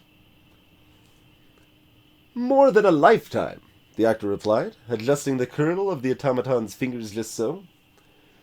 "The performers you saw tonight are 100 years old. They will have eternity to practice their craft." How much more glorious would the Suishi opera be to my grandchildren, my great-grandchildren?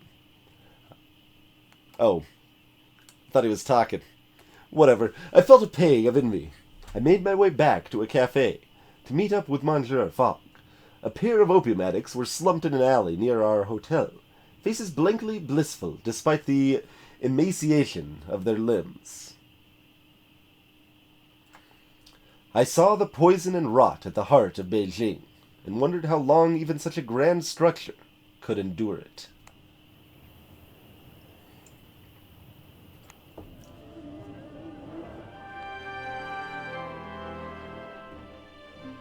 Okay, that's helpful. Whoa, where are you going? I spent a few hours in exploration, learning ways in which we might travel onward.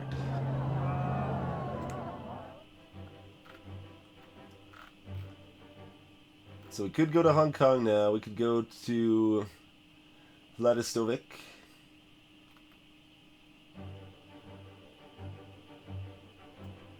Both have routes over to Yokohama.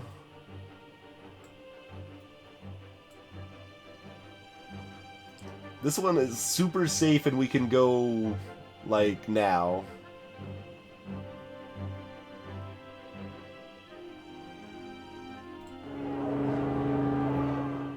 Wait, why is the market not open?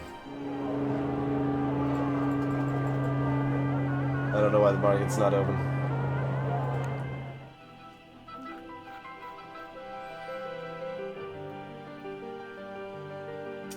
We could try to negotiate this. Alright, negotiate. Thoroughly ungentlemanly behavior. Embark now. Luggage space, go. Okay, that departed, like, immediately.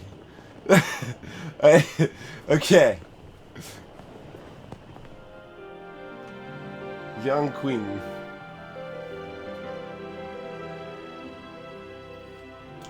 That was a tight time decision there.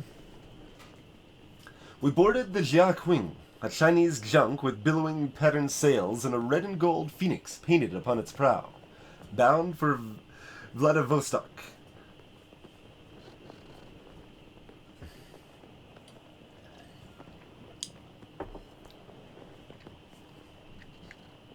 I kind of don't want to ask either of these questions. Just like let sleeping dogs lie here. But do you take passengers often? Captain Zhao made a small gesture with his right hand, as if waving away a stray thought. In peacetime, we do. It was not a surprising response. It had been 10 years since the last Opium War, but European powers and Russia still scratched at China's borders. Keep that mustache combed.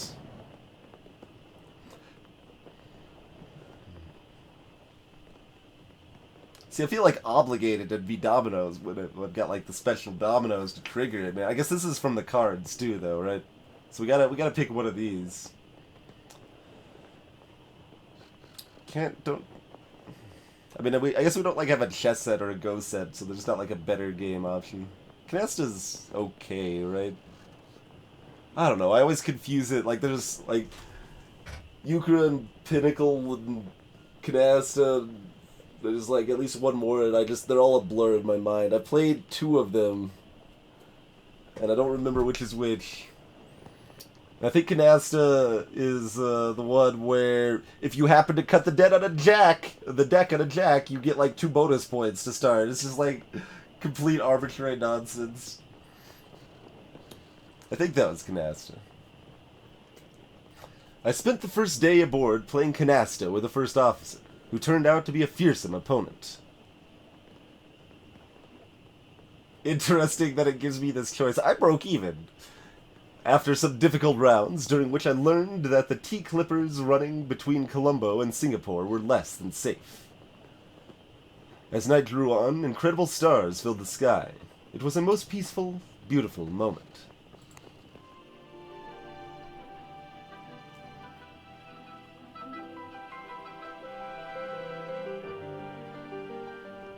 Let's not go there, though. Oh, that's cribbage. Yeah, you're right. See, I told you there was another one that I always forget. I don't know if I've actually played Canasta.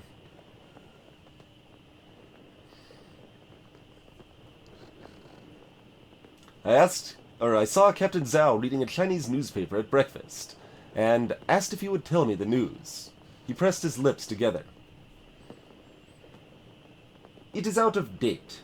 The Shin Pao is printed in Shanghai, and I only pick it up when I happen to dock there. What is the most interesting story? The paper is campaigning against the employment of young women in opium bars in the French concession. He pointed at the article in question. As they are often asked to perform immoral services.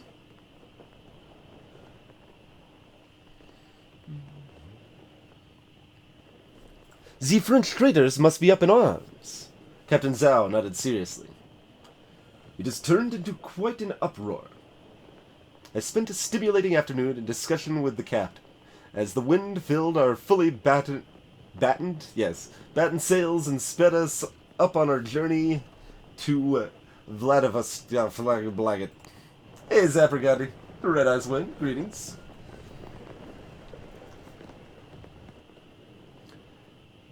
The Jiaqing had to dart between the busy junks filling the harbor to find a space to dock.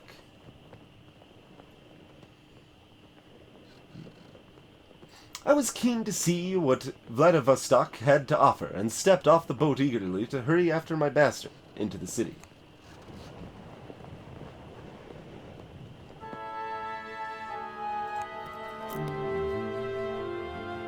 Oil paints. Knitted gloves. Cold climate set. Alright, we'll pick that up. How many pieces? 2 sets for that. Okay. We already got the timetable for that, so... I assume we, don't need to keep that.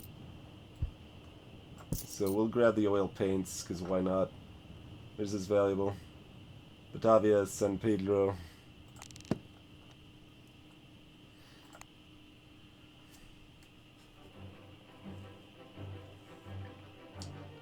Oh no, we do still need it. It actually loses the routes. That's stupid. It don't make no sense, man. I had all the routes, and I just threw them away, apparently. And I can't even get them back. I paid like $100 for it back right now. That's annoying. The military port of Vladivostok looked out over the calm black water of the Sea of Japan, and was populated largely by sailors of the Far East Fleet and a mix of Chinese, Korean, and Russian residents.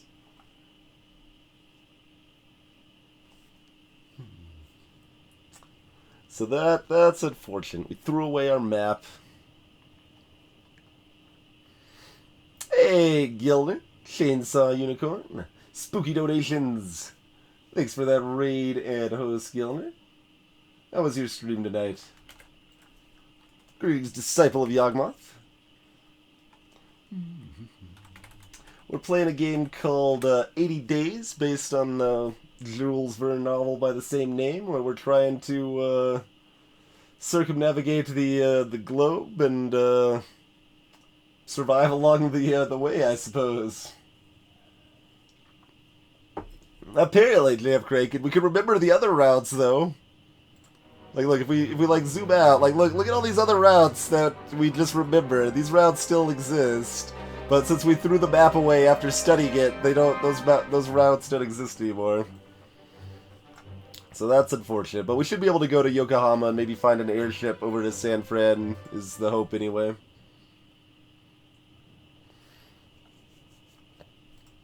I was curious about the foreign residents and managed to chance upon Diu Fing, a talkative Chinese merchant who spoke a remarkable array of languages, including French. Let's see. "We are not foreigners," he exclaimed. "Good sir, my family has lived in Haishinawai for many generations."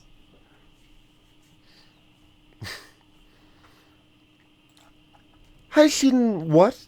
I stammered, as he snorted with laughter. I kept trying until I managed a semblance of the correct sounds. Fing looked impressed, by my effort, at least. "Most foreigners have this trouble," he said neutrally, and I was rather abashed. Haishinawai means sea cucumber cliffs. It is the Chinese name for the city of Vladivostok, though once it was called Yangmingqing, the city of eternal light.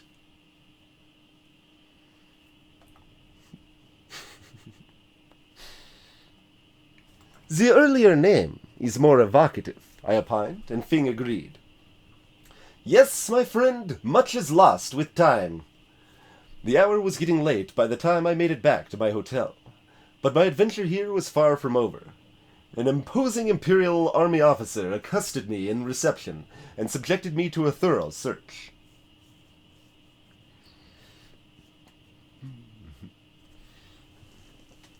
Game's at least okay so far.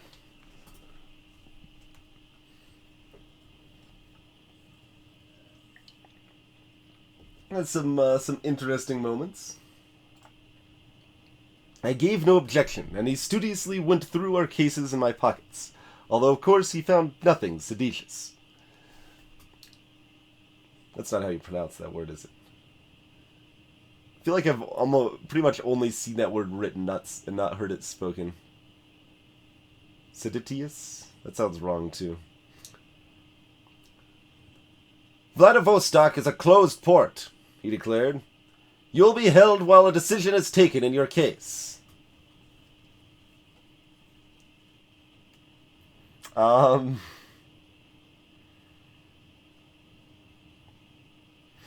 Well, that's something.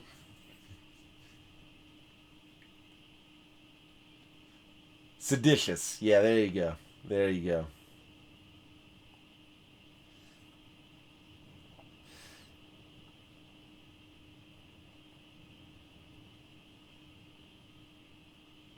Just relax and run with it.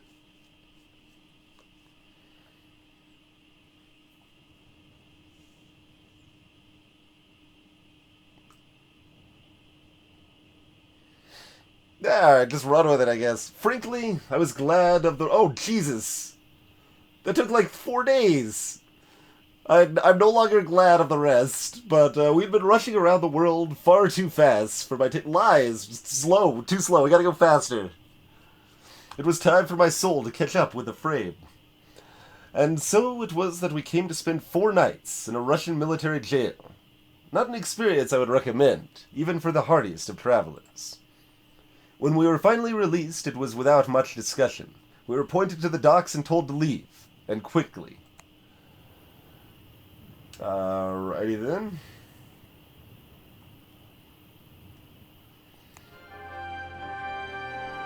Alright, that departs at 3 p.m., so we can check the market first. Oh, we already bought out the market, didn't we? We can't buy back the stupid map. I want to buy back my map. I'll give you £100 for it. I sold it to you for £1. Come on. Alright, whatever, let's go.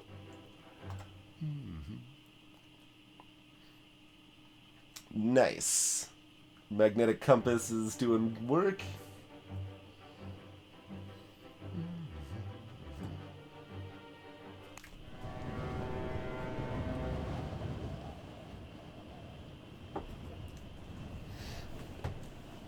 We avoided the Russian military ships and instead took passage on a Korean vessel crewed by a mix of Koreans, Mongolians, and Siberians who regarded Monsieur Fogg with grave curiosity. I tried to dismiss their attentions, but it did little good. They continued to goggle at my master in mild disbelief until he retreated below deck with the slightest of furrows etched in his brow. Gotta comb his mustache. For the first day aboard, we kept ourselves mostly to ourselves. We kept ourselves mostly to ourselves is, I guess, how they're deciding to phrase that. Disagree. The crew seemed busy with their task.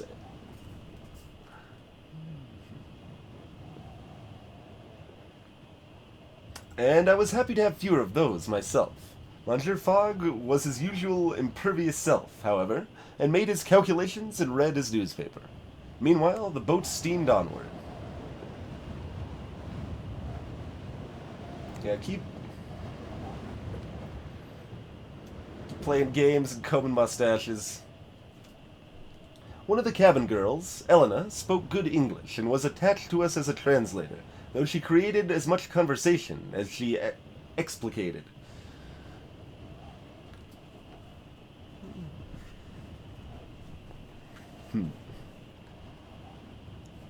Do you know my parents? I doubt it, since I have only just met you. Elena nodded. My father was a Russian officer, maybe, I think. And Mama comes from a famous Cossack family. They're all soldiers.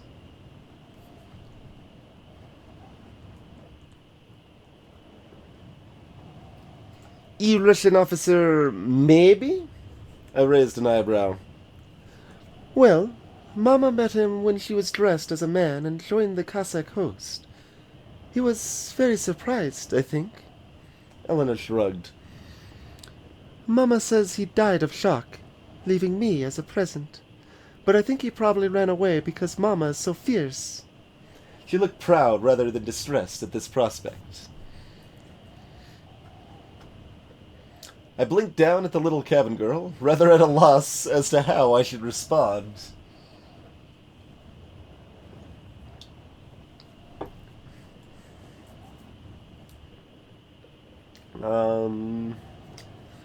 That's nice, I hazarded, and she nodded enthusiastically. Mama runs the boiler room, and the sailors are frightened of her. She told me rather wistfully. One day, I will be like her. Elena made a mock-fierce face, and I pretended to quake in terror until we both began laughing uproariously.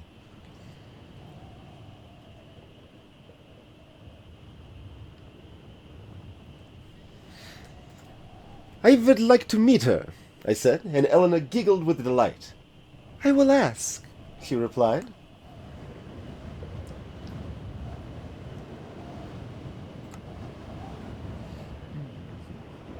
got the health mostly back up from the jail stay there.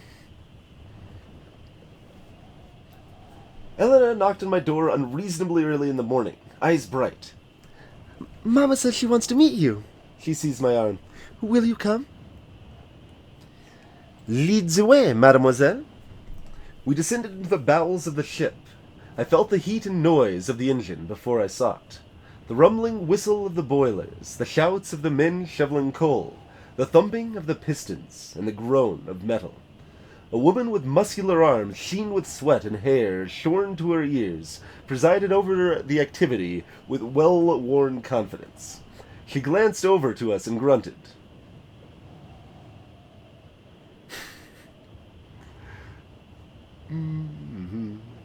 This is when Twitch gets fed at the steam engine, probably. I bowed deeply, as I would to any lady. Unimpressed, she spat at my feet, while Elena chattered away in an unintelligible dialect. The formal woman regarded her daughter with a certain detachment, which masked deep adoration.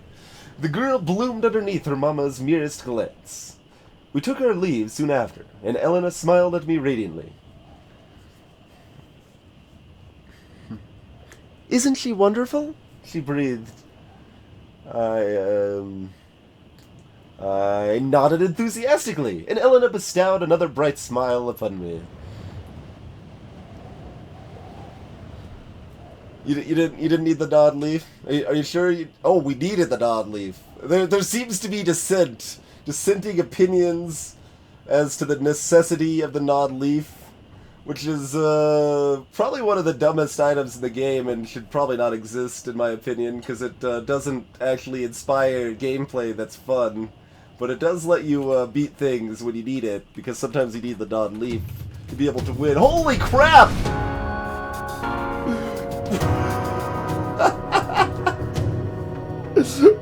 Okay. Well, first things first, thank you very much for the host of the raid, Venesaurus Rex. How is Afterbirth Plus treating you, good sir? And Helen50, thank you so much for the 10,000 bits. Extremely generous, Helen. Much appreciated. That very much caught me by surprise. Something about non-leaves, indeed. Thank you so much, Helen. You did not actually need the non-leaf. I don't even know who to believe anymore. I don't know who to believe. It does feel good, man, Cardmaster. It does feel good, man. So yeah, for anyone just joining us, we're playing a game called 80 Days, based around like the Jules Verne Around the World in 80 Days novel. So we're trying to circumnavigate the globe in 80 days and have adventures and try to keep funding and stuff along the way, essentially. 6-minute hush speedrun? What the crap?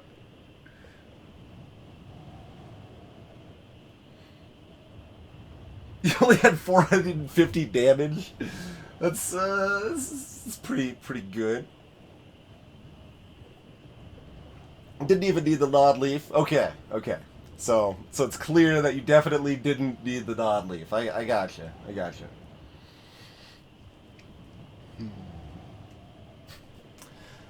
So currently we're day 38. We have traveled from London and we're just about to arrive in Yokohama. So I guess, yeah, we can actually like look back and kind of see our route a little bit so far. We went to Paris, Vienna, went through Istanbul, which was being like attacked by freaking military automatons that were controlled by flutes. Let's see. We made a bunch of money by selling like a magic carpet and Chittagong. We were gonna go down here to Rangoon, but this freaking like griffin threatened us. So we decided to listen to the threatening automaton griffin that was self-aware and went up here instead and saved his friend. And then flew upon like a freaking mechanical bird over to Beijing. And now we're taking boats to Japan here and hoping to fly across somewhere over this way.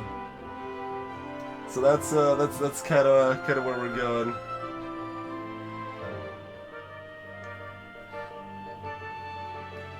Invisible mushroom in the caves. Okay.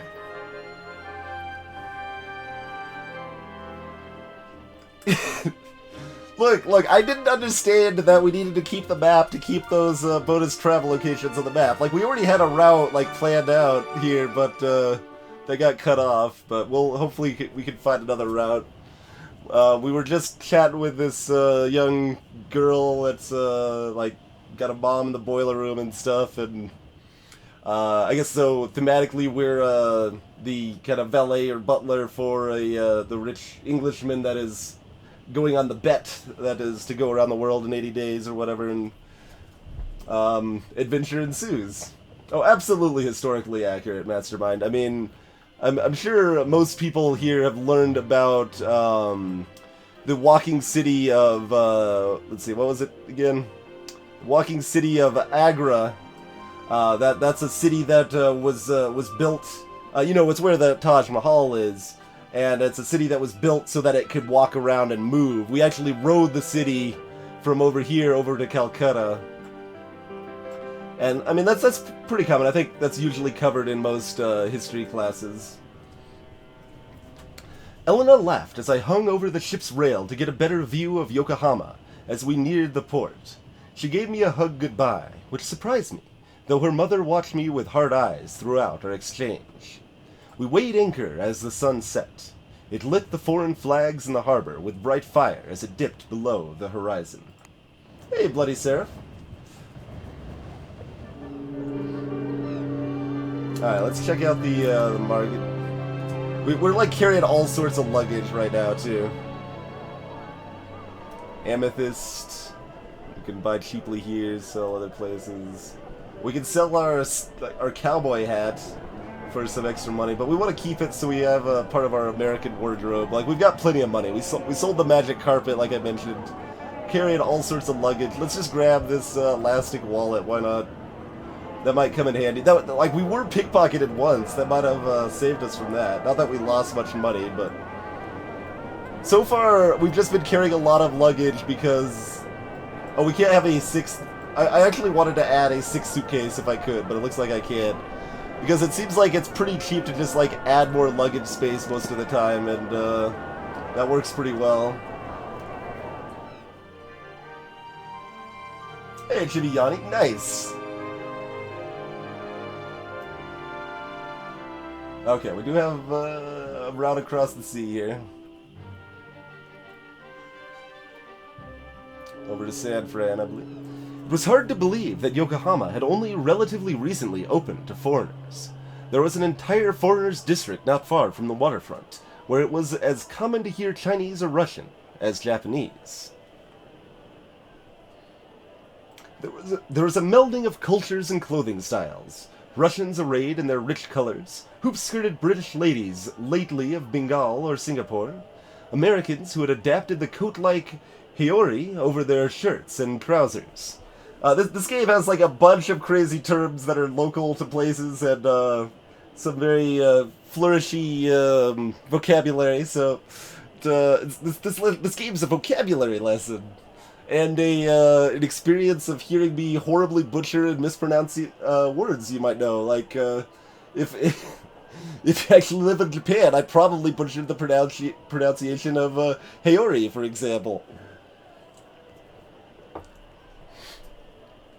I noticed a Japanese man watching the scene with a look of intense concentration and scribbling in a sketchbook. I leaned in for a look.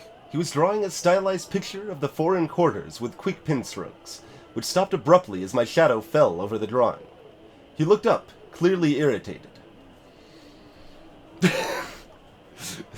The accent's an unholy mix of Dutch, French, and English. Yeah, I'm not a good enough voice actor for that, I'm afraid. Do you mind? He said. I'm making a drawing for a woodcut. The skirts aren't that voluminous. let's just be friendly. He was clearly a temperamental sort, so I left him to his work with a polite smile. I do not think he liked foreigners, from his drawings of them. Greetings, Cookie Cutting Pirate. Alright, so when's our flight? 15 days. $4,000. Okay. Glad we made bank earlier. Oh, that departs in 2 days, so it's a super long trip.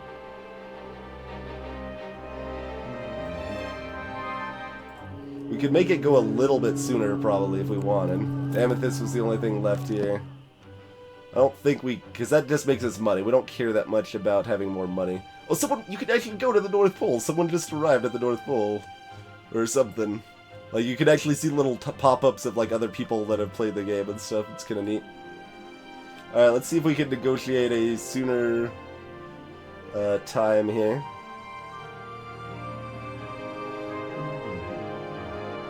It takes so long.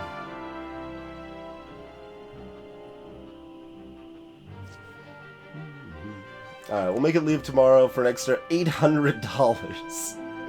That's pretty pricey, but we're trying to go fast. That's our primary goal. You gotta go fast.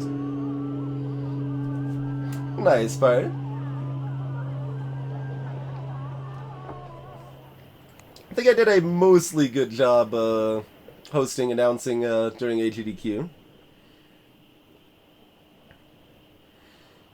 We could get like an extra $100 or so doing that. Let's go explore. Before going to bed, I went to stretch my legs, and to my surprise, came across a tired-looking English gentleman and his valet, begging on the side of the road. I inquired into their misfortune and learned that they had been on a journey around the world and fallen foul of heavy thefts. My heart went out to them, of course, and I gave them £200 to get them back on their feet. Then I tipped my hat and moved away. That sounds like a competitor, man. Don't want to give them money. Alright, let's roll out. Extra luggage space. Well, nice. Magnetic compass is doing crazy good work. Alright, there goes a significant chunk of funds. World speedrun joke. Nice. I hosted during 2 blocks Aroma, so it ended up being several shorter games. Like Hitman Blood Money, Piper Princess Pitch, The Turing Test, Hydra Castle Labyrinth, Action Hink, Wolf the Red Hood Diaries. I actually still have some notes written down, probably from the trip there. Let's see. Titan Souls, Bleed, Fury, Fly Wrench, Snailiad, Human Fall Flat. That's the other games I hosted there. There were some cool dev donations during a couple of those runs, which is always neat to see.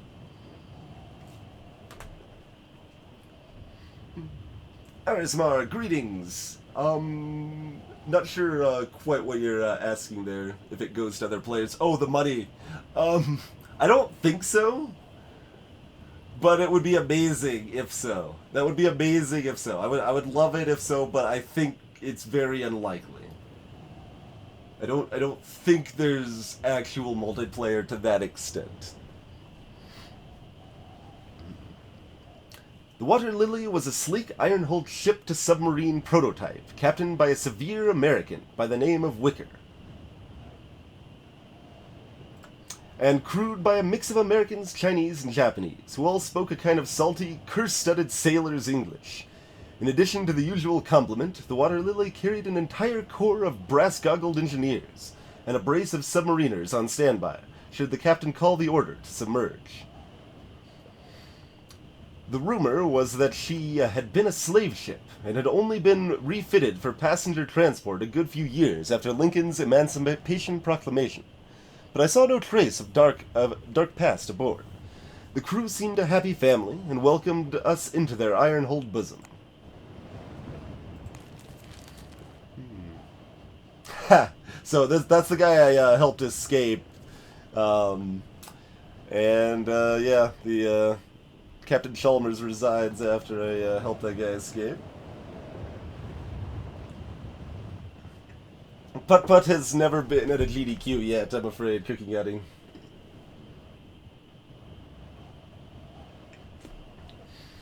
Our cabin, while hardly spacious, was adequate to our needs. One of the midshipmen came by to show us how to use the pressure seals, in case of submersion. But in all other aspects, I looked forward to a peaceful steamship ocean crossing. I was not to be so lucky.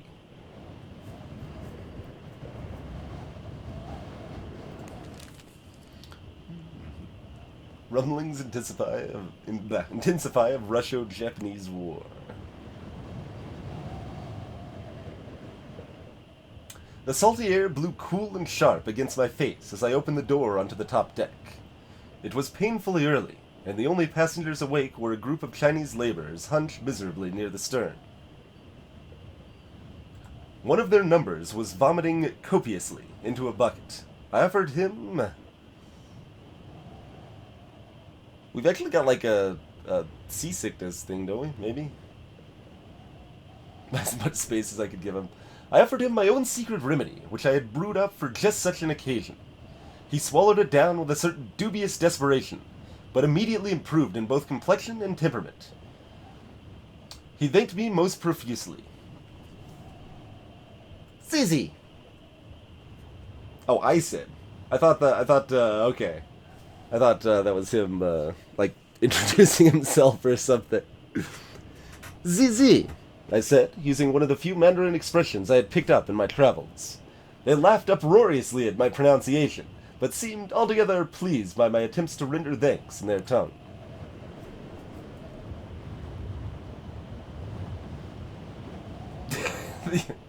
The lost city of Atlantis pops up to look for directions.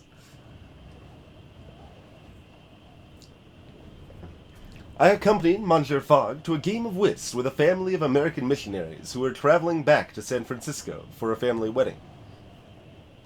My master began strongly, but Mademoiselle Loretta, the eldest girl, had a sharp eye and won several hands in a row. A new round was dealt. Do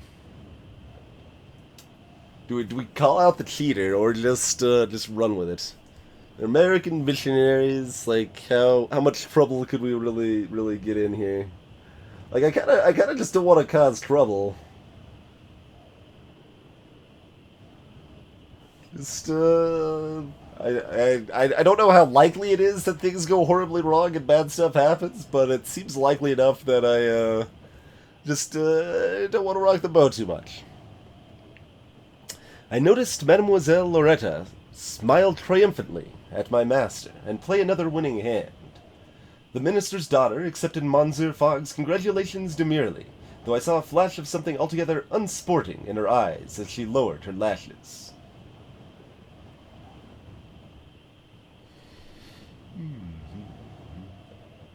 Exactly. Glory to Arstotzka is pretty much my approach to this first playthrough of this, yeah.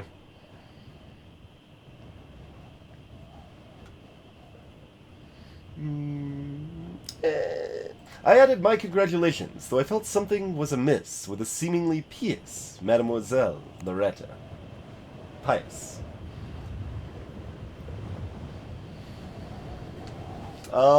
It's a little bit of both, Erismar, but changing the narrative is probably the most accurate. Sometimes it's very small things that basically just change a line or two. Sometimes it's pretty big, sweeping changes. I spent today in the company of the Water Lily submariners.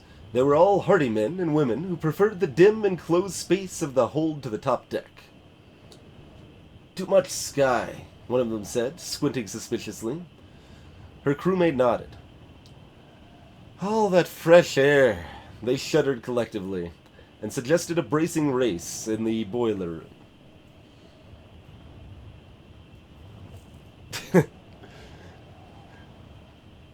Yeah, for example, here you're pretty much choosing the narrative a little bit,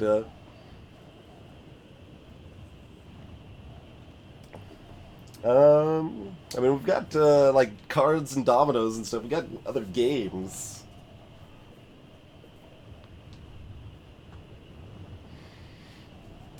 Well, it seems like she was still cheating, except that we didn't, like, directly notice she was cheating. It's a weird, yeah, a weird kind of, control of the narrative that you're kind of dancing around, figuring how you want to deal with things.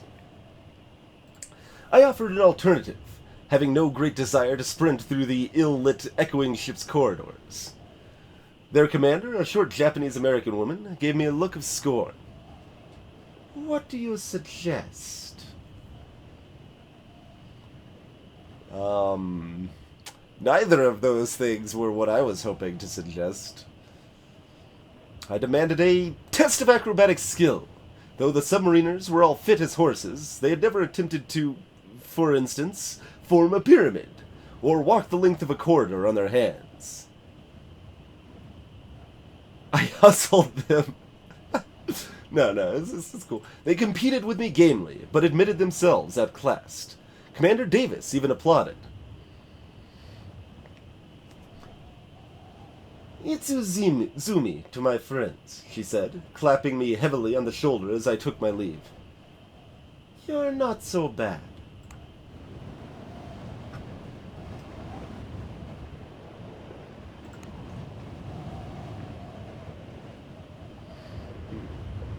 Oh, is that, her? No, I wouldn't think so. Like, someone that's apparently knows me, but, Greetings, mademoiselle. Passepartout. Why, hello.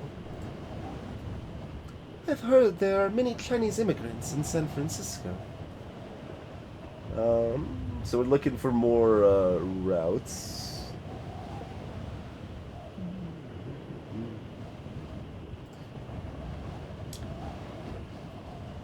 I believe so.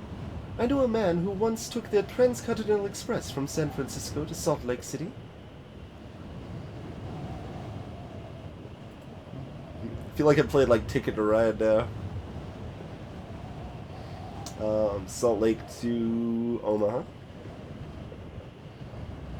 On the subject of trains, I've heard my brother always wanted to travel aboard the Canadian Pacific Railway from Gastown to Calgary. That's not what I wanted to ask at all. I've got dominoes. Just so you know. Sure, what's up about Calgary? Oil paints from Calgary. We have paints from somewhere else. About, Duluth?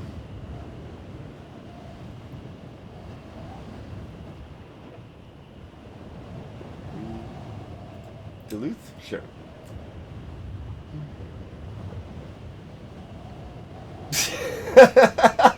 What?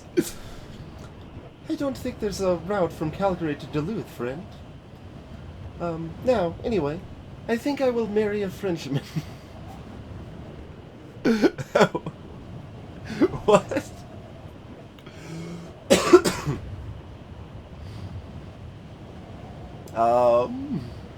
These conversations are very, very random and silly. I agree. Really? Mademoiselle? A particular one? Or any?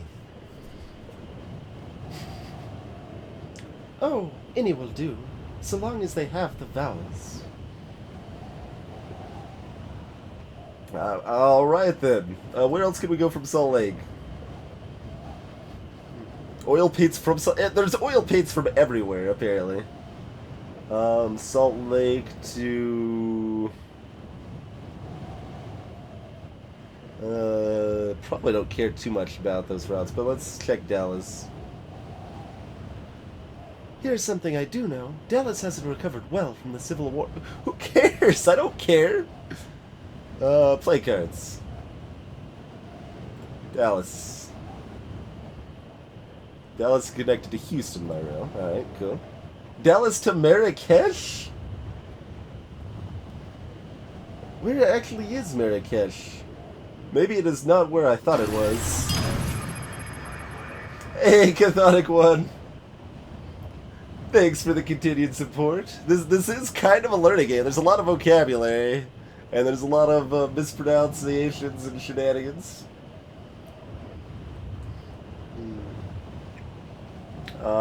It's not like that tedious part. It's just like kind of dumb. It's not really that tedious though.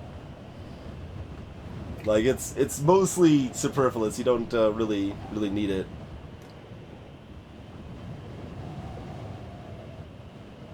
I guess I feel obligated to check this. Yeah, Morocco, that sounds right. Like, what?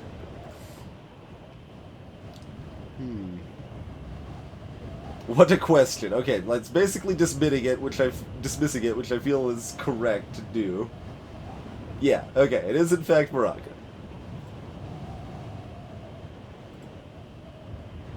I don't know where Dakar is. Be a Panama City. Alright, sure. So that shows me some new routes. Quite a few new routes. That's pretty good. It was a good conversation overall. Got a few options.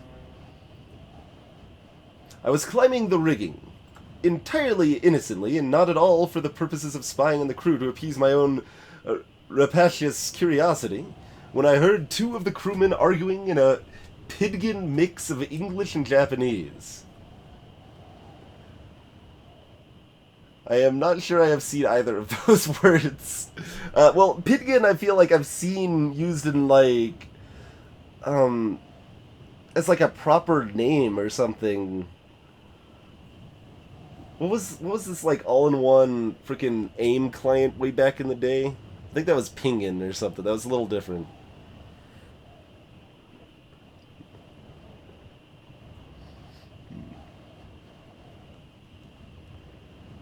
I closed my eyes and listened to their voices. Only a few words were audible over the howling of the wind. Shrine, heathen, worship, before a sudden scream rent the air.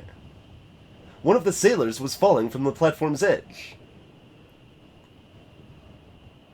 I was unable to look away as he fell. His body lay still and crumpled on the deck, but I heard his scream in my head for days after. I looked up and managed to catch sight of the fallen sailor's companion, his face still and pallid. Was that guilt in his eyes, or merely shock? He slipped away before the captain arrived, and... make no trouble, I followed his example. All was clearly not well amongst the crew of the Water Lily.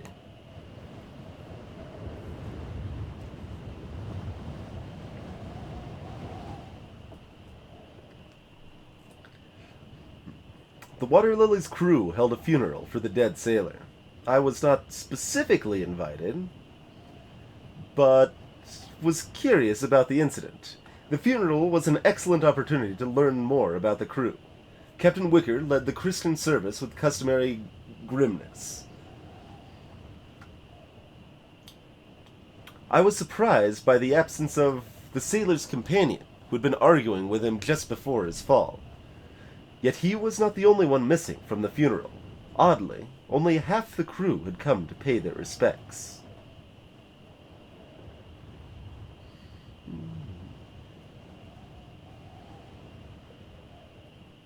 Gotcha, Spikemon.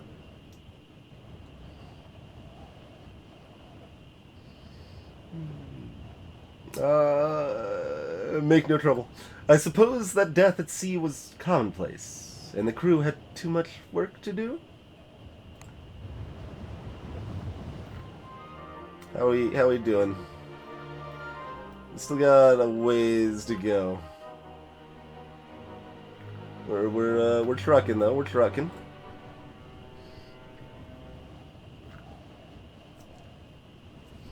Apparently I'm doing diary or journal entries. I didn't even realize that was the idea, but... Storm. Too exhausted to write a proper entry. Suffice to say we are still afloat. As we settled down for the night, I was struck by an unrelated thought. Monsieur Fogg, the deadline! I have altered our watch already. Monsieur Fogg replied calmly. Did you think I might forget? My master was, of course, correct. With an eye such as his, it was unthinkable that he might miss such a detail. Someone mentioned earlier they were wondering if the Dateline thing would come up. That's apparently a major point to the, or at least a relevant point in the book.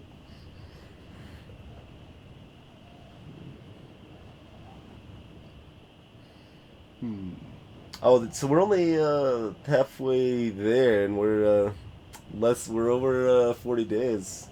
I bet it's going so fast for the most part too.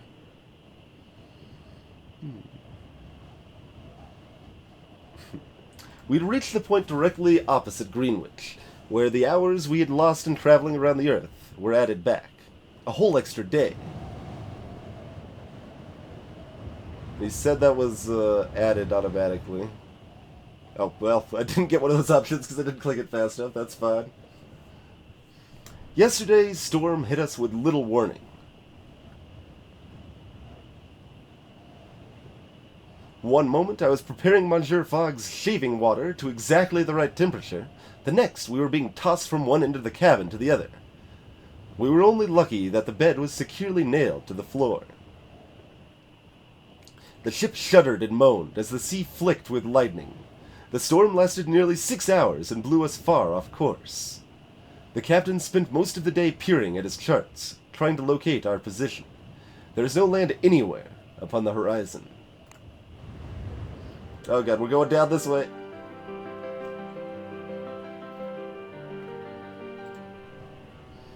The captain announced a change of destination.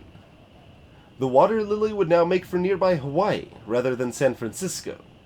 We would make port in Honolulu in 5 days, and would have to find our own further conveyance from there.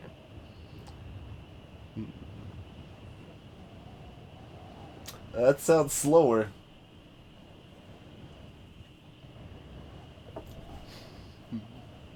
And I haven't read it myself, Arnsmar, so I'm not sure.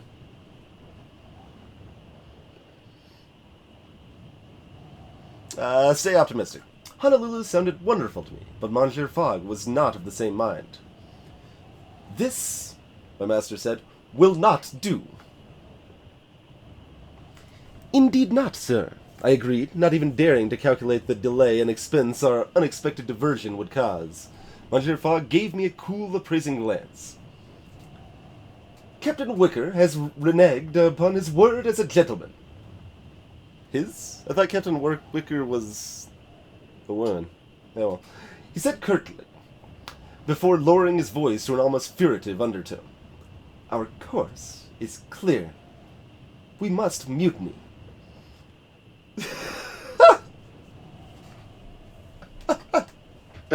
um...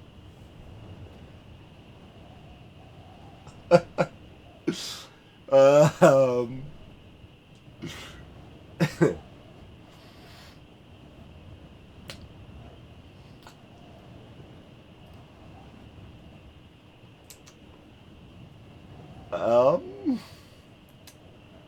Mutiny is certainly the more exciting option. Yeah, I read it as agree and agree at first too, Zapper.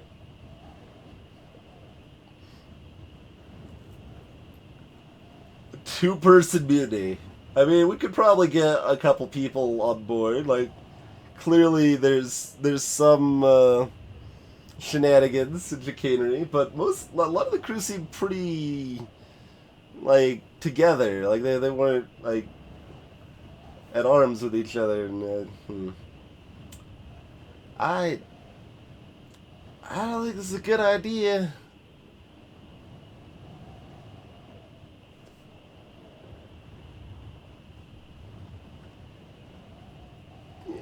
I'm gonna take the coward's way. I opened my mouth to argue the point, but he continued on without so much as a pause. See to it, Passepartout. We do have some. We got money, I guess. Just bribe everybody.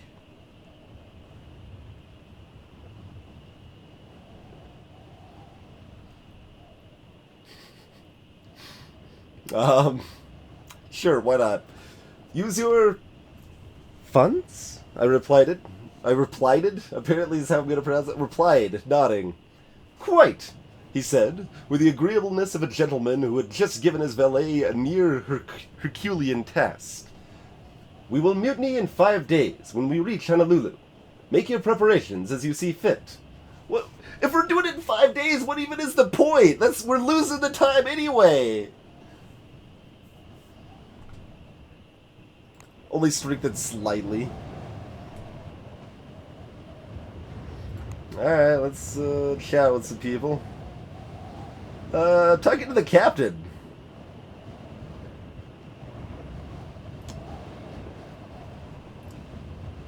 Passepartout, what do you want?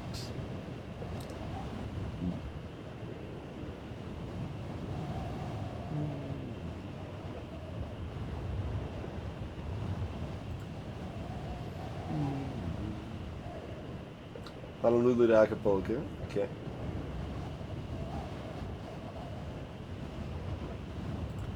Acapulco to Havana. You have no idea if you're going to get to Havana from Acapulco, but the quickest way to Havana is via Acapulco.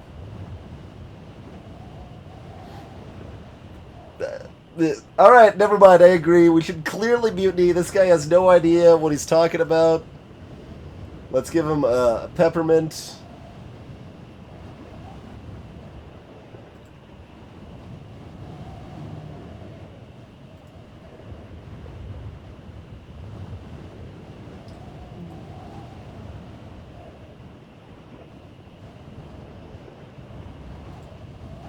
Catch you later, Gavin.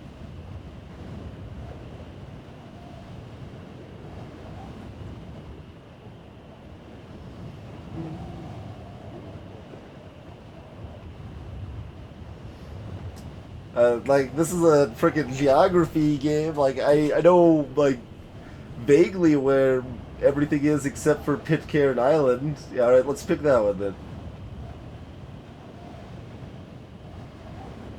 Let's play some cards. That's a stall for more time to ask more questions and routes and stuff.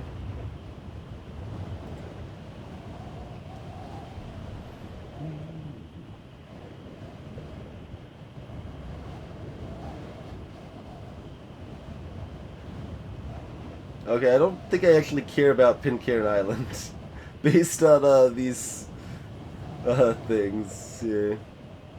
Here's the scuttlebutt.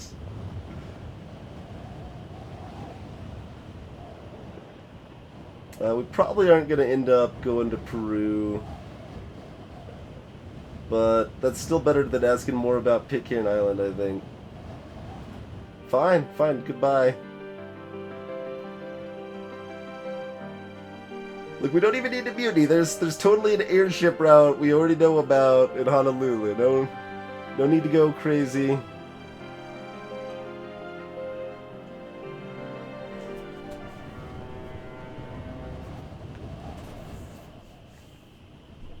My task was clear. I was to ferment mutiny aboard the Water Lily. I decided to begin by exploiting the crew's animosity towards one another. Divide and conquer. Or so dear Maman always counseled.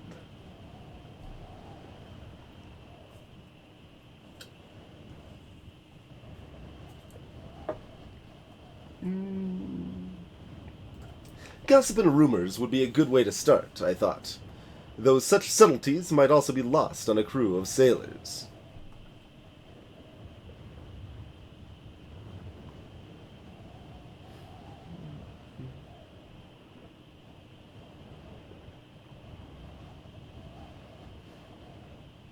How hard is it to pull off if it's wall-mounted? We might just get, like, caught trying to steal it.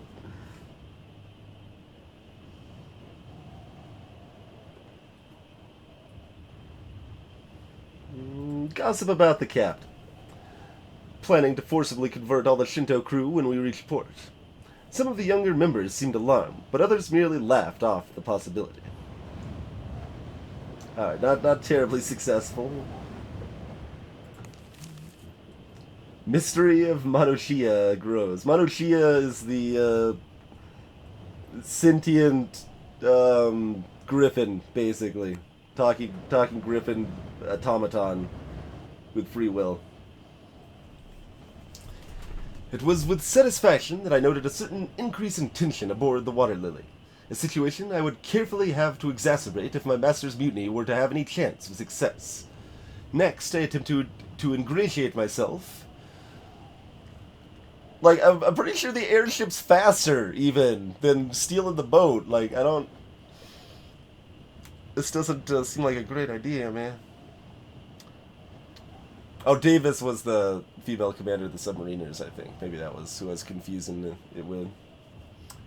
I attempted to ingratiate myself with Commander Davis and the submariners, who were rather storm-tossed and disgruntled. There are no storms underwater, the commander muttered, her hair a-tingle underneath her cap.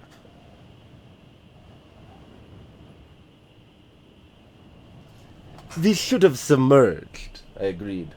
Captain Vicker risked all of our lives. I think perhaps he does not trust your ability as submariners. The commander's face darkened at my assertion. Perhaps you are right at that, she said. Perhaps so.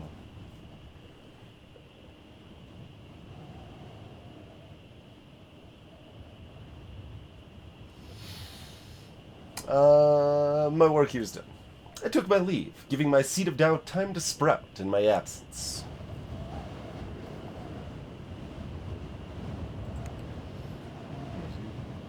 Talking to a reverend, no?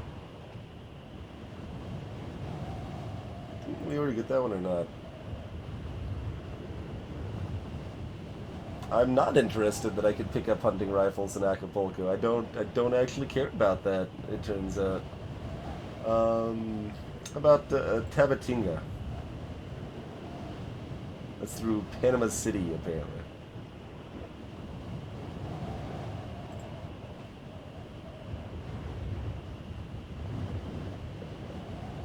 I've got dominoes.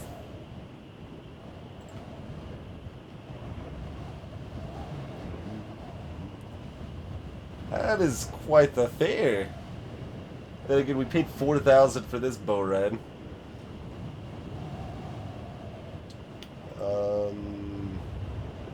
Yeah, that's all heading further south than I would like. I don't know where Asuncion is.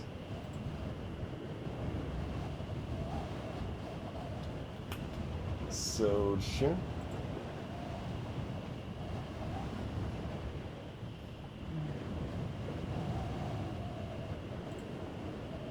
So that's through Panama City as well. Sure. I've got cards. Stick around. Alright, I don't even know where Berlin is. It's a port. Okay, so a South American port.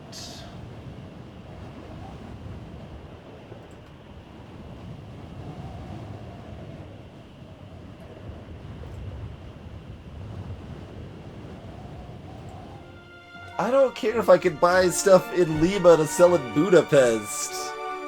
That is not something I actually care about, no.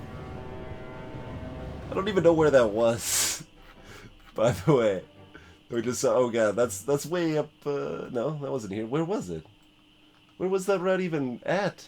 Oh, there's Pitcairn Island, I guess, for the record. So if you're traveling in the southern hemisphere. Okay, there's Tabatinga to Berlin through South America. I mean, I just want to go airship ride Honolulu to Acapulco. That sounds way better than mutinying the ship and going to San Fran. I mean, we know there's like a nice train ride, like, from San Fran to, like, Burlington or so, but...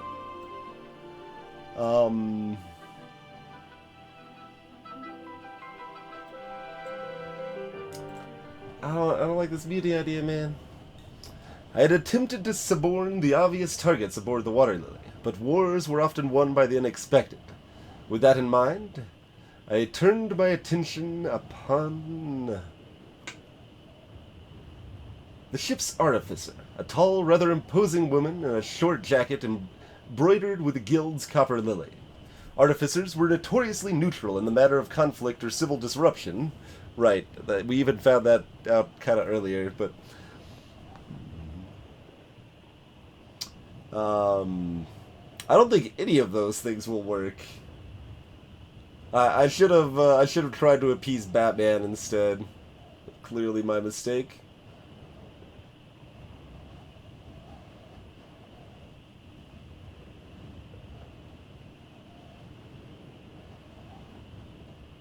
Like, our officers are pretty proud of their work and stuff. This doesn't... I bribed her with 50 pounds, or rather, I should say I tried to bribe her. Yeah. She slapped me before throwing the money at my feet. "Do not," she warned, towering over me intimidatingly, "ever try to bribe an artificer." Alright, duly noted. Duly noted. Yeah, that was new to me as well, Zabber. Saborn. I spent the day putting the last finishing touches to my planned mutiny. It was a matter as delicate and serious as the creation of a souffle by a master chef. I don't have a signal. Then I retired. There was nothing more to be done. Either the crew would rise with me, or most likely I would be hanging from the yardarm by the next sunset. Can we not do this, though? Is that still maybe an option? Fog said to have crossed the dateline. But will an extra day be enough? I probably just got myself killed by not making the mutiny strong enough or something. Let's see what happens, I guess. We reached Honolulu in the dark. The captain took a small skiff into the harbor with a few of his officers, wishing to inquire about repairs before putting the Water Lily into dry dock. Monsieur Fogg watched the boat for a long moment. "Now is the time," he said crispy. "I trust everything is in order."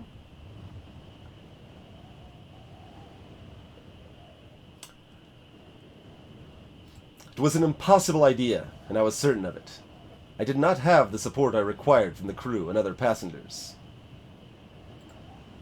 I told my master as much, and he stiffened as though I had insulted him directly.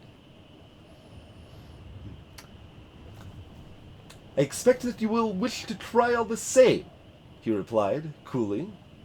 I left the cabin and watched as the ship docked. Refits were discussed, the crew and most of the passengers disembarked. Any thoughts of rebellion I had instilled were quelled in the gentle Hawaiian sun. I knew I would not be forgiven by my master so quickly. I'm now well healed. That's fine. That's fine. Let's get on this airship and live another day. That's what I want to see. So when is this leaving? Tomorrow at noon. Cool. All right, that's fantastic. And that like arrives in half a week. That gets there sooner than we would have gotten to San Fran. This is way better. It's just clearly way better. Alright, let's hit the hay, hit the market, and fly to Acapulco. It was as though Honolulu lived in one indrawn breath, a wheeling swath of sky, white-laced waves and pristine sand bounded by black volcanic bluffs. The town was entirely hidden behind groves of coconut and eucalyptus. Hey, mysterious saxophone. Greetings.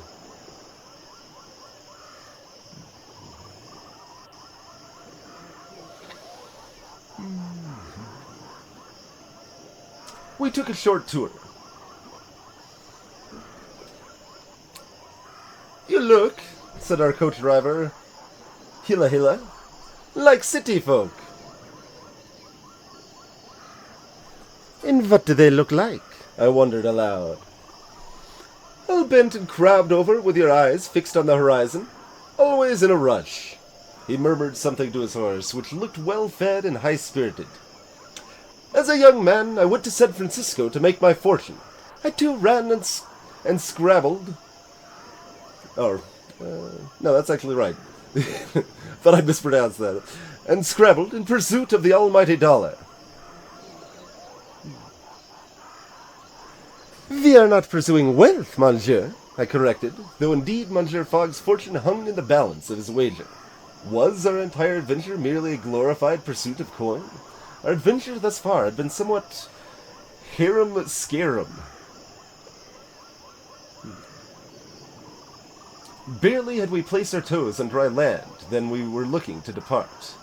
Oh, I had seen so many wonders, and yet each had been ultimately reduced to another mark in my master's ledger. Do you not wish the freedom to exhale, Passepartout? The coach driver asked.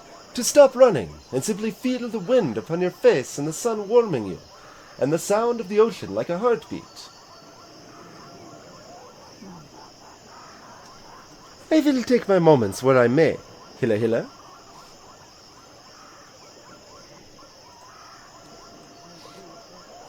With my master, that is where I find peace. Or, if not peace, then surely it is purpose, and that is much the same. The coach driver sighed and turned his face up to the endless sky. A man may find himself here, he told me, but only if he wishes it. He invited us to his home that evening and fed us dough-like poi and bright-fleshed slices of orange and guava. I thought the kerning, I thought that was one word. And guava. I'm like, what the hell is that guava? No, it's 2 words. Now we gotta sally forth. We're behind schedule. But I still thought of the marks in Monsieur Fogg's ledger and the distances we had yet to travel. I knew no peace in Honolulu, but my purpose burned bright and drew me ever forward.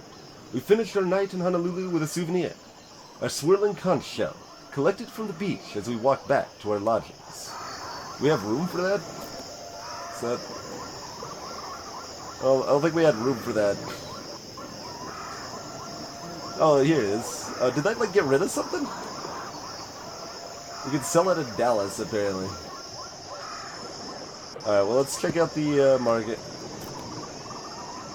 Nothing we have here is worth... Actually, we can sell the shell for, like, more than average here? What's up with that? Buffalo hide, Smith & Weston. Alright, all of these are just sale goods. And I like my non-sale goods better. Although I could switch out... Okay, we're going to Acapulco, so we want that. We might hit Dallas. I tell you what, we'll get rid of the biscuits. Pick up these guys, and let's get going.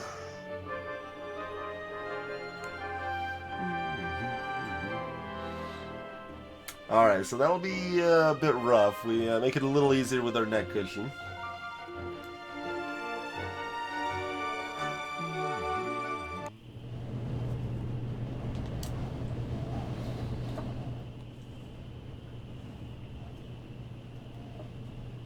We boarded the Reina Cristina, a Spanish Torres Quevedo type airship, its gondola shaped to resemble one of the infamous Spanish galleons of previous centuries,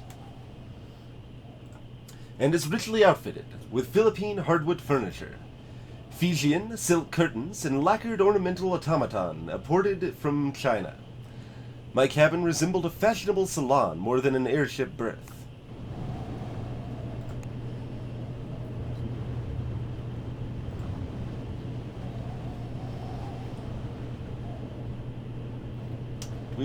What do we already know about that?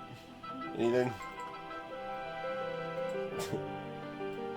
I can't zoom over there. We don't know much. Havana, maybe? The people in Havana are developing ways to walk across the water. Sure. Why wouldn't they be?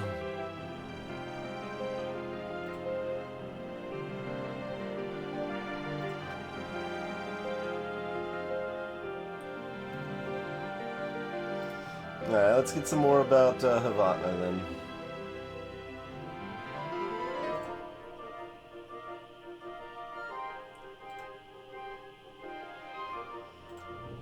You're not giving me any routes, buddy. I wanted routes.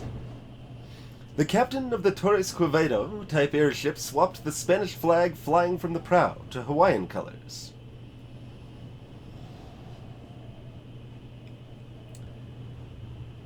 The Mexicans aren't fond of us Spaniards since the Revolution, he explained. Spanish ships are turned away from the port. Surely they are not fooled? It was a thin subterfuge, if it even deserved the term. He shrugged. It is a little game we play, in the interests of trade.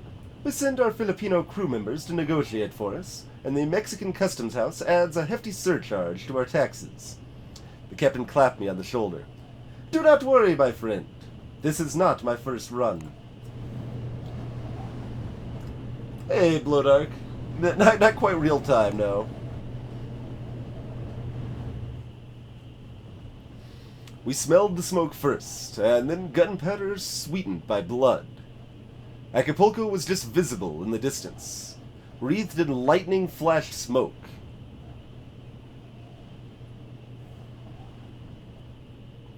Through binoculars, I could make out the flash of gunfire, lit buildings, dark smoke plumes. Is it pirates? I asked, unsure whether that would be the best explanation. Pirates, at least, would be swiftly dealt by with the Mexican authorities.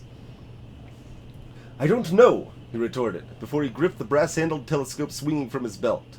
He turned to the crew. I need a volunteer to climb the rigging and see what is up ahead. Is the rigging really gonna do anything here?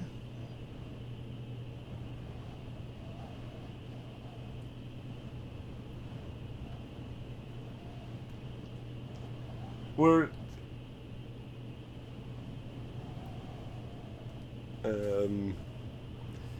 The rigging outside the airship?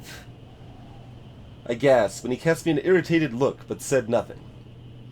Very well, the captain said grimly. If none of you is brave enough, I will do it. I looked around at the nervous, wide-eyed crew. Whatever was up ahead, the ship would need her captain to guide her through it safely.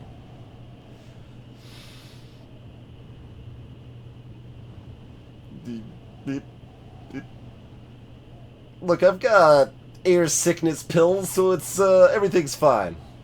So I volunteered. The crew stared at me with a mixture of pity and awe as the captain wordlessly handed me his telescope, a pair of aviator's goggles, and a red handkerchief. Wave the handkerchief when you are secure, and we will raise the ship to give you a better view. I shook Munzer Fogg's hand before I climbed up to the hatch and grabbed onto the ratlines. The wind buffeted my face, and the roar of the twin Antoinette engine seemed amplified. Behind the comforting curve of the envelope, I saw an endless, dizzying stretch of sky, and the Pacific Ocean glittering far, far below. I closed my eyes and heaved myself up, managing to grip the footrope with my toes as I swung out and away from the gondola. I was braced against the wheeling sky and impossible drop by nothing other than my trembling hands and feet clutching the rope.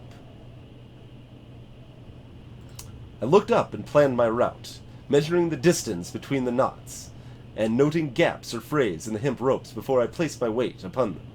My acrobatic training gave me a certain dexterity as I climbed, and I saw rather than heard the airship's crew leaning out of the observation deck portholes and cheering me on.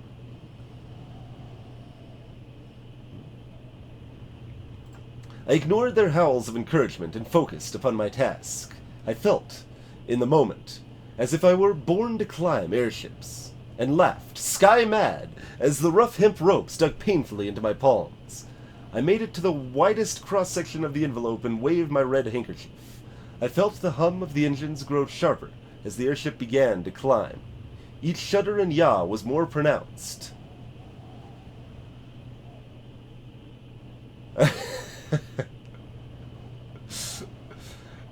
And I clung to my perch for dear life, biting my lips as the wind did its best to pluck me from safety and fling me into the sucking embrace of the oceans below. It would not have me. I refused to meet my death beneath this unfamiliar sky. I extended the telescope as the ship bobbed in the air and peered through it. At the sky above Acapulco, thick with airships engaged in battle with each other, firing cannon and exploding and dodging fire from the ships below. I saw their flags and shuddered. I will not recount how I climbed back down, how many times I slipped, how my palms bled and itched, how nearly I pitched into the ocean. I will tell you, I made it back inside, and made my report to the captain and crew. The French army is besieging Acapulco, I said, and then I fainted dead away. We're zestful again. This is our third time zestful. We are triple zestful now. Triple zestful. I don't know why specifically I have acrobatics training, but I was doubly zestful, so maybe that counts as acrobatics training. I don't know. Also, we clearly showed the crew when we were on board the boat that we could out acrobatic them. So we are so zesty. I'll just tend to keep him healthy. We really want to not reroute. Okay, we're going to Panama. Okay, yeah, that seems fine, right? Just over here. Yeah, that seems great. Let's go to Panama. That just seems further towards my goal. The captain called the passengers and crew together for an announcement in the morning. We will leave the French to their business in Acapulco and head to Panama. I nodded eagerly and agreed, not wishing to risk trapezing through a city under siege, even if it was besieged by my own countrymen.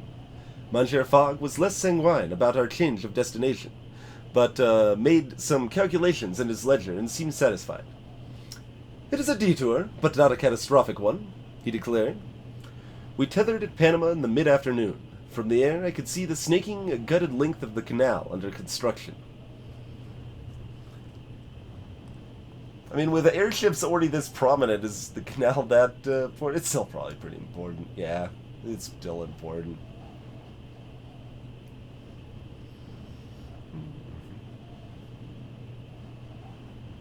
It certainly seemed a calmer spot than Acapulco, despite the heavy construction work. The crew hurried us off the ship, unflatteringly eager to watch us depart.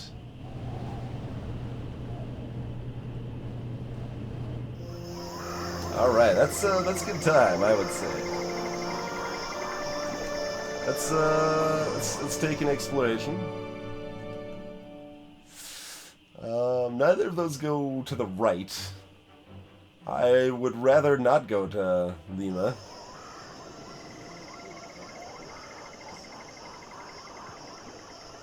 Yeah, I believe both are correct on that.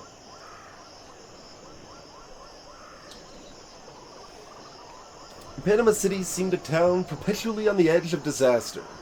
A great number of the inhabitants had immigrated to California during the gold rush 20 years ago. The 49ers, as they were called, had left empty spaces which were quickly filled by new immigrants, creating a multiracial polyglot society.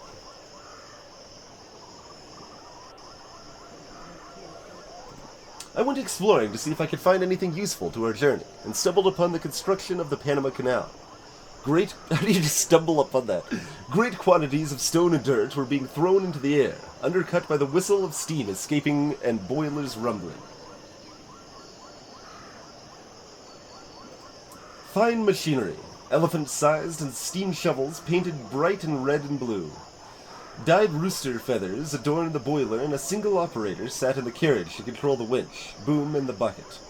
I was accosted by a tall, sharp-eyed fellow in a pinstripe suit, glaring at me.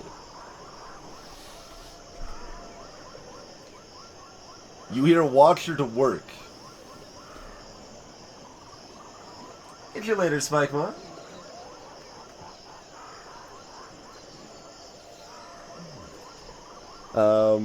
Sure, let's introduce ourselves and, probably make him angry that we're not answering his question. "My name is Passepartout," I declared. "I'm Gesner, the crew leader, and I don't allow any watching on my dig site." He pointed to one of the steam shovels. "Get in." Alright. I complied without a second thought. Perhaps it was the authority in Gesner's voice. Perhaps I was rather too enamored of the enormous power of the steam shovels. "Gesner Jr. will lead you right," he pronounced with finality, caressing the bucket of the great machine.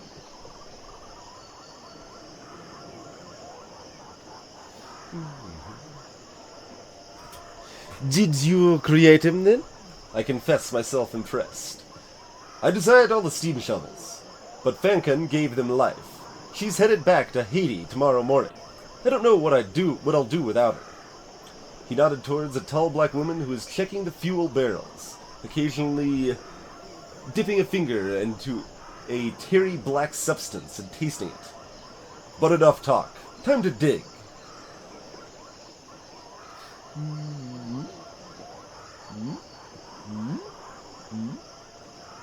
We're prudent. I examined the levers closely before selecting the most worn handle and easing it forward. The winch squealed and began to raise the boom with a vibration that I could feel in my bones. After a few cautious experiments, I fell into a rhythm. Raise the bucket, scoop the packed earth, unload, and rumble forward. You are a born excavator. Gesner showered me with praise. Are you sure you have not done this before? As I worked, I saw the woman called Fenkan. How do I even want to pronounce that? Fanshan? Let's go with Fanshan. Move. Yeah. Excuse me. Move away from the site. If she was an artificer, perhaps she would be useful.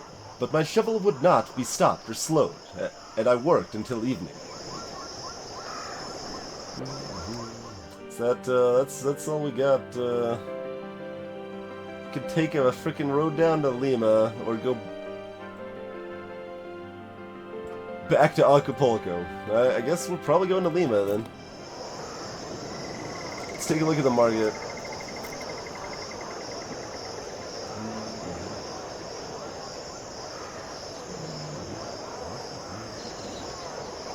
Oh, I keep the brass telescope, apparently.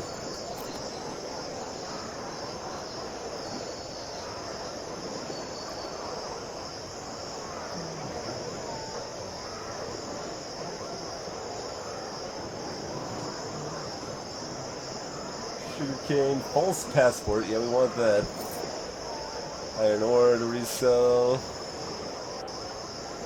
Mate.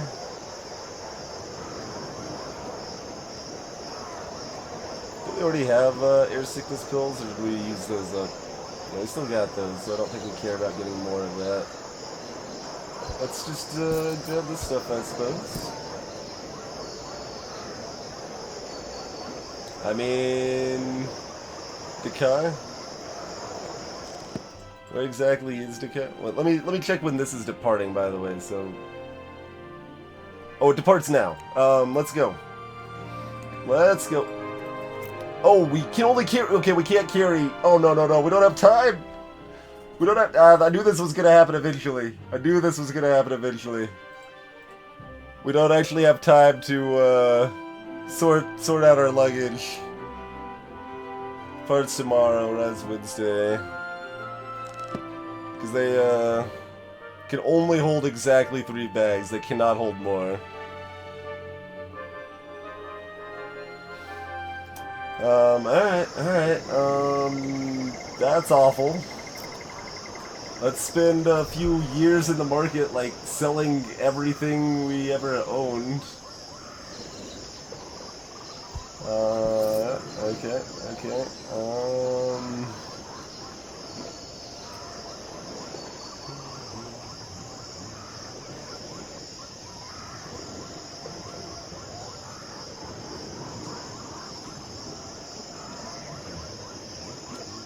What's the other railway set thing? This one's helped me out a lot already. That's helped me out a bit. This has helped me out a lot, but I don't think it's as useful now, so maybe we'll get rid of that. This helped me out once. Man, we gotta, like, just ditch stuff, man.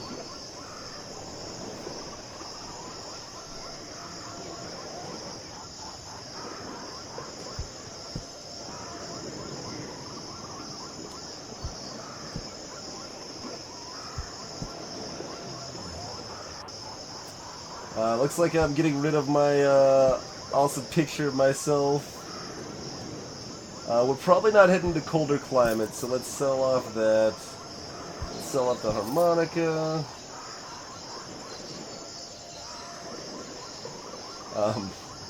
Yeah, we're not going to Manila. That's certainly not happening at this point. Let's start consolidating a little bit here.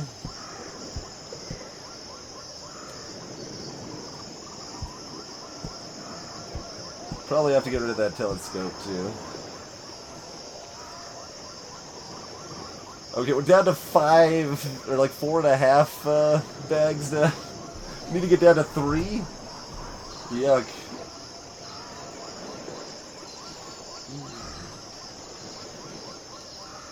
Yeah, getting rid of the cowboy boots and cowboy hat is probably pretty reasonable.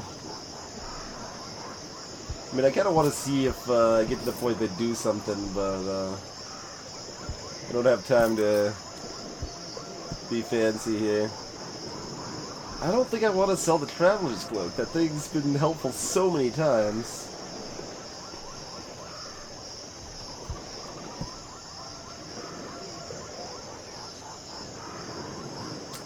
Okay, we're not going to Port-au-Prince anyway, so that's fine there. Okay, progress.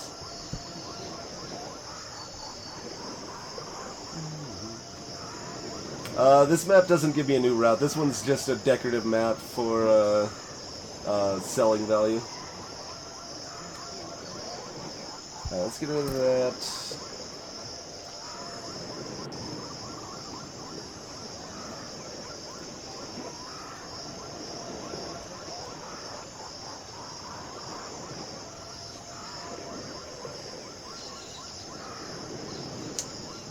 Probably sell that back immediately. Neck cushion's pretty awesome. Maybe get rid of the cell.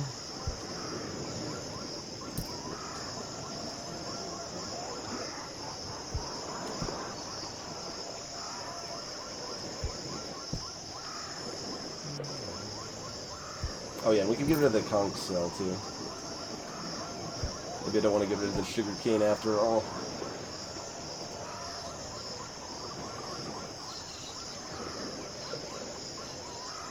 We're probably still likely enough to make money on that to grab it.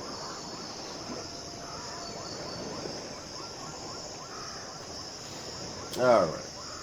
I'm a little sad that we had to shrink. I knew it was going to happen eventually, though.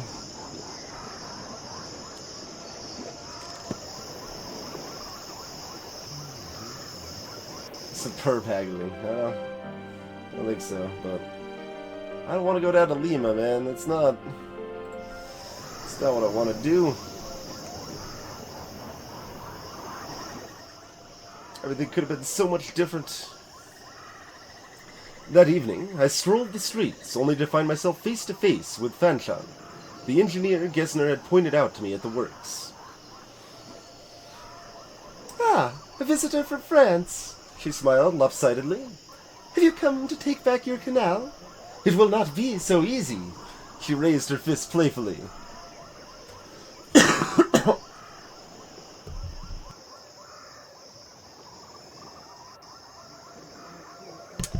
Blood? Where did I hear that? I didn't hear that. That's not that much time, Celerity.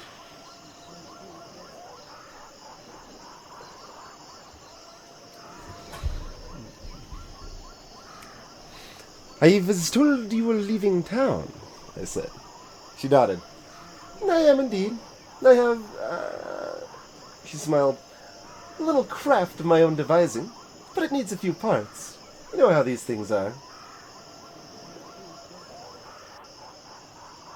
Yeah, might be Blackfire. Might be.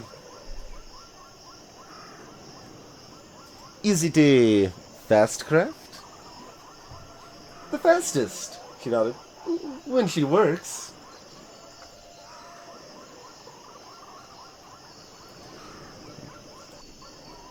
My master and I are going around the world, I declared.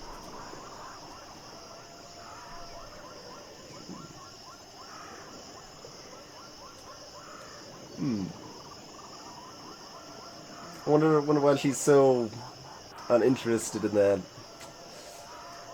How exciting for you, she replied, though I do not think she meant it, and her eyes were moving away into the middle distance. Perhaps we could travel with you? When your craft is repaired. She looked at me, as though judging my character by inferring the way my parts fitted together. As I say, it will take some time to repair. Or some manpower. Time and manpower. They are both realized by one thing. Name your price. I told her. She named a figure and it made my eyes water slightly. Well, got money. It was not unfeasible. I nodded. we will consider it. Very good. The voices end up being a little too similar that my voice kind of defaults into being the same voice, so that makes it difficult. I bid Madame Fanshan goodbye, at least until we decided whether we could afford such help as hers. I made my way back to Monsieur Fogg, only to find myself accosted by a group of Panamanian dynamite blasters. They were a mix of city boys and Choco immigrants from the villages, united by their dislike of the Haitian digging crew. They seemed keen to talk. We're leaving Panama before our blood ends up in a vat. You should leave too, if you have any sense. Where are you headed? We're making for Tabitanga, in the Amazonas. Shafil gave me a considering look. We may have some space for men of talent and determination. I considered their offer as I headed back to my lodgings. Men who spent their days blasting through mountains could prove to be useful travel companions if we wished to head into the interior of this vast continent. Apparently we've got potentially 2 new routes, and I imagine at least one of them lets me carry more bags. You're probably right. There's 2 routes. So that goes down to Tabatinga. Let's take a look. When are we leaving? 11 p.m. and 10 a.m. So that one's pretty soon. That was $8,000. No, we're going this one. This one sounds great. That's 11 p.m. We got time on that. Let's take a look here. Oh my god. Dear Lord. That is the unsafest travel that exists in the world, man. Why do I have to buy the suitcases again? I should still have those. Alright, whatever. Just buy it.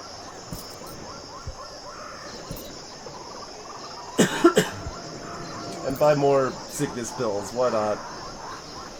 Might as well buy what we can.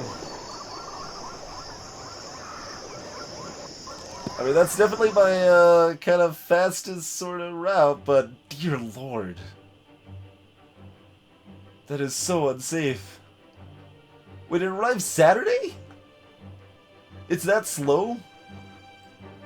This is $8,000 though. And it leaves now. It leaves now. It only holds 2. Oh my god.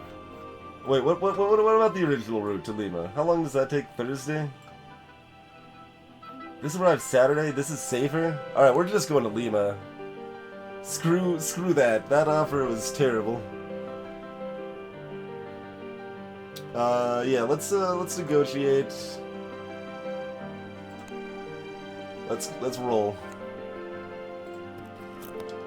And, freaking bloody hell. Right, I just bought all the things because I thought I had other routes that I was gonna go in. And I can't resell it, no! Oh, you can still sell it. Okay, you can sell it to nothing. Cool, just do it, that's fine.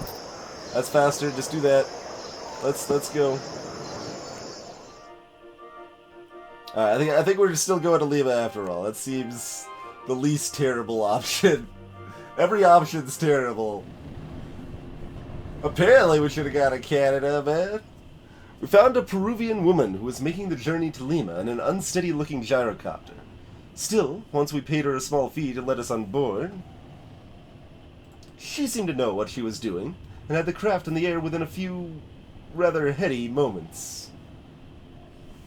"This is your craft?" I asked. She nodded, shouting back of the roar of the whirling blades, "I live for the sky!" At least, I think that's what she said. Comb that mustache. Comb that mustache. We soared through the air, looking down on the vast ocean on one hand, and the endless continent stretching away on the other. I asked our pilot about routes onward, and she shrugged. "The fastest way out from this place is through Port-au-Prince, but getting there, that's something else." Maybe I should have paid the $8,000, man. It was only 2 suitcases on top of the $8,000, though. The gyrocopter could not fly for several days at a time. In fact, it could barely manage several hours before it had to touch down and refuel. However, it did so using a large concave mirror and piston of water, and whatever the effect involved was, it was extremely quick and we were airborne within the hour.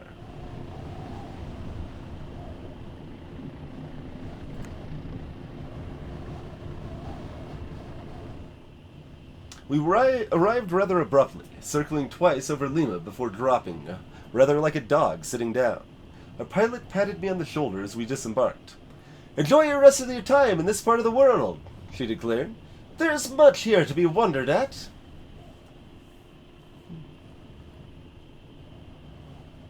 I looked back at her ramshackle little craft and thought that, indeed, she was quite correct. Hey, really nice. Oh, wait, the market was open. Why was it grayed out?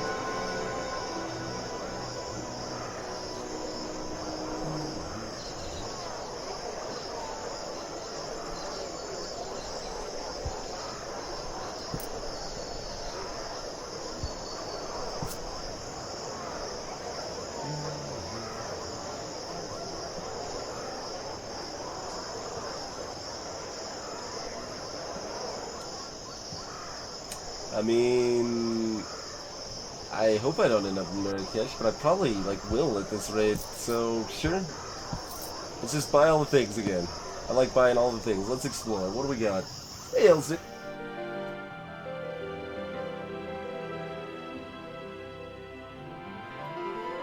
There's a Sunian.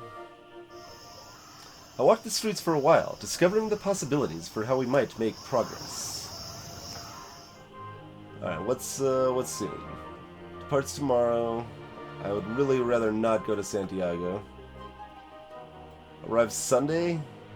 Okay, yeah, let's just keep going as far as we can. Well, I mean, this one we have a known way to get to the port, but we just burn and explore, and that's gonna give us one of these, assuredly. So this is way better, I think. This is slightly better. That one departs later. And I think we've got better stuff to sell here, too, and I think it's a safer trip. Okay. It is decided. We were invited to a glittering party, hosted by Gibbs & Son, the leading English merchant house in Lima. They took a proprietorial interest in any newly arrived Englishmen. And, buen sir, their loyal valets. Gibbs & Son made their money in guano. That is to say, fertilizer made of bird droppings. Hardly a suitable subject for genteel conversation and mixed company, and yet it was all anyone could talk of.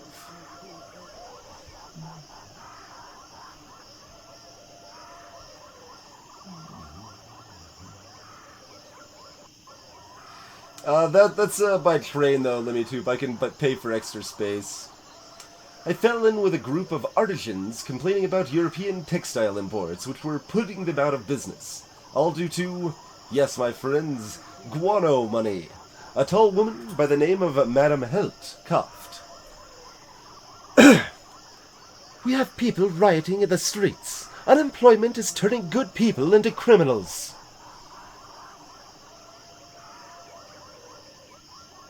"Why are there riots?" I asked in surprise. What I had seen of Lima so far betokened a prosperous, modernizing city. There are food shortages besides the unemployment, said Madame Fuentes. Oh, that's a different Madame. Damn it. There are food shortages besides the unemployment, said Madame Fuentes, who had been introduced as a guano heiress. Lima is a grand estate with creditors knocking at the door. Occasionally we pop our heads out and throw guano like gold coins at them. Are you running out of guano? I asked, pained to have imagined the guano creation process in anything other than vague detail. No, but a government cannot rely solely on one export and the whims of shipping. Yes, that's exactly the point, a portly fellow by the name of Monsieur Salazar interjected. We should be looking north rather than east. Heishi has promised us automata to excavate the guano more efficiently.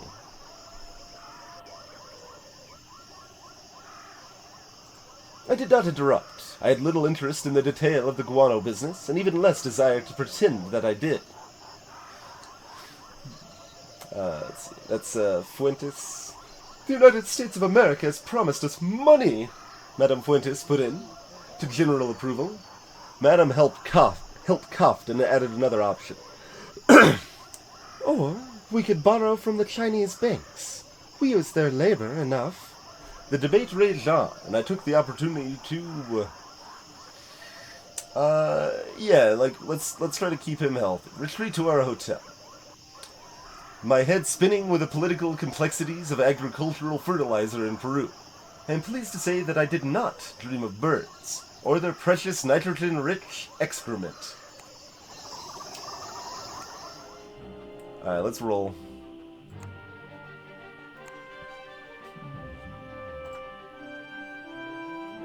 Traveling cloak doing work again.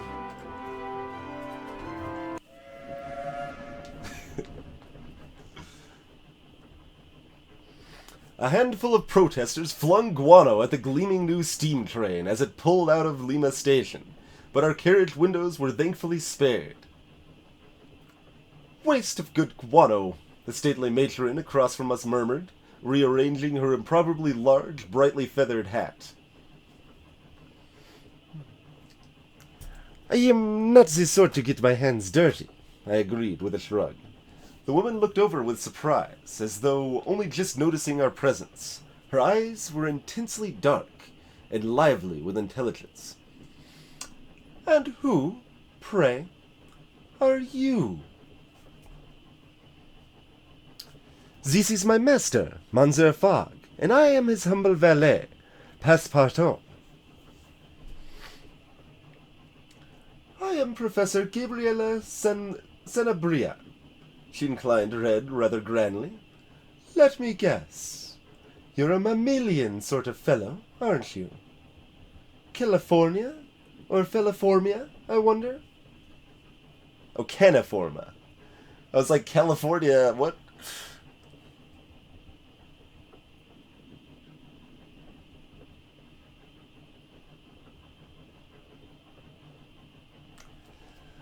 I beg your pardon. I fear I must have misheard you.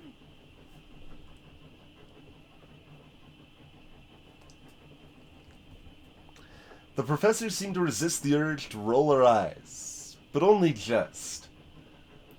Dogs or cats? She barked. Pick one.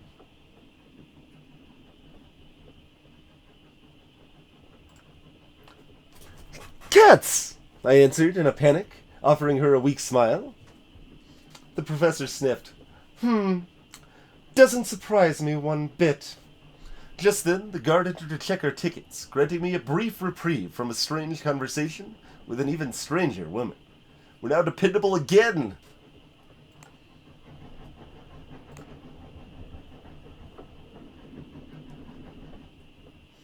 We paused for a whole day on the banks of the Lake Titicaca, so that the proper checks of documents and luggage could be performed before we crossed into Bolivia.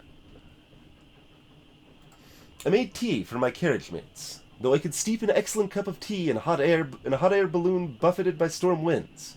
There was nothing quite like a quiet, stationary moment to boil one's kettle. I had rather grown to appreciate small moments of peace on this breakneck adventure of ours.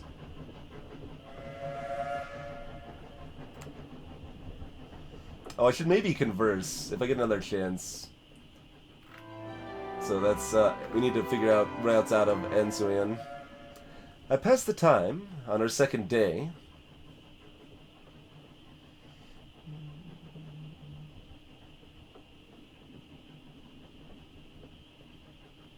Eavesdropping, trying to gather information for our next leg, discovering from a cheerful American soldier that pirates frequently hijack airships traveling into the Caribbean from New Orleans. Day 60, Monsieur Fogg murmured that night in his sleep. It's still some distance yet to travel.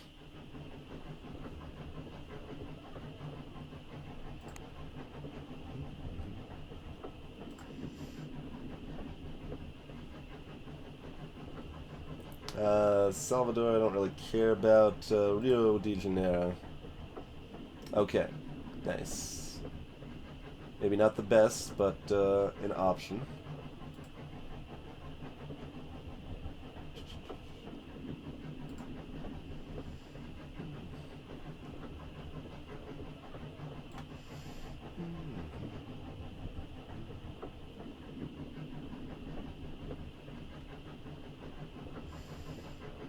What was the other city on the port on the East Coast? In case Rio sucks too much.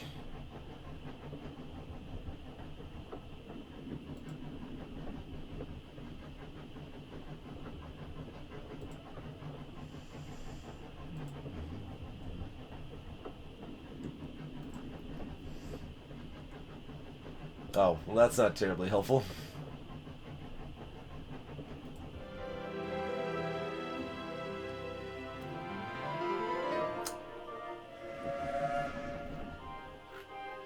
Alright, so that's at least somewhat helpful. We can see that airships are heading out of Rio to the east.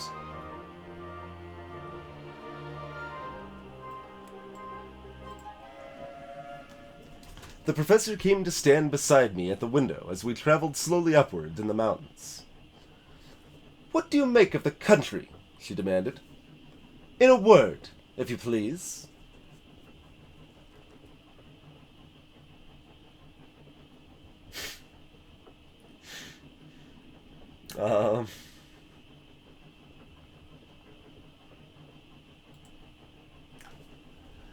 Large.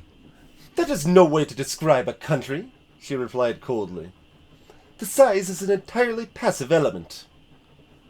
With that judgment passed, she moved away down the train, chuckling to herself about something.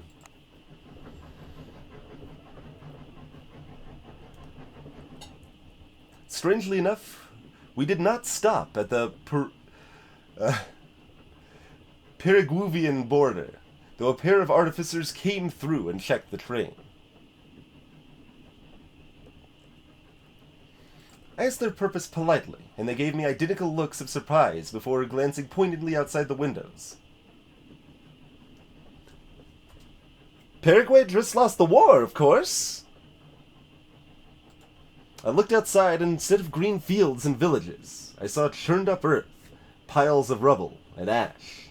Vast automata lay bloodied and rustled in the fields, giving the landscape an altogether foreboding look.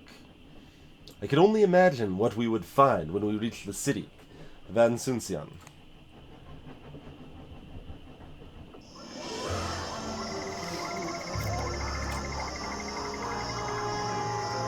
Didn't we have something to sell here? We probably already were forced to sell it earlier, weren't we?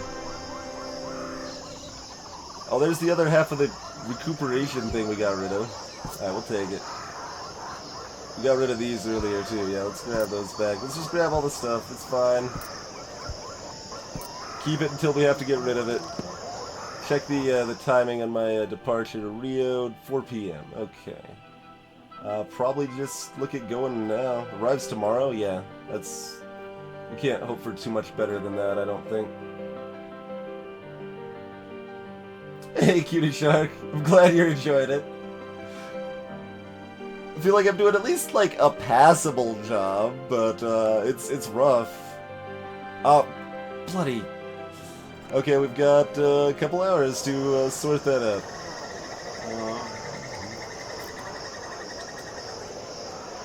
Alright. Yep. That's valuable in Rio specifically, so let's try to make that happen.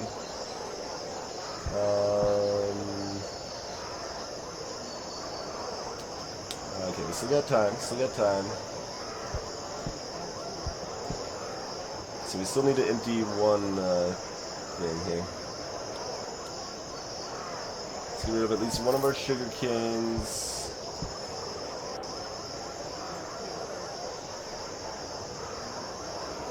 I could just get rid of the engineer set maybe at this point.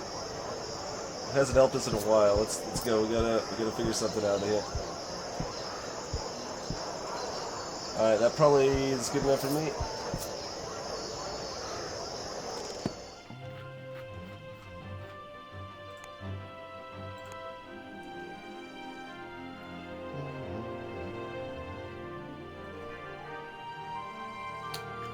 Alright.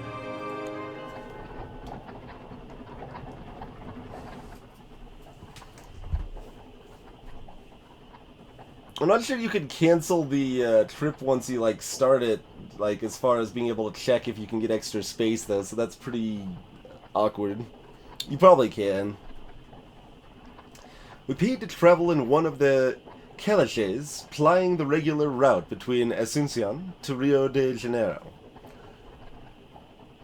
Let's see. Calache? Yeah, that's not a word I've seen either.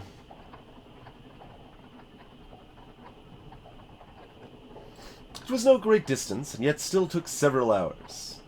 I had avoided Monsieur Fogg's eyes as we set out.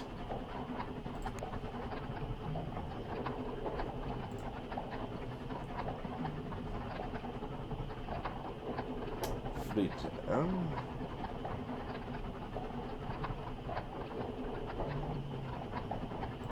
Alright, where can we get from Freetown?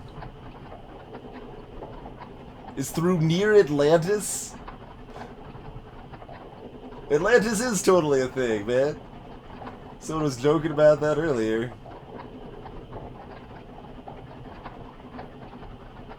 Tell me about near Atlantis, then.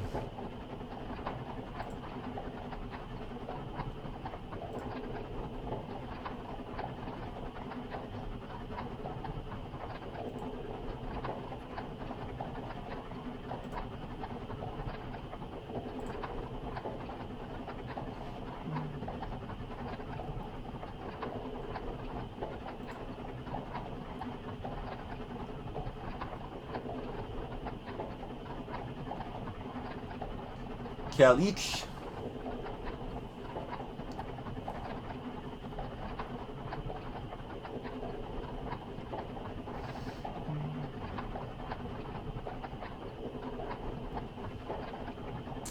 I do not know accurately enough where these things are to know which is most helpful for me to check. Let's check Dakar.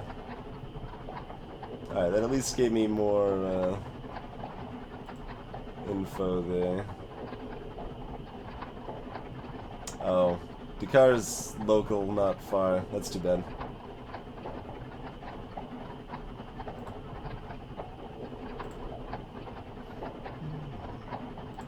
Alright, well that's gonna give us a few routes.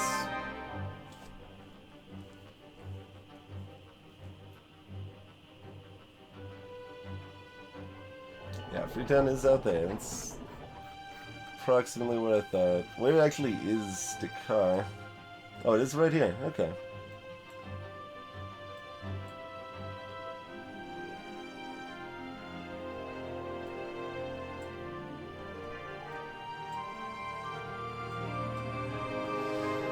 Alright, so we still got a chance to make it back to London here. Questioned by the secret police over here. A lost city in the sand. So there's definitely some interesting variations that could happen here. Hey, Tsunamine. Yeah, she couldn't exactly. She couldn't resist a quick game of dominoes and not let the conversation keep going. I love it though. Yeah, it's like I have to do my job, but dominoes though. The only other passenger in our Kiliche was Madame Maldonado, a Peruvian soybean farmer angling for permission to trade in the Empire of Brazil. How very ambitious. I kept my tone neutral, and she responded with a sharp grin. Oh, now, calling a merchant ambitious is the most obvious flattery. She pretended to fan herself. Are you trying to flatter me, monsieur?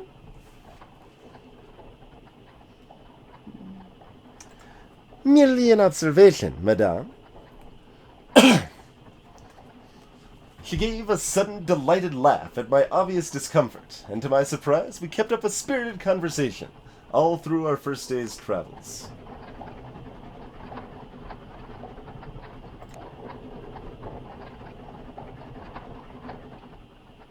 All the rattling around through war-ravaged jungles and dusty fields of battle had given my master a blinding headache, and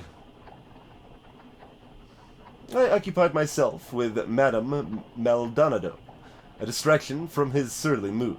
Monsieur Fogg was not, I think, particularly impressed by our chattering voices. Soon the devastation of Paraguay gave way to the wealth of the Empire of Brazil. That's supposed to be just gave way, right? That's why I was about to say gave way, because that was the word I was expecting. But anyway, the devastation of Paraguay gave way to the wealth of the Empire of Brazil, and we found ourselves approaching the outskirts of its sprawling capital city, Rio de Janeiro. I wish you luck, Passepartout. Madame Maldonado pressed my arm once as we disembarked, and then disappeared into the swirling crowds all around us.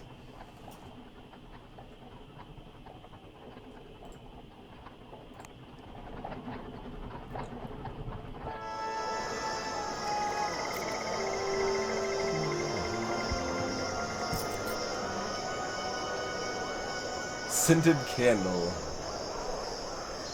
English poetry. Well, it's valuable in Freetown, which is where we're hopefully going. Let's, departs at 6 p.m. Oh, that's like leaving almost now. Alright, anything else we want to do? Probably not. Let's see if we can make room for these three here. Like, it's two, but we might be able to fit one more. No, that's fine, embark. Yeah.